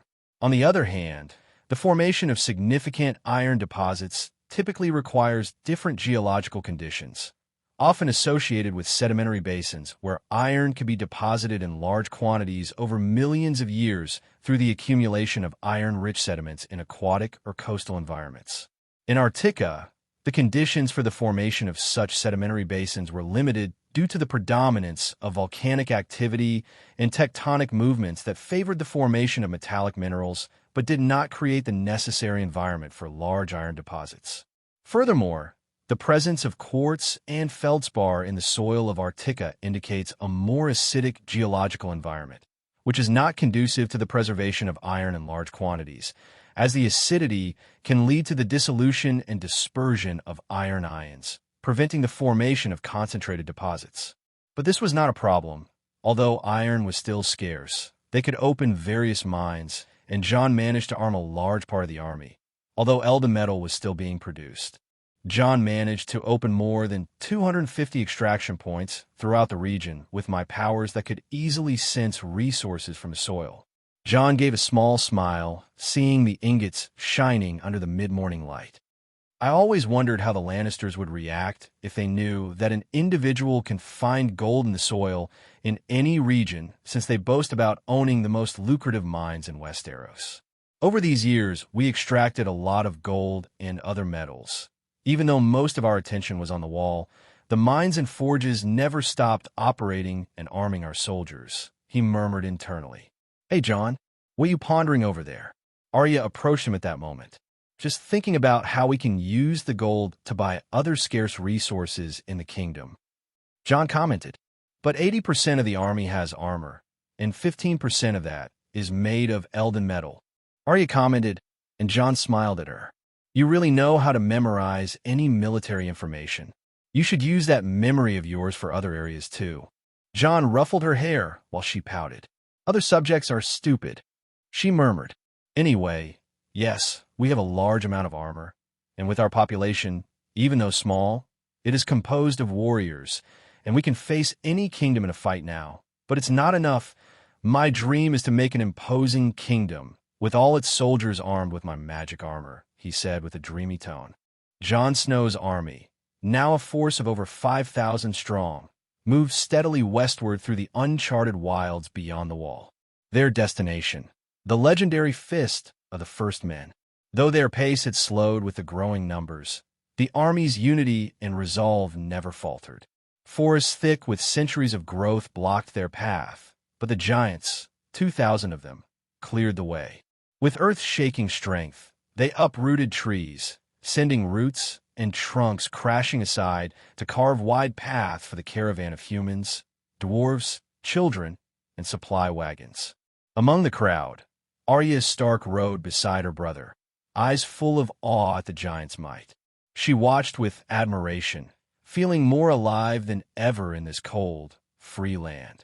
This world, untamed and wild, gave her a kind of joy and freedom that Winterfell never could. Jon kept the column moving with careful leadership, guiding the giants and coordinating supply distribution. Other tribes, drawn by rumors of his movement, approached along the route. One such tribe awaited Jon's passing, having heard tales of a land called Arctica. Initial tensions gave way to diplomacy, and with each new encounter, Jon's banner grew. There was enough food and shelter for all, and as the new arrivals joined the march, they became part of a growing vision. Among the unexpected companions was Wind, a mischievous child of the forest who had snuck into Jon's ranks. Known among her people for her playful defiance, Wind followed Jon south and quickly became inseparable from Arya. Together, they climbed giants, rode wolves, and tested Jon's patience with their antics, especially when Arya began calling free folk stupid in jest. At giant encampments, Jon recruited an additional 500 of the towering beings. His total number of giants swelled to 2,000, a sight that would humble any force in the known world. Then, on the horizon, another column appeared, 5,000 people strong, led by Tormund Giantsbane. Recognizing the group, Jon ordered a halt and rode to meet the wildling leader. Jon Arctica, Tormund said, eyeing the army behind Jon. You weren't lying about the giants. Hardhome has fallen? Jon asked. Not yet, but too many wait for Mance, and too many grow afraid. We came seeking what you offered. A home. Jon looked at the people behind Tormund, tired, cold, but hopeful. Then join us. But know this. Once you march under Arctica's banner, you follow its laws. Tormund nodded. If even the giants follow you, we can too. Jon welcomed them and assigned them to the growing ranks. Supply wagons dispersed food and clothing. Spirits lifted. As they advanced, a gorge blocked their path. Jon consulted Wallach, the giant commander. We'd lose too much time clearing it. Better to go around, Wallach advised. Jon gave the order, shifting the column east before continuing north. At that moment, a red-haired girl approached Jon boldly. You're Jon Arctica, right? I'm Ygritte. Are your eyes really green in a circle? Jon raised an eyebrow at her directness. They are. A mark from the gods. You lead giants? What's Arctica like? Are you even human? Jon smiled. She reminded him of Arya. Arctica is for everyone. A land of freedom. And yes, I'm still human. Ygritte, a proud Mormont tribe hunter, snuck into the camp after scouting them for days. Jon decided to let her stay. She was bright, skilled, and would make a good friend for Arya. She bombarded Jon with questions until Aragon swooped down, causing her to fall over in shock. "That thing, a dragon," Jon said calmly. Later, Arya and Wind returned from their adventures. Arya quickly bonded with Ygritte, admiring her bow and hunting skills. "You're a child of the forest? I thought you were a myth." Ygritte told Wind. The three girls quickly became inseparable, riding wolves and learning from each other. Their laughter lifted the spirits of all. Tormund eventually approached Jon to ask about Ygritte. She was orphaned, and Tormund had taken responsibility for her. The two men shared drinks and laughter, forming a strong friendship. Even Old Nan and Maester Aemon found renewed vigor, aided by Jon's daily restorative potions. Their spirits soared as they traveled through the true north. Over the following weeks, Jon recruited 7 more tribes. 2,000 more people and 300 giants joined his growing nation. One cannibal tribe was refused and slaughtered after an attempted retaliation. By now, Jon commanded 2,500 soldiers, 9,000 free folk, 1,800 giants, and hundreds of wolves. Arctica's strength grew with every step. Jon looked over his people with pride, knowing he was saving them from the horrors stalking the land. But far to the north, blue eyes watched, and the dead marched, drawn to Jon's light in the darkness. Jon Snow's army, now a force of over 5,000 strong, moved steadily westward through the uncharted wilds beyond the wall. Their destination, the legendary Fist of the First Men. Though their pace had slowed with the growing numbers, the army's unity and resolve never faltered. Forests thick with centuries of growth blocked their path, but the giants, 2,000 of them, cleared the way. With earth-shaking strength, they uprooted trees, sending roots and trunks crashing aside to carve wide paths for the caravan of humans, dwarves, children, and supply wagons. Among the crowd, Arya Stark rode beside her brother, eyes full of awe at the giant's might. She watched with admiration, feeling more alive than ever in this cold, free land. This world, untamed and wild, gave her a kind of joy and freedom that Winterfell never could. Jon kept the column moving with careful leadership, guiding the giants and coordinating supply distribution. Other tribes, drawn by rumors of his movement, approached along the route. One such tribe awaited Jon's passing, having heard tales of a land called Arctica. Initial tensions gave way to diplomacy, and with each new encounter, Jon's banner grew. There was enough food and shelter for all, and as the new arrivals joined the march, they became part of a growing vision. Among the unexpected companions was Wind, a mischievous child of the forest who had snuck into Jon's ranks. Known among her people for her playful defiance, Wind followed Jon south and quickly became inseparable from Arya. Together, they climbed giants, rode wolves, and tested Jon's patience with their antics, especially when Arya began calling free folk stupid in jest. At giant encampments, Jon recruited an additional 500 of the towering beings. His total number of giants swelled to 2,000, a sight that would humble any force in the known world.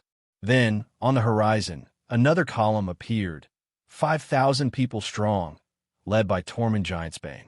Recognizing the group, Jon ordered a halt and rode to meet the wildling leader. "Jon Arctica," Tormund said, eyeing the army behind Jon. "You weren't lying about the giants." "Hardhome has fallen?" Jon asked.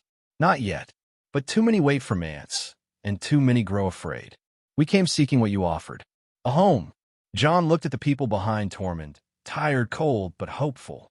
"Then join us. But know this, once you march under Arctica's banner, you follow its laws." Tormund nodded. "If even the giants follow you, we can too." Jon welcomed them and assigned them to the growing ranks. Supply wagons dispersed food and clothing. Spirits lifted. As they advanced, a gorge blocked their path. Jon consulted Wallach, the giant commander. "We'd lose too much time clearing it. Better to go around," Wallach advised. Jon gave the order, shifting the column east before continuing north. At that moment, A red-haired girl approached John boldly. "You're John Arctica, right? I'm Ygritte. Are your eyes really green in a circle?" John raised an eyebrow at her directness. "They are. A mark from the gods. You lead giants? What's Arctica like? Are you even human?" John smiled. She reminded him of Arya. "Arctica is for everyone. A land of freedom. And yes, I'm still human." Ygritte, a proud Mormont tribe hunter, snuck into the camp after scouting them for days. John decided to let her stay. She was bright, skilled, and would make a good friend for Arya. She bombarded John with questions until Aragon swooped down, causing her to fall over in shock. "That thing, a dragon," John said calmly. Later, Arya and Wind returned from their adventures. Arya quickly bonded with Ygritte, admiring her bow and hunting skills. "You're a child of the forest? I thought you were a myth." Ygritte told Wind. The three girls quickly became inseparable, riding wolves and learning from each other. Their laughter lifted the spirits of all. Tormund eventually approached John to ask about Ygritte. She was orphaned, and Tormund had taken responsibility for her. The two men shared drinks and laughter, forming a strong friendship. Even Old Nan and Maester Aemon found renewed vigor, aided by John's daily restorative potions. Their spirits soared as they traveled through the true north. Over the following weeks, John recruited 7 more tribes. 2,000 more people and 300 giants joined his growing nation. One cannibal tribe was refused and slaughtered after an attempted retaliation. By now, John commanded 2,500 soldiers, 9,000 free folk, 1,800 giants, and hundreds of wolves. Arctica's strength grew with every step.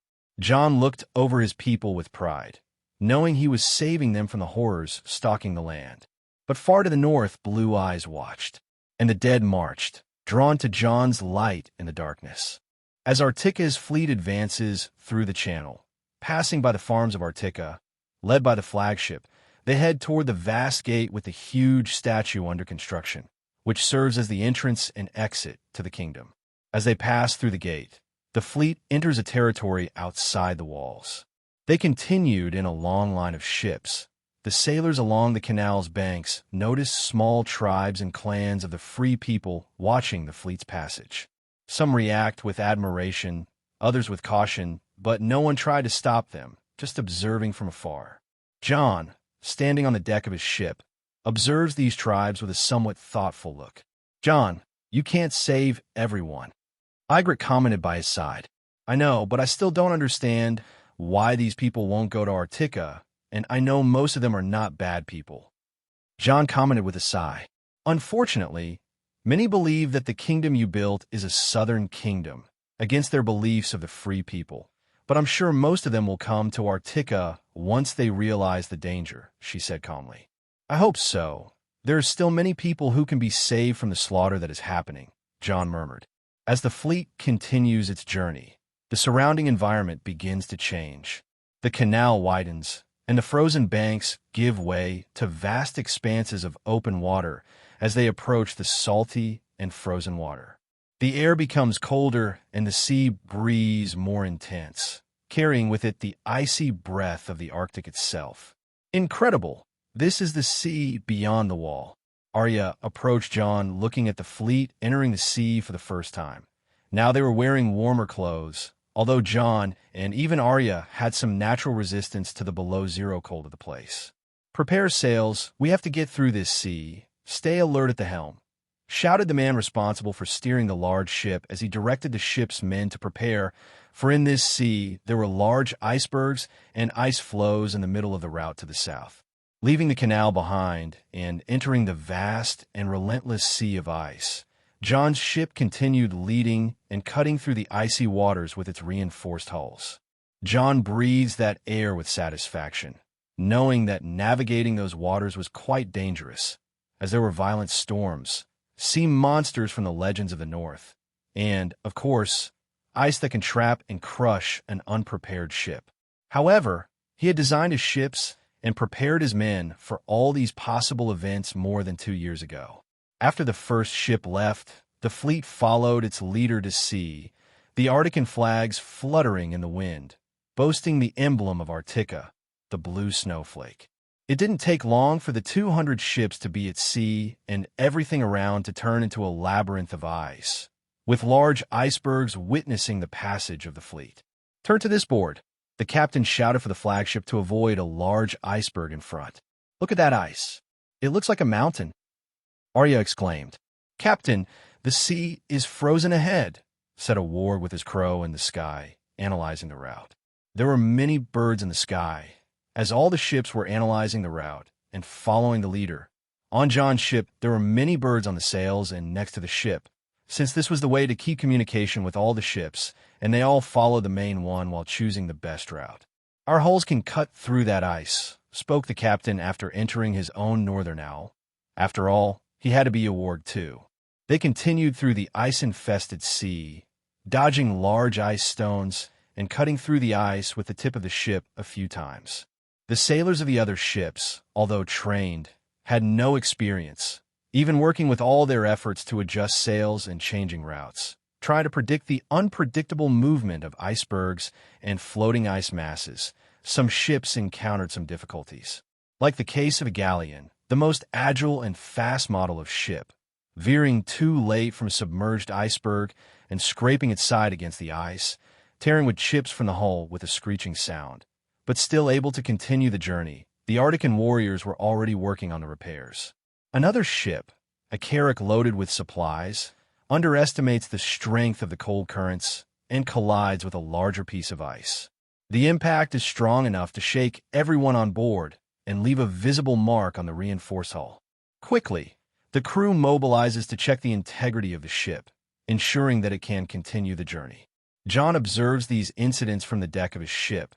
He orders the more agile ships in the fleet and those with maintenance materials to approach the damaged ones to offer assistance. After that moment, the fleet no longer has major incidents in this ice maze and continues the journey. Finally, Serena commented next to Jon. It was 4 hours as they passed through the icy sea and finally emerged into open water with less ice, which means they were heading south. "We are heading south," Arya shouted the obvious joyfully. "Yes, maybe we should leave you at Winterfell," Jon joked. "What? Not yet," Arya shouted, pouting. "I know, but we still have an agreement," Jon said, and she averted her eyes. Jon knew that his father must be so angry that it wouldn't be good for Jon to enter Winterfell at this moment. He had stopped sending letters a long time ago, since the only messages from his father were demanding Arya return to Winterfell. But Jon does not regret it. He knew that this version of Arya, after spending 3 years in Arctica, was much better than anything her version during that time in Winterfell could be. However, he wanted her to return home, always saying that even though she liked Arctica and showed no interest in returning to Winterfell, she should still visit her parents and talk. Jon knew how shocked her father and mother would be as soon as Arya set foot again in her old home. Jon looked at Arya. Now, with 11 name days complete, Jon's sister was blossoming into a young woman of unparalleled beauty, promising to become, most likely, the most beautiful woman in the world in the future. Her gray eyes, so lively and curious, reflected the shine of the icy waters they sailed. She was beyond beauty a future great warrior, and a woman who would be much smarter than Luwin, more prepared for command than her own father while at the same time sharper as a lady than her mother or brother could be. Arya was already strong, smart, and beautiful at this age. Jon should take her to Winterfell at this moment, but ended up delaying it even more for the next few years, seeing that she still had a chance to learn and grow beyond what she already learned her basics. Jon planned for her to learn not only about the art of navigation, the subtle art of negotiation, and the complexity of diplomatic relations they would face on this journey, but also about herself and the place she wished to occupy in the world. At this moment, Arya was not just the younger sister of the king of Arctica. She was an explorer, a warrior in training, and, above all, a Stark who would get to know the world on her own terms and not simply have her fate outlined through a marriage contract for an alliance between two houses like most ladies of Westeros. "Jon, you should have built more galleys. We would impress the South more with a large army." Arya changed the subject. The Arctican fleet continued heading south. The routine remained the same, Now with them limited, John continued spending his time training with his family and studying. "What are you doing?" Serena entered the room, looking at her husband on top of a desk with a pen and ink in hand. "I'm drawing a maritime route," John said, still writing without taking his eyes off the paper. Serena approached and looked a bit surprised at the very detailed drawing. Are you seeing through that kraken of yours?" she asked quite admirably. "Yes, Sarum is helping me. I'm looking for gaps in the sea that indicate currents. This will serve to move the ships in the future when we have our own trade routes," John said calmly. "Can I stay with you for a while?" she asked in a sweet tone. "Of course, find a place to sit," John said, still scribbling his lines. "Okay," she said with a mischievous smile as she jumped into his lap, causing John to startle, but catch his wife and look at her with a questioning gaze. "What's wrong? Don't you like your wife's ass?" she teased him, moving her hips in his lap. "I do, and I can enjoy it more later, but you will stay like this until I finish," John commented with a small smile and returning to the drawing. While Serena pouted, John continued making the map. He wasn't using Sarum's real vision, but his memories to see what he was finding at the bottom of the sea as the fleet moved south. At one point, John finally finished and looked up at Serena. "You really like to tease me, don't you?" he said calmly. "What, didn't you like it?" she joked. In the last 20 minutes, Serena was gyrating occasionally on John, trying to distract him, but he was focused on the drawing and wasn't affected by his wife and her mischief. He put down the paper and picked up Serena by the waist. "It's time for me to take care of my wife then," he said, taking her to the bed, while taking off her dress and showering her with kisses while Serena did not stay behind, while leaving John naked and kissing his intimate parts to give pleasure to her husband. John spent his next hours making love to his wife, while the room filled with moans.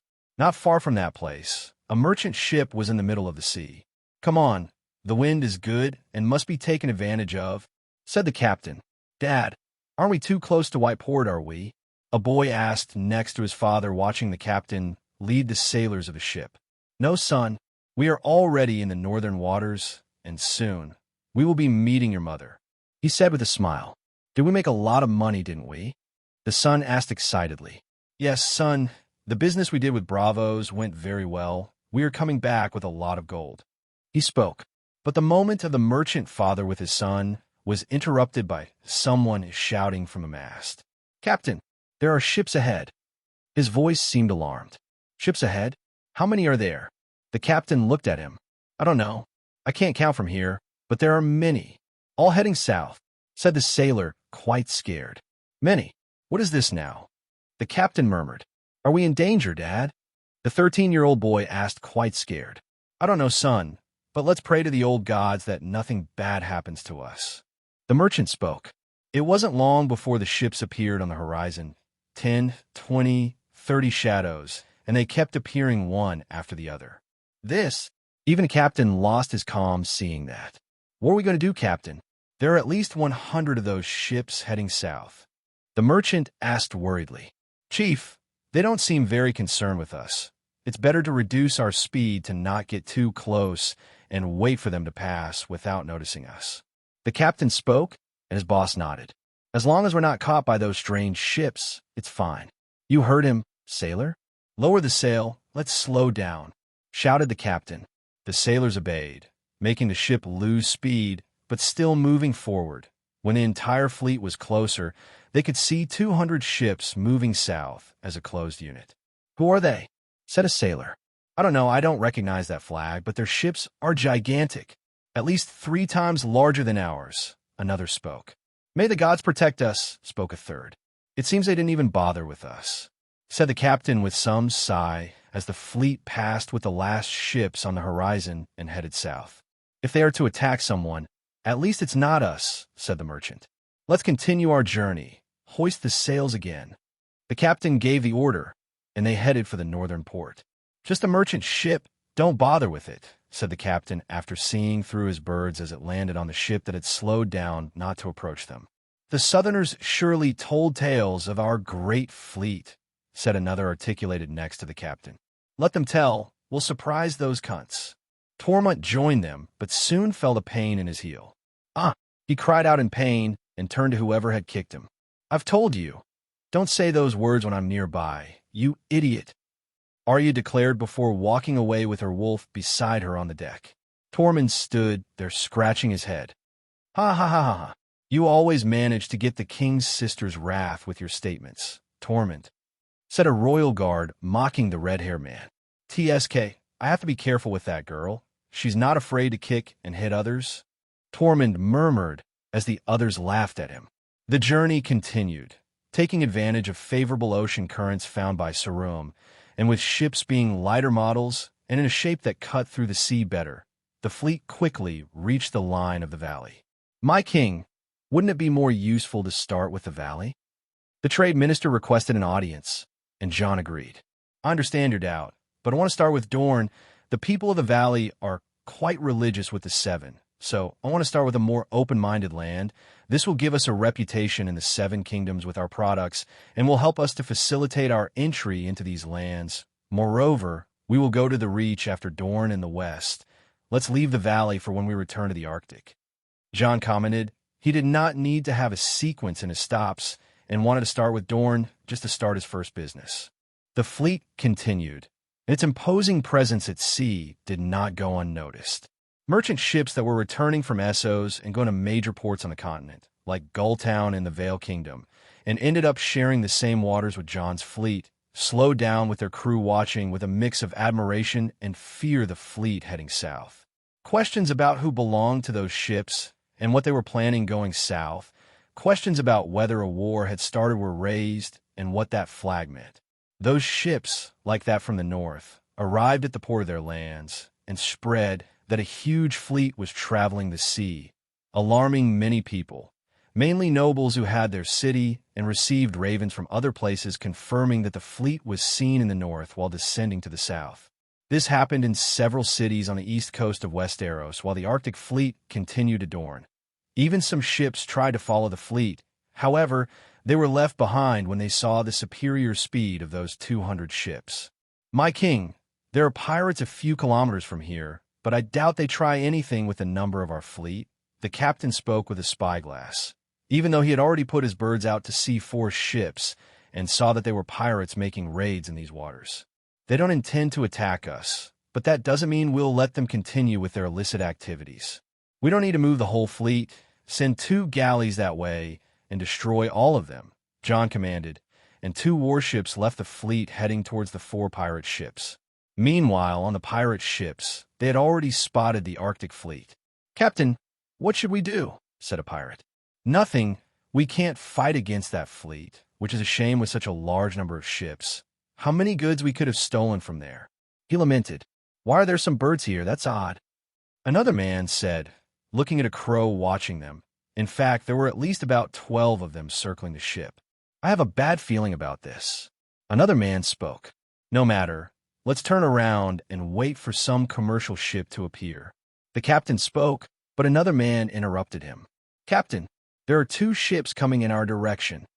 The man above the mast said, "2 ships? Do they want to confront us?" The captain murmured and turned back to his crew. "If it's 2 ships, let's take them and flee before the fleet tries to capture us." The man spoke disdainfully. As the ship approached, they saw that there was something strange. They had never seen a ship so fast as it approached. "I've never seen a faster ship, but get ready to destroy them. Let's take those ships." The captain shouted, and they prepared for the encounter. "Captain, there are giant men on those ships." The frightened man on top of the mast said again, "What do you mean by giant men? Are you drunk?" The captain said, raising an eyebrow. "It's true. I'm seeing him handle a type of weapon at the front of the ship." The pirate continued shouting. On the Arctican galleys, the giants were preparing the harpoons. "Ha ha. Let's bet how many minutes they last." A dwarf on the side of the ship shouted, "I bet 5 minutes. And I bet my best beer it's 2 minutes." They shouted at each other, watching the giant preparing the weapon, placing a kind of spear with a cylinder of wildfire. "Hey, JKTY, let me light the fuse," shouted an excited dwarf. JKTY just sighed and agreed as the dwarf struggled to climb the weapon and take a cigar before lighting the fuse of the cylinder. The fuse caught and began to burn. The dwarf quickly jumped from there to join the other ships. JKTY prepared the machine and aimed at the ship hundreds of meters away. This modern machine created in Arctica worked with balls and pressure, making a giant launch this weapon almost 1 kilometer, depending on the projectile. The harpoon exploded toward the pirate ships, just like a second on the other galley next to that ship. The 2 harpoons rose in the sky, and even the pirates heard the explosion wondering what it was. But when they realized something was coming in their direction, they felt the ship rock as harpoons hit 2 of those 4. "What was that?" one of the pirates shouted. "They managed to hit us from that distance." Another shouted scared. They quickly went to see what hit them. "What is this? Why is it catching fire with a blue liquid?" "I don't know, but it seems like the fire is already reaching the liquid," a pirate murmured as the fire reached the liquid. Boom! Boom! The next moment, the man was startled, but without time to react when an explosion happened the next moment. The explosion happened covering the whole area immediately and expanding while the pirates turned into ashes as their bodies were instantly incinerated. The entire ship exploded while all the other ships that were left were also affected. In the fleet, John and the others could see the explosion from far away at sea. The pirates didn't stand a chance, and the giants of the Arctican galleys didn't stop there, quickly placing another harpoon and lighting its fuse, launching at the other ships that were still left. Boom! Boom! The pirates didn't have time to process what was happening while their other ships joined the explosions to reap the lives of those who were left. 2 minutes. I won. The dwarf celebrated atop his fellows. The 2 galleys, after finishing here, they turned around and returned to the fleet, not leaving any pirate alive to tell the story of the harpoon attack. John smiled satisfied with that, and they continued heading south. One day a storm launched against the fleet. Giant waves cut through the sea while lightning and rains with winds came from the sky. But the fleet continued firmly, despite some ships hitting one another. At the end of the next day, they finally emerged with no losses, a result of the more unstable ship models for eventualities. It had been 2 moons since they left Arctica, and they finally reached the southernmost part of the continent, approaching Stepstone. Stepstones is an infamous archipelago known for being a melting pot of pirates, smugglers, and all sorts of maritime danger. But John wasn't too worried about that. They were already prepared to face anything. Their ships were swift, durable, and... "We are approaching the islands, my king," said the captain. "Well, we can't enter with the whole fleet, so let's stick to the plan of entering in smaller groups, each group with an adequate number of galleys. And let's do this during the night," John said to avoid attracting attention. He didn't want to start a war before stopping at the first port as a trading company.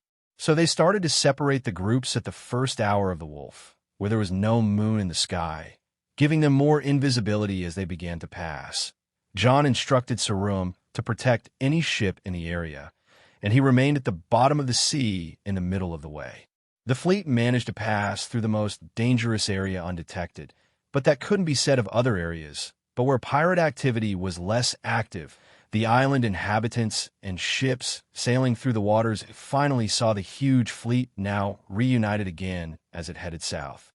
"This is a good place to conquer. We could command trade," Arya said, approaching John with a map of the area. "I know, but that would require time and many soldiers to control the region, something we don't have the luxury of, not at this moment," John commented. It wouldn't be bad to control this area or set up Arctic bases, but nobody outside of piracy had managed before, and John still wondered if he could do it one day. "You're not afraid of Westeros, are you?" Arya teased him, and John shook his head. "Of course not, but we must do one thing at a time," John commented and continued.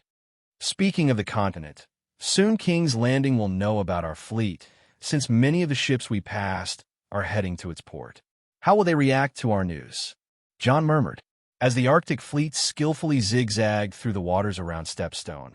Inquisitive glances from sailors, pirates, and traders were often directed at the Arctic ships, whose sails bore a mysterious symbol, signaling a new variable in the world, a kingdom unknown to all and now emerging on this first voyage. So a week later, they finally left the archipelago and entered the open bar next to the coast of Westeros. Their goal was almost being reached as they approached the desert lands of Dorne. Jon still wondered what impacts they would have on the world just by stopping at the first ports. He could not know the future, but he certainly thought very positively about this trip. He could never imagine meeting a ghost that he didn't even know how he would have a deep connection with this person, more than any other. We present, with immense respect and honor, the arrival of the northern delegation with the intention of creating a bond of friendship with Dorne. Jon Arctic, leader of the Arctic, accompanied by the noble ladies Ygritte and Serena, his wives who also carry his name, and by the valiant Lady Arya Stark of Winterfell, followed by his ministers and guards. May the gates of Sunspear open to receive these illustrious visitors, whose journey through distant lands reflects their tireless search for friendship and strong alliances. May tonight be a milestone of union and celebration between our peoples.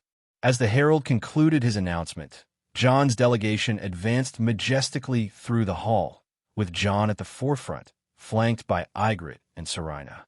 Arya followed closely behind, with a posture that blended elegance and readiness, while the ministers and guards completed the procession with dignity. The gaze of all those present was turned towards them, some with admiration, others with curiosity, but all recognizing how unique this group was for the interactions that would follow throughout the night. Jon calmly led the group past the herald after they announced flowery words and entered the Dornish hall.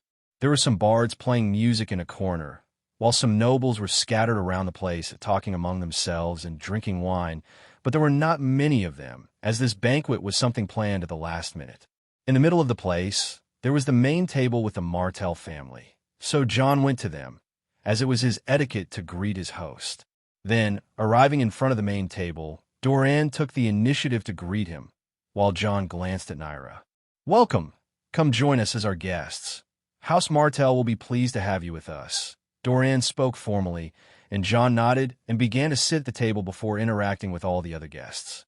After settling down with his wives and closest brother, followed by the ministers, Jon was next to Doran Martell, where the Martell family took up half of the table and Arctic the other side. Soon, servants began to bring Dorne's specialties, placing numerous dishes from the Desert Kingdom on the table. "I hope our food is to your liking, Lord Jon," Doran spoke calmly. "I have never tried the spice of Dorne, so let's see." Jon spoke. He did not mind being called Lord. After all, he could understand that calling him king might cause problems with the crown and King's Landing. So for him, it was all right. In the center of the table, 3 main dishes stood out, inviting not only by their aroma, but also by their presentation. A platter of lemon and garlic chicken with herbs exuded a citrus fragrance, promising a taste that balanced acidity with the warmth of spices. Next to it, a baked fish boasted a golden crust of Dornish spices, pepper, cumin, and coriander, its succulent flesh inviting immediate tasting. Completing the trio, a lamb drizzled with mint and honey sauce shone under the light, the sweetness of the honey perfectly contrasting with the freshness of the mint, creating a harmonious balance between sweet and savory. The side dishes were no less splendid. An orange and olive salad brought freshness to the table, with its vibrant colors and zest flavor enhancing the palate. Stuffed peppers with rice and herbs offered a visual and gustatory delight, their interiors full of flavor and texture. There was also cornbread, fresh from the oven, served alongside extra virgin olive oil and garlic. Jon began to serve himself, tasting the Dornish food with satisfaction. It could not be better than Arctic food, but it certainly had its flavor, and Jon did not mind having the food accompanied by pepper. "It's great food, I admit," Jon commented while accompanying the chicken with pepper. "I'm glad you liked it," Doran nodded.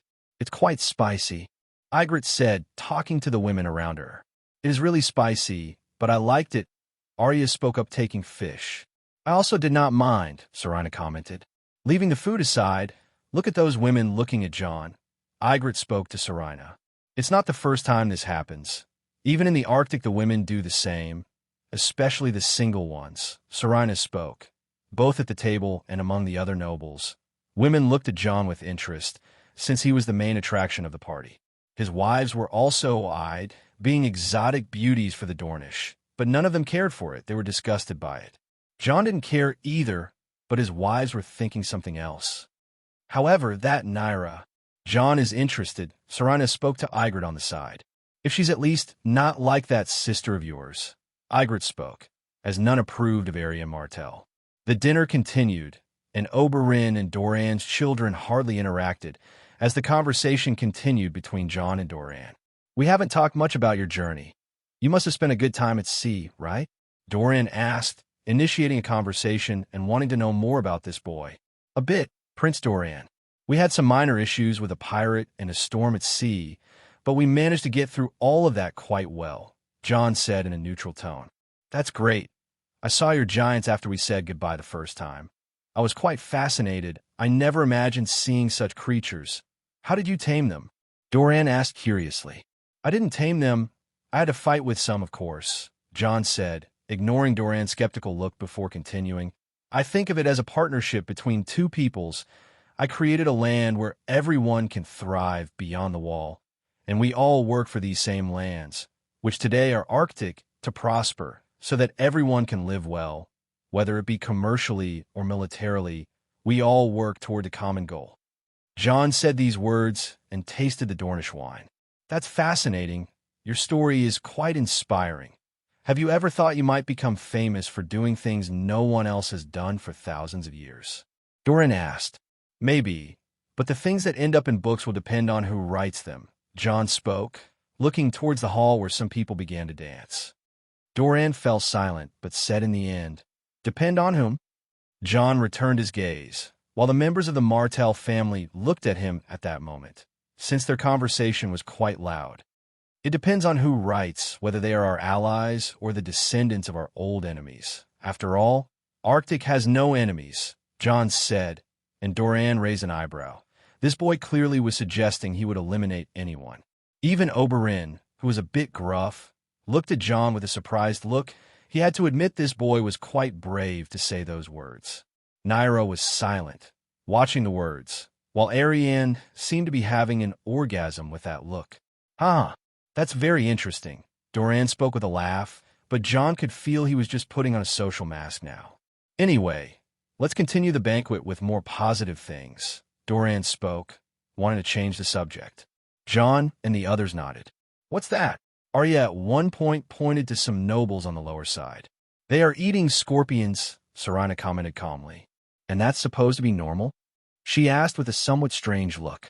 The people of Dorne like to eat some unique things, Lady Stark, Doran answered Arya, without seeming offended, just smiling and looking at the girl.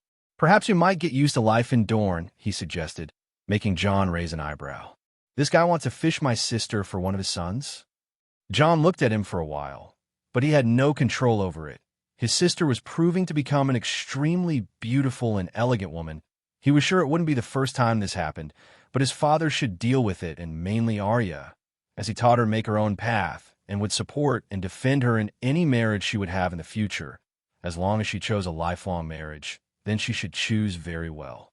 Arya just shrugged, already understanding Doran's hint, but didn't want to offend him, as John wouldn't approve of her next words, and she decided to remain silent. John continued talking about Dorne with Doran, wanted to understand more about the climate, animals, and the kind of foods they cultivate in the desert. The conversation continued as they ate until the whole place was dancing. John looked at his wives. Why don't we dance a little? John said, and Serena smiled, being the first. You can go. I think I better not. This food made me feel a bit sick, Ygritte said, and John approached her, slightly worried about his wife. How's the baby? He said, placing his hand on her stomach and using his healing unnoticed. I'm fine, just a bit nauseous. You should go. I'll be okay. After all, you have to talk to other nobles, she said, and John nodded, albeit reluctantly. Take care of her, John warned Arya, who nodded in agreement. John then descended to the main table with his giantess in a gray dress and entered along with some nobles, without them giving a better look at them. John started a small dance, one they had in the Arctic at some events. John learned to dance through green vision and taught Serena, who had quickly learned, thinking of having these moments with the man she loved. Then, without much highlight, they placed their hand on the waist of her dress and took another while their feet followed the rhythm of the bards. dancing among the other nobles without Jon taking his eyes off Serina's crystallized blue eyes. The music continued as they danced together until another song started to play, and they continued dancing with each other. For songs had passed until Serina sighed. "I think you need to talk to some Dornish nobles," she said, looking to one side where many were staring at him, waiting to talk to the man who owned a fleet of 200 ships and commanded giants with unique products. Jon nodded, having had enough dances with his wife for the night. He saw her return to the main table while he walked up to a servant, grabbing a drink in the middle of the place. It didn't take long for the nobles to approach him like vultures, eager to establish a connection with this intriguing visitor from the north, approaching with a mix of curiosity and respect. Among them, a middle-aged man with a cunning expression and a young woman with her gaze fixed on Jon while he took a wine dance alone approached. The man, whom Jon knew to be a veteran in politics and diplomacy, took the lead. "Lord Jon," the man began, extending his hand in greeting. "I'm Alvin Gargalen, and this is my niece, Villia Gargalen. It's a great pleasure to have you with us in Dorne. Your deeds north of the wall are the subject of many conversations at this banquet, though many seem skeptical. I cannot say my eyes are lying." The man spoke calmly. Jon, with his etiquette, accepted the greeting. "The pleasure is mine, Lord Gargalen, Lady Villia. Dorne has always fascinated me with its rich history and diverse culture. I am happy to visit this place for the first time." Jon spoke diplomatically. Villia, with a spark of boldness in her eyes, intervened. "And we are equally fascinated, Lord Jon. It's said that you command giants and have a special bond with wolves. I saw your animal. It's like the Starks of old," she said with a slightly shy smile, and her uncle nodded in approval of his niece's words. Jon had to avoid raising an eyebrow, already knowing what was happening here. But he smiled and remained neutral, not even caring that the girl was trying to seduce him. He just smiled. "I haven't lived as the ancient Starks to know how they were. But the giants are valuable allies, and the wolves are part of my family by blood, just as my sister has her wolf," he said. Alvin watched attentively before speaking again, now with instruction and praise. "We're making some visits in the city when we heard about a huge fleet in the southern sea. Did you build a long time ago? It's said to be one of the most formidable in the known world." "Words from the people of Stepstone," he said. "The fleet took a good while, but we have plenty of skilled engineers and builders in the Arctic. This is our first movement outside our lands, so we are happy it's quite impactful," Jon confirmed with a satisfied smile. "Besides the giants, I heard you have imps. I thought they were used to entertain people in theaters," Villia said suddenly. Hearing this, Jon's smile faded. He knew the girl wanted to talk to him, but speaking ill of his people right in front of him was something he did not take well. "I would appreciate if you showed some respect for my people. They're not part of a circus. Like the giants, they're a race of their own, stronger and more ingenious than us humans." Jon spoke sharply. Alvin swallowed hard at this. "I beg your pardon for my niece. She is not well acquainted with the world," he said in an apologetic tone and looked sternly at his niece, who lowered her head in shame. Jon sighed internally, knowing he would have to deal with these situations for the rest of the night, but he needed to gain knowledge of some houses and create a bond with them for his new trade network. The conversation continued after that, and the man even tried to push his niece towards Jon, saying what would be a third wife to someone who already has two, but Jon managed to skillfully dodge that while other nobles approached him. The conversation went on, and Jon began to stand out as he talked with many nobles. This was not a surprise to him, but many were quite impressed with his courtesy and not just his oratory skills, but his ability to lead conversations and even extract information he wanted from the nobles without them even realizing. "Attention everyone! Prince Doran Martell requests everyone's attention," the herald announced at one point while Jon was still talking. Doran requested everyone's attention at the main table, while he could not stand up due to his gout. "I am pleased that everyone is quite comfortable here, but now I will begin the main reason for tonight, the Arctic products supplied by Jon Arctic with his opening of trade. I hope everyone enjoys them as I did. You will not regret it," he announced cunningly. After all, he wanted to receive Jon's products as a supplier and resell them to enrich the Martell family. A moment later, The main door opened, and they began to bring in numerous Arctic items that John had asked them to place at the banquet. What stood out the most, that everyone wanted to see there, was the ice from the north, brought in large boxes with Arctic symbols and runes while placing them in the middle of the banquet. Dorne looked at John at that moment, and John nodded. "Minister Junley, can you present our products?"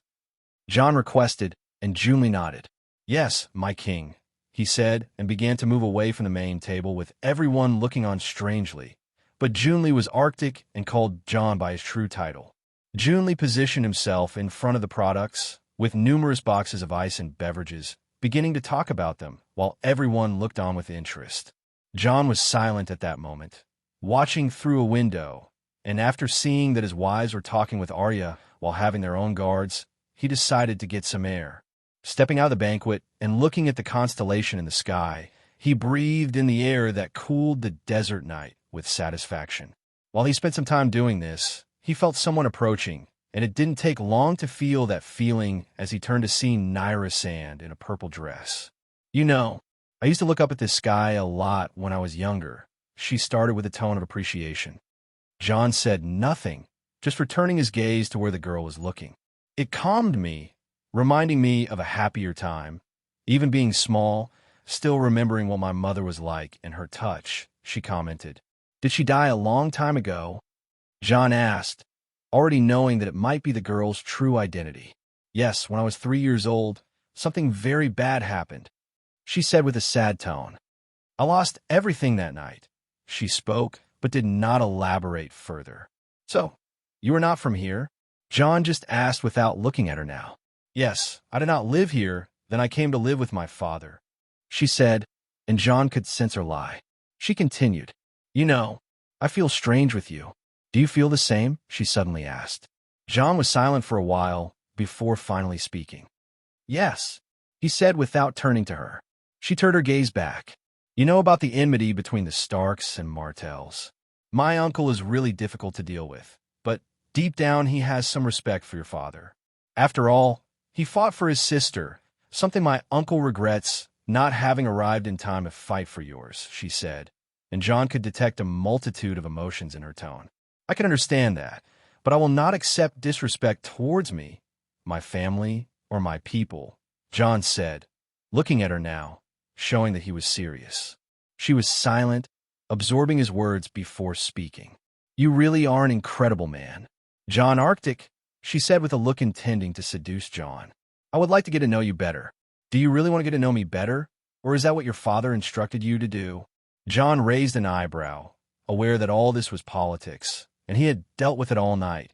But seeing this woman with whom he felt something strange acting this way made him taste bitterness in his mouth for some reason. John did not wait for Nyra to respond. He simply turned around and went back to the banquet, leaving the girl just looking at him. Nyra felt torn. Even though this conversation was demanded by Dorne, and even though she tried to seduce John, deep down, some truths were in her words. She was genuinely attracted to him, and seeing him leave really made her feel a sharp pain in her heart.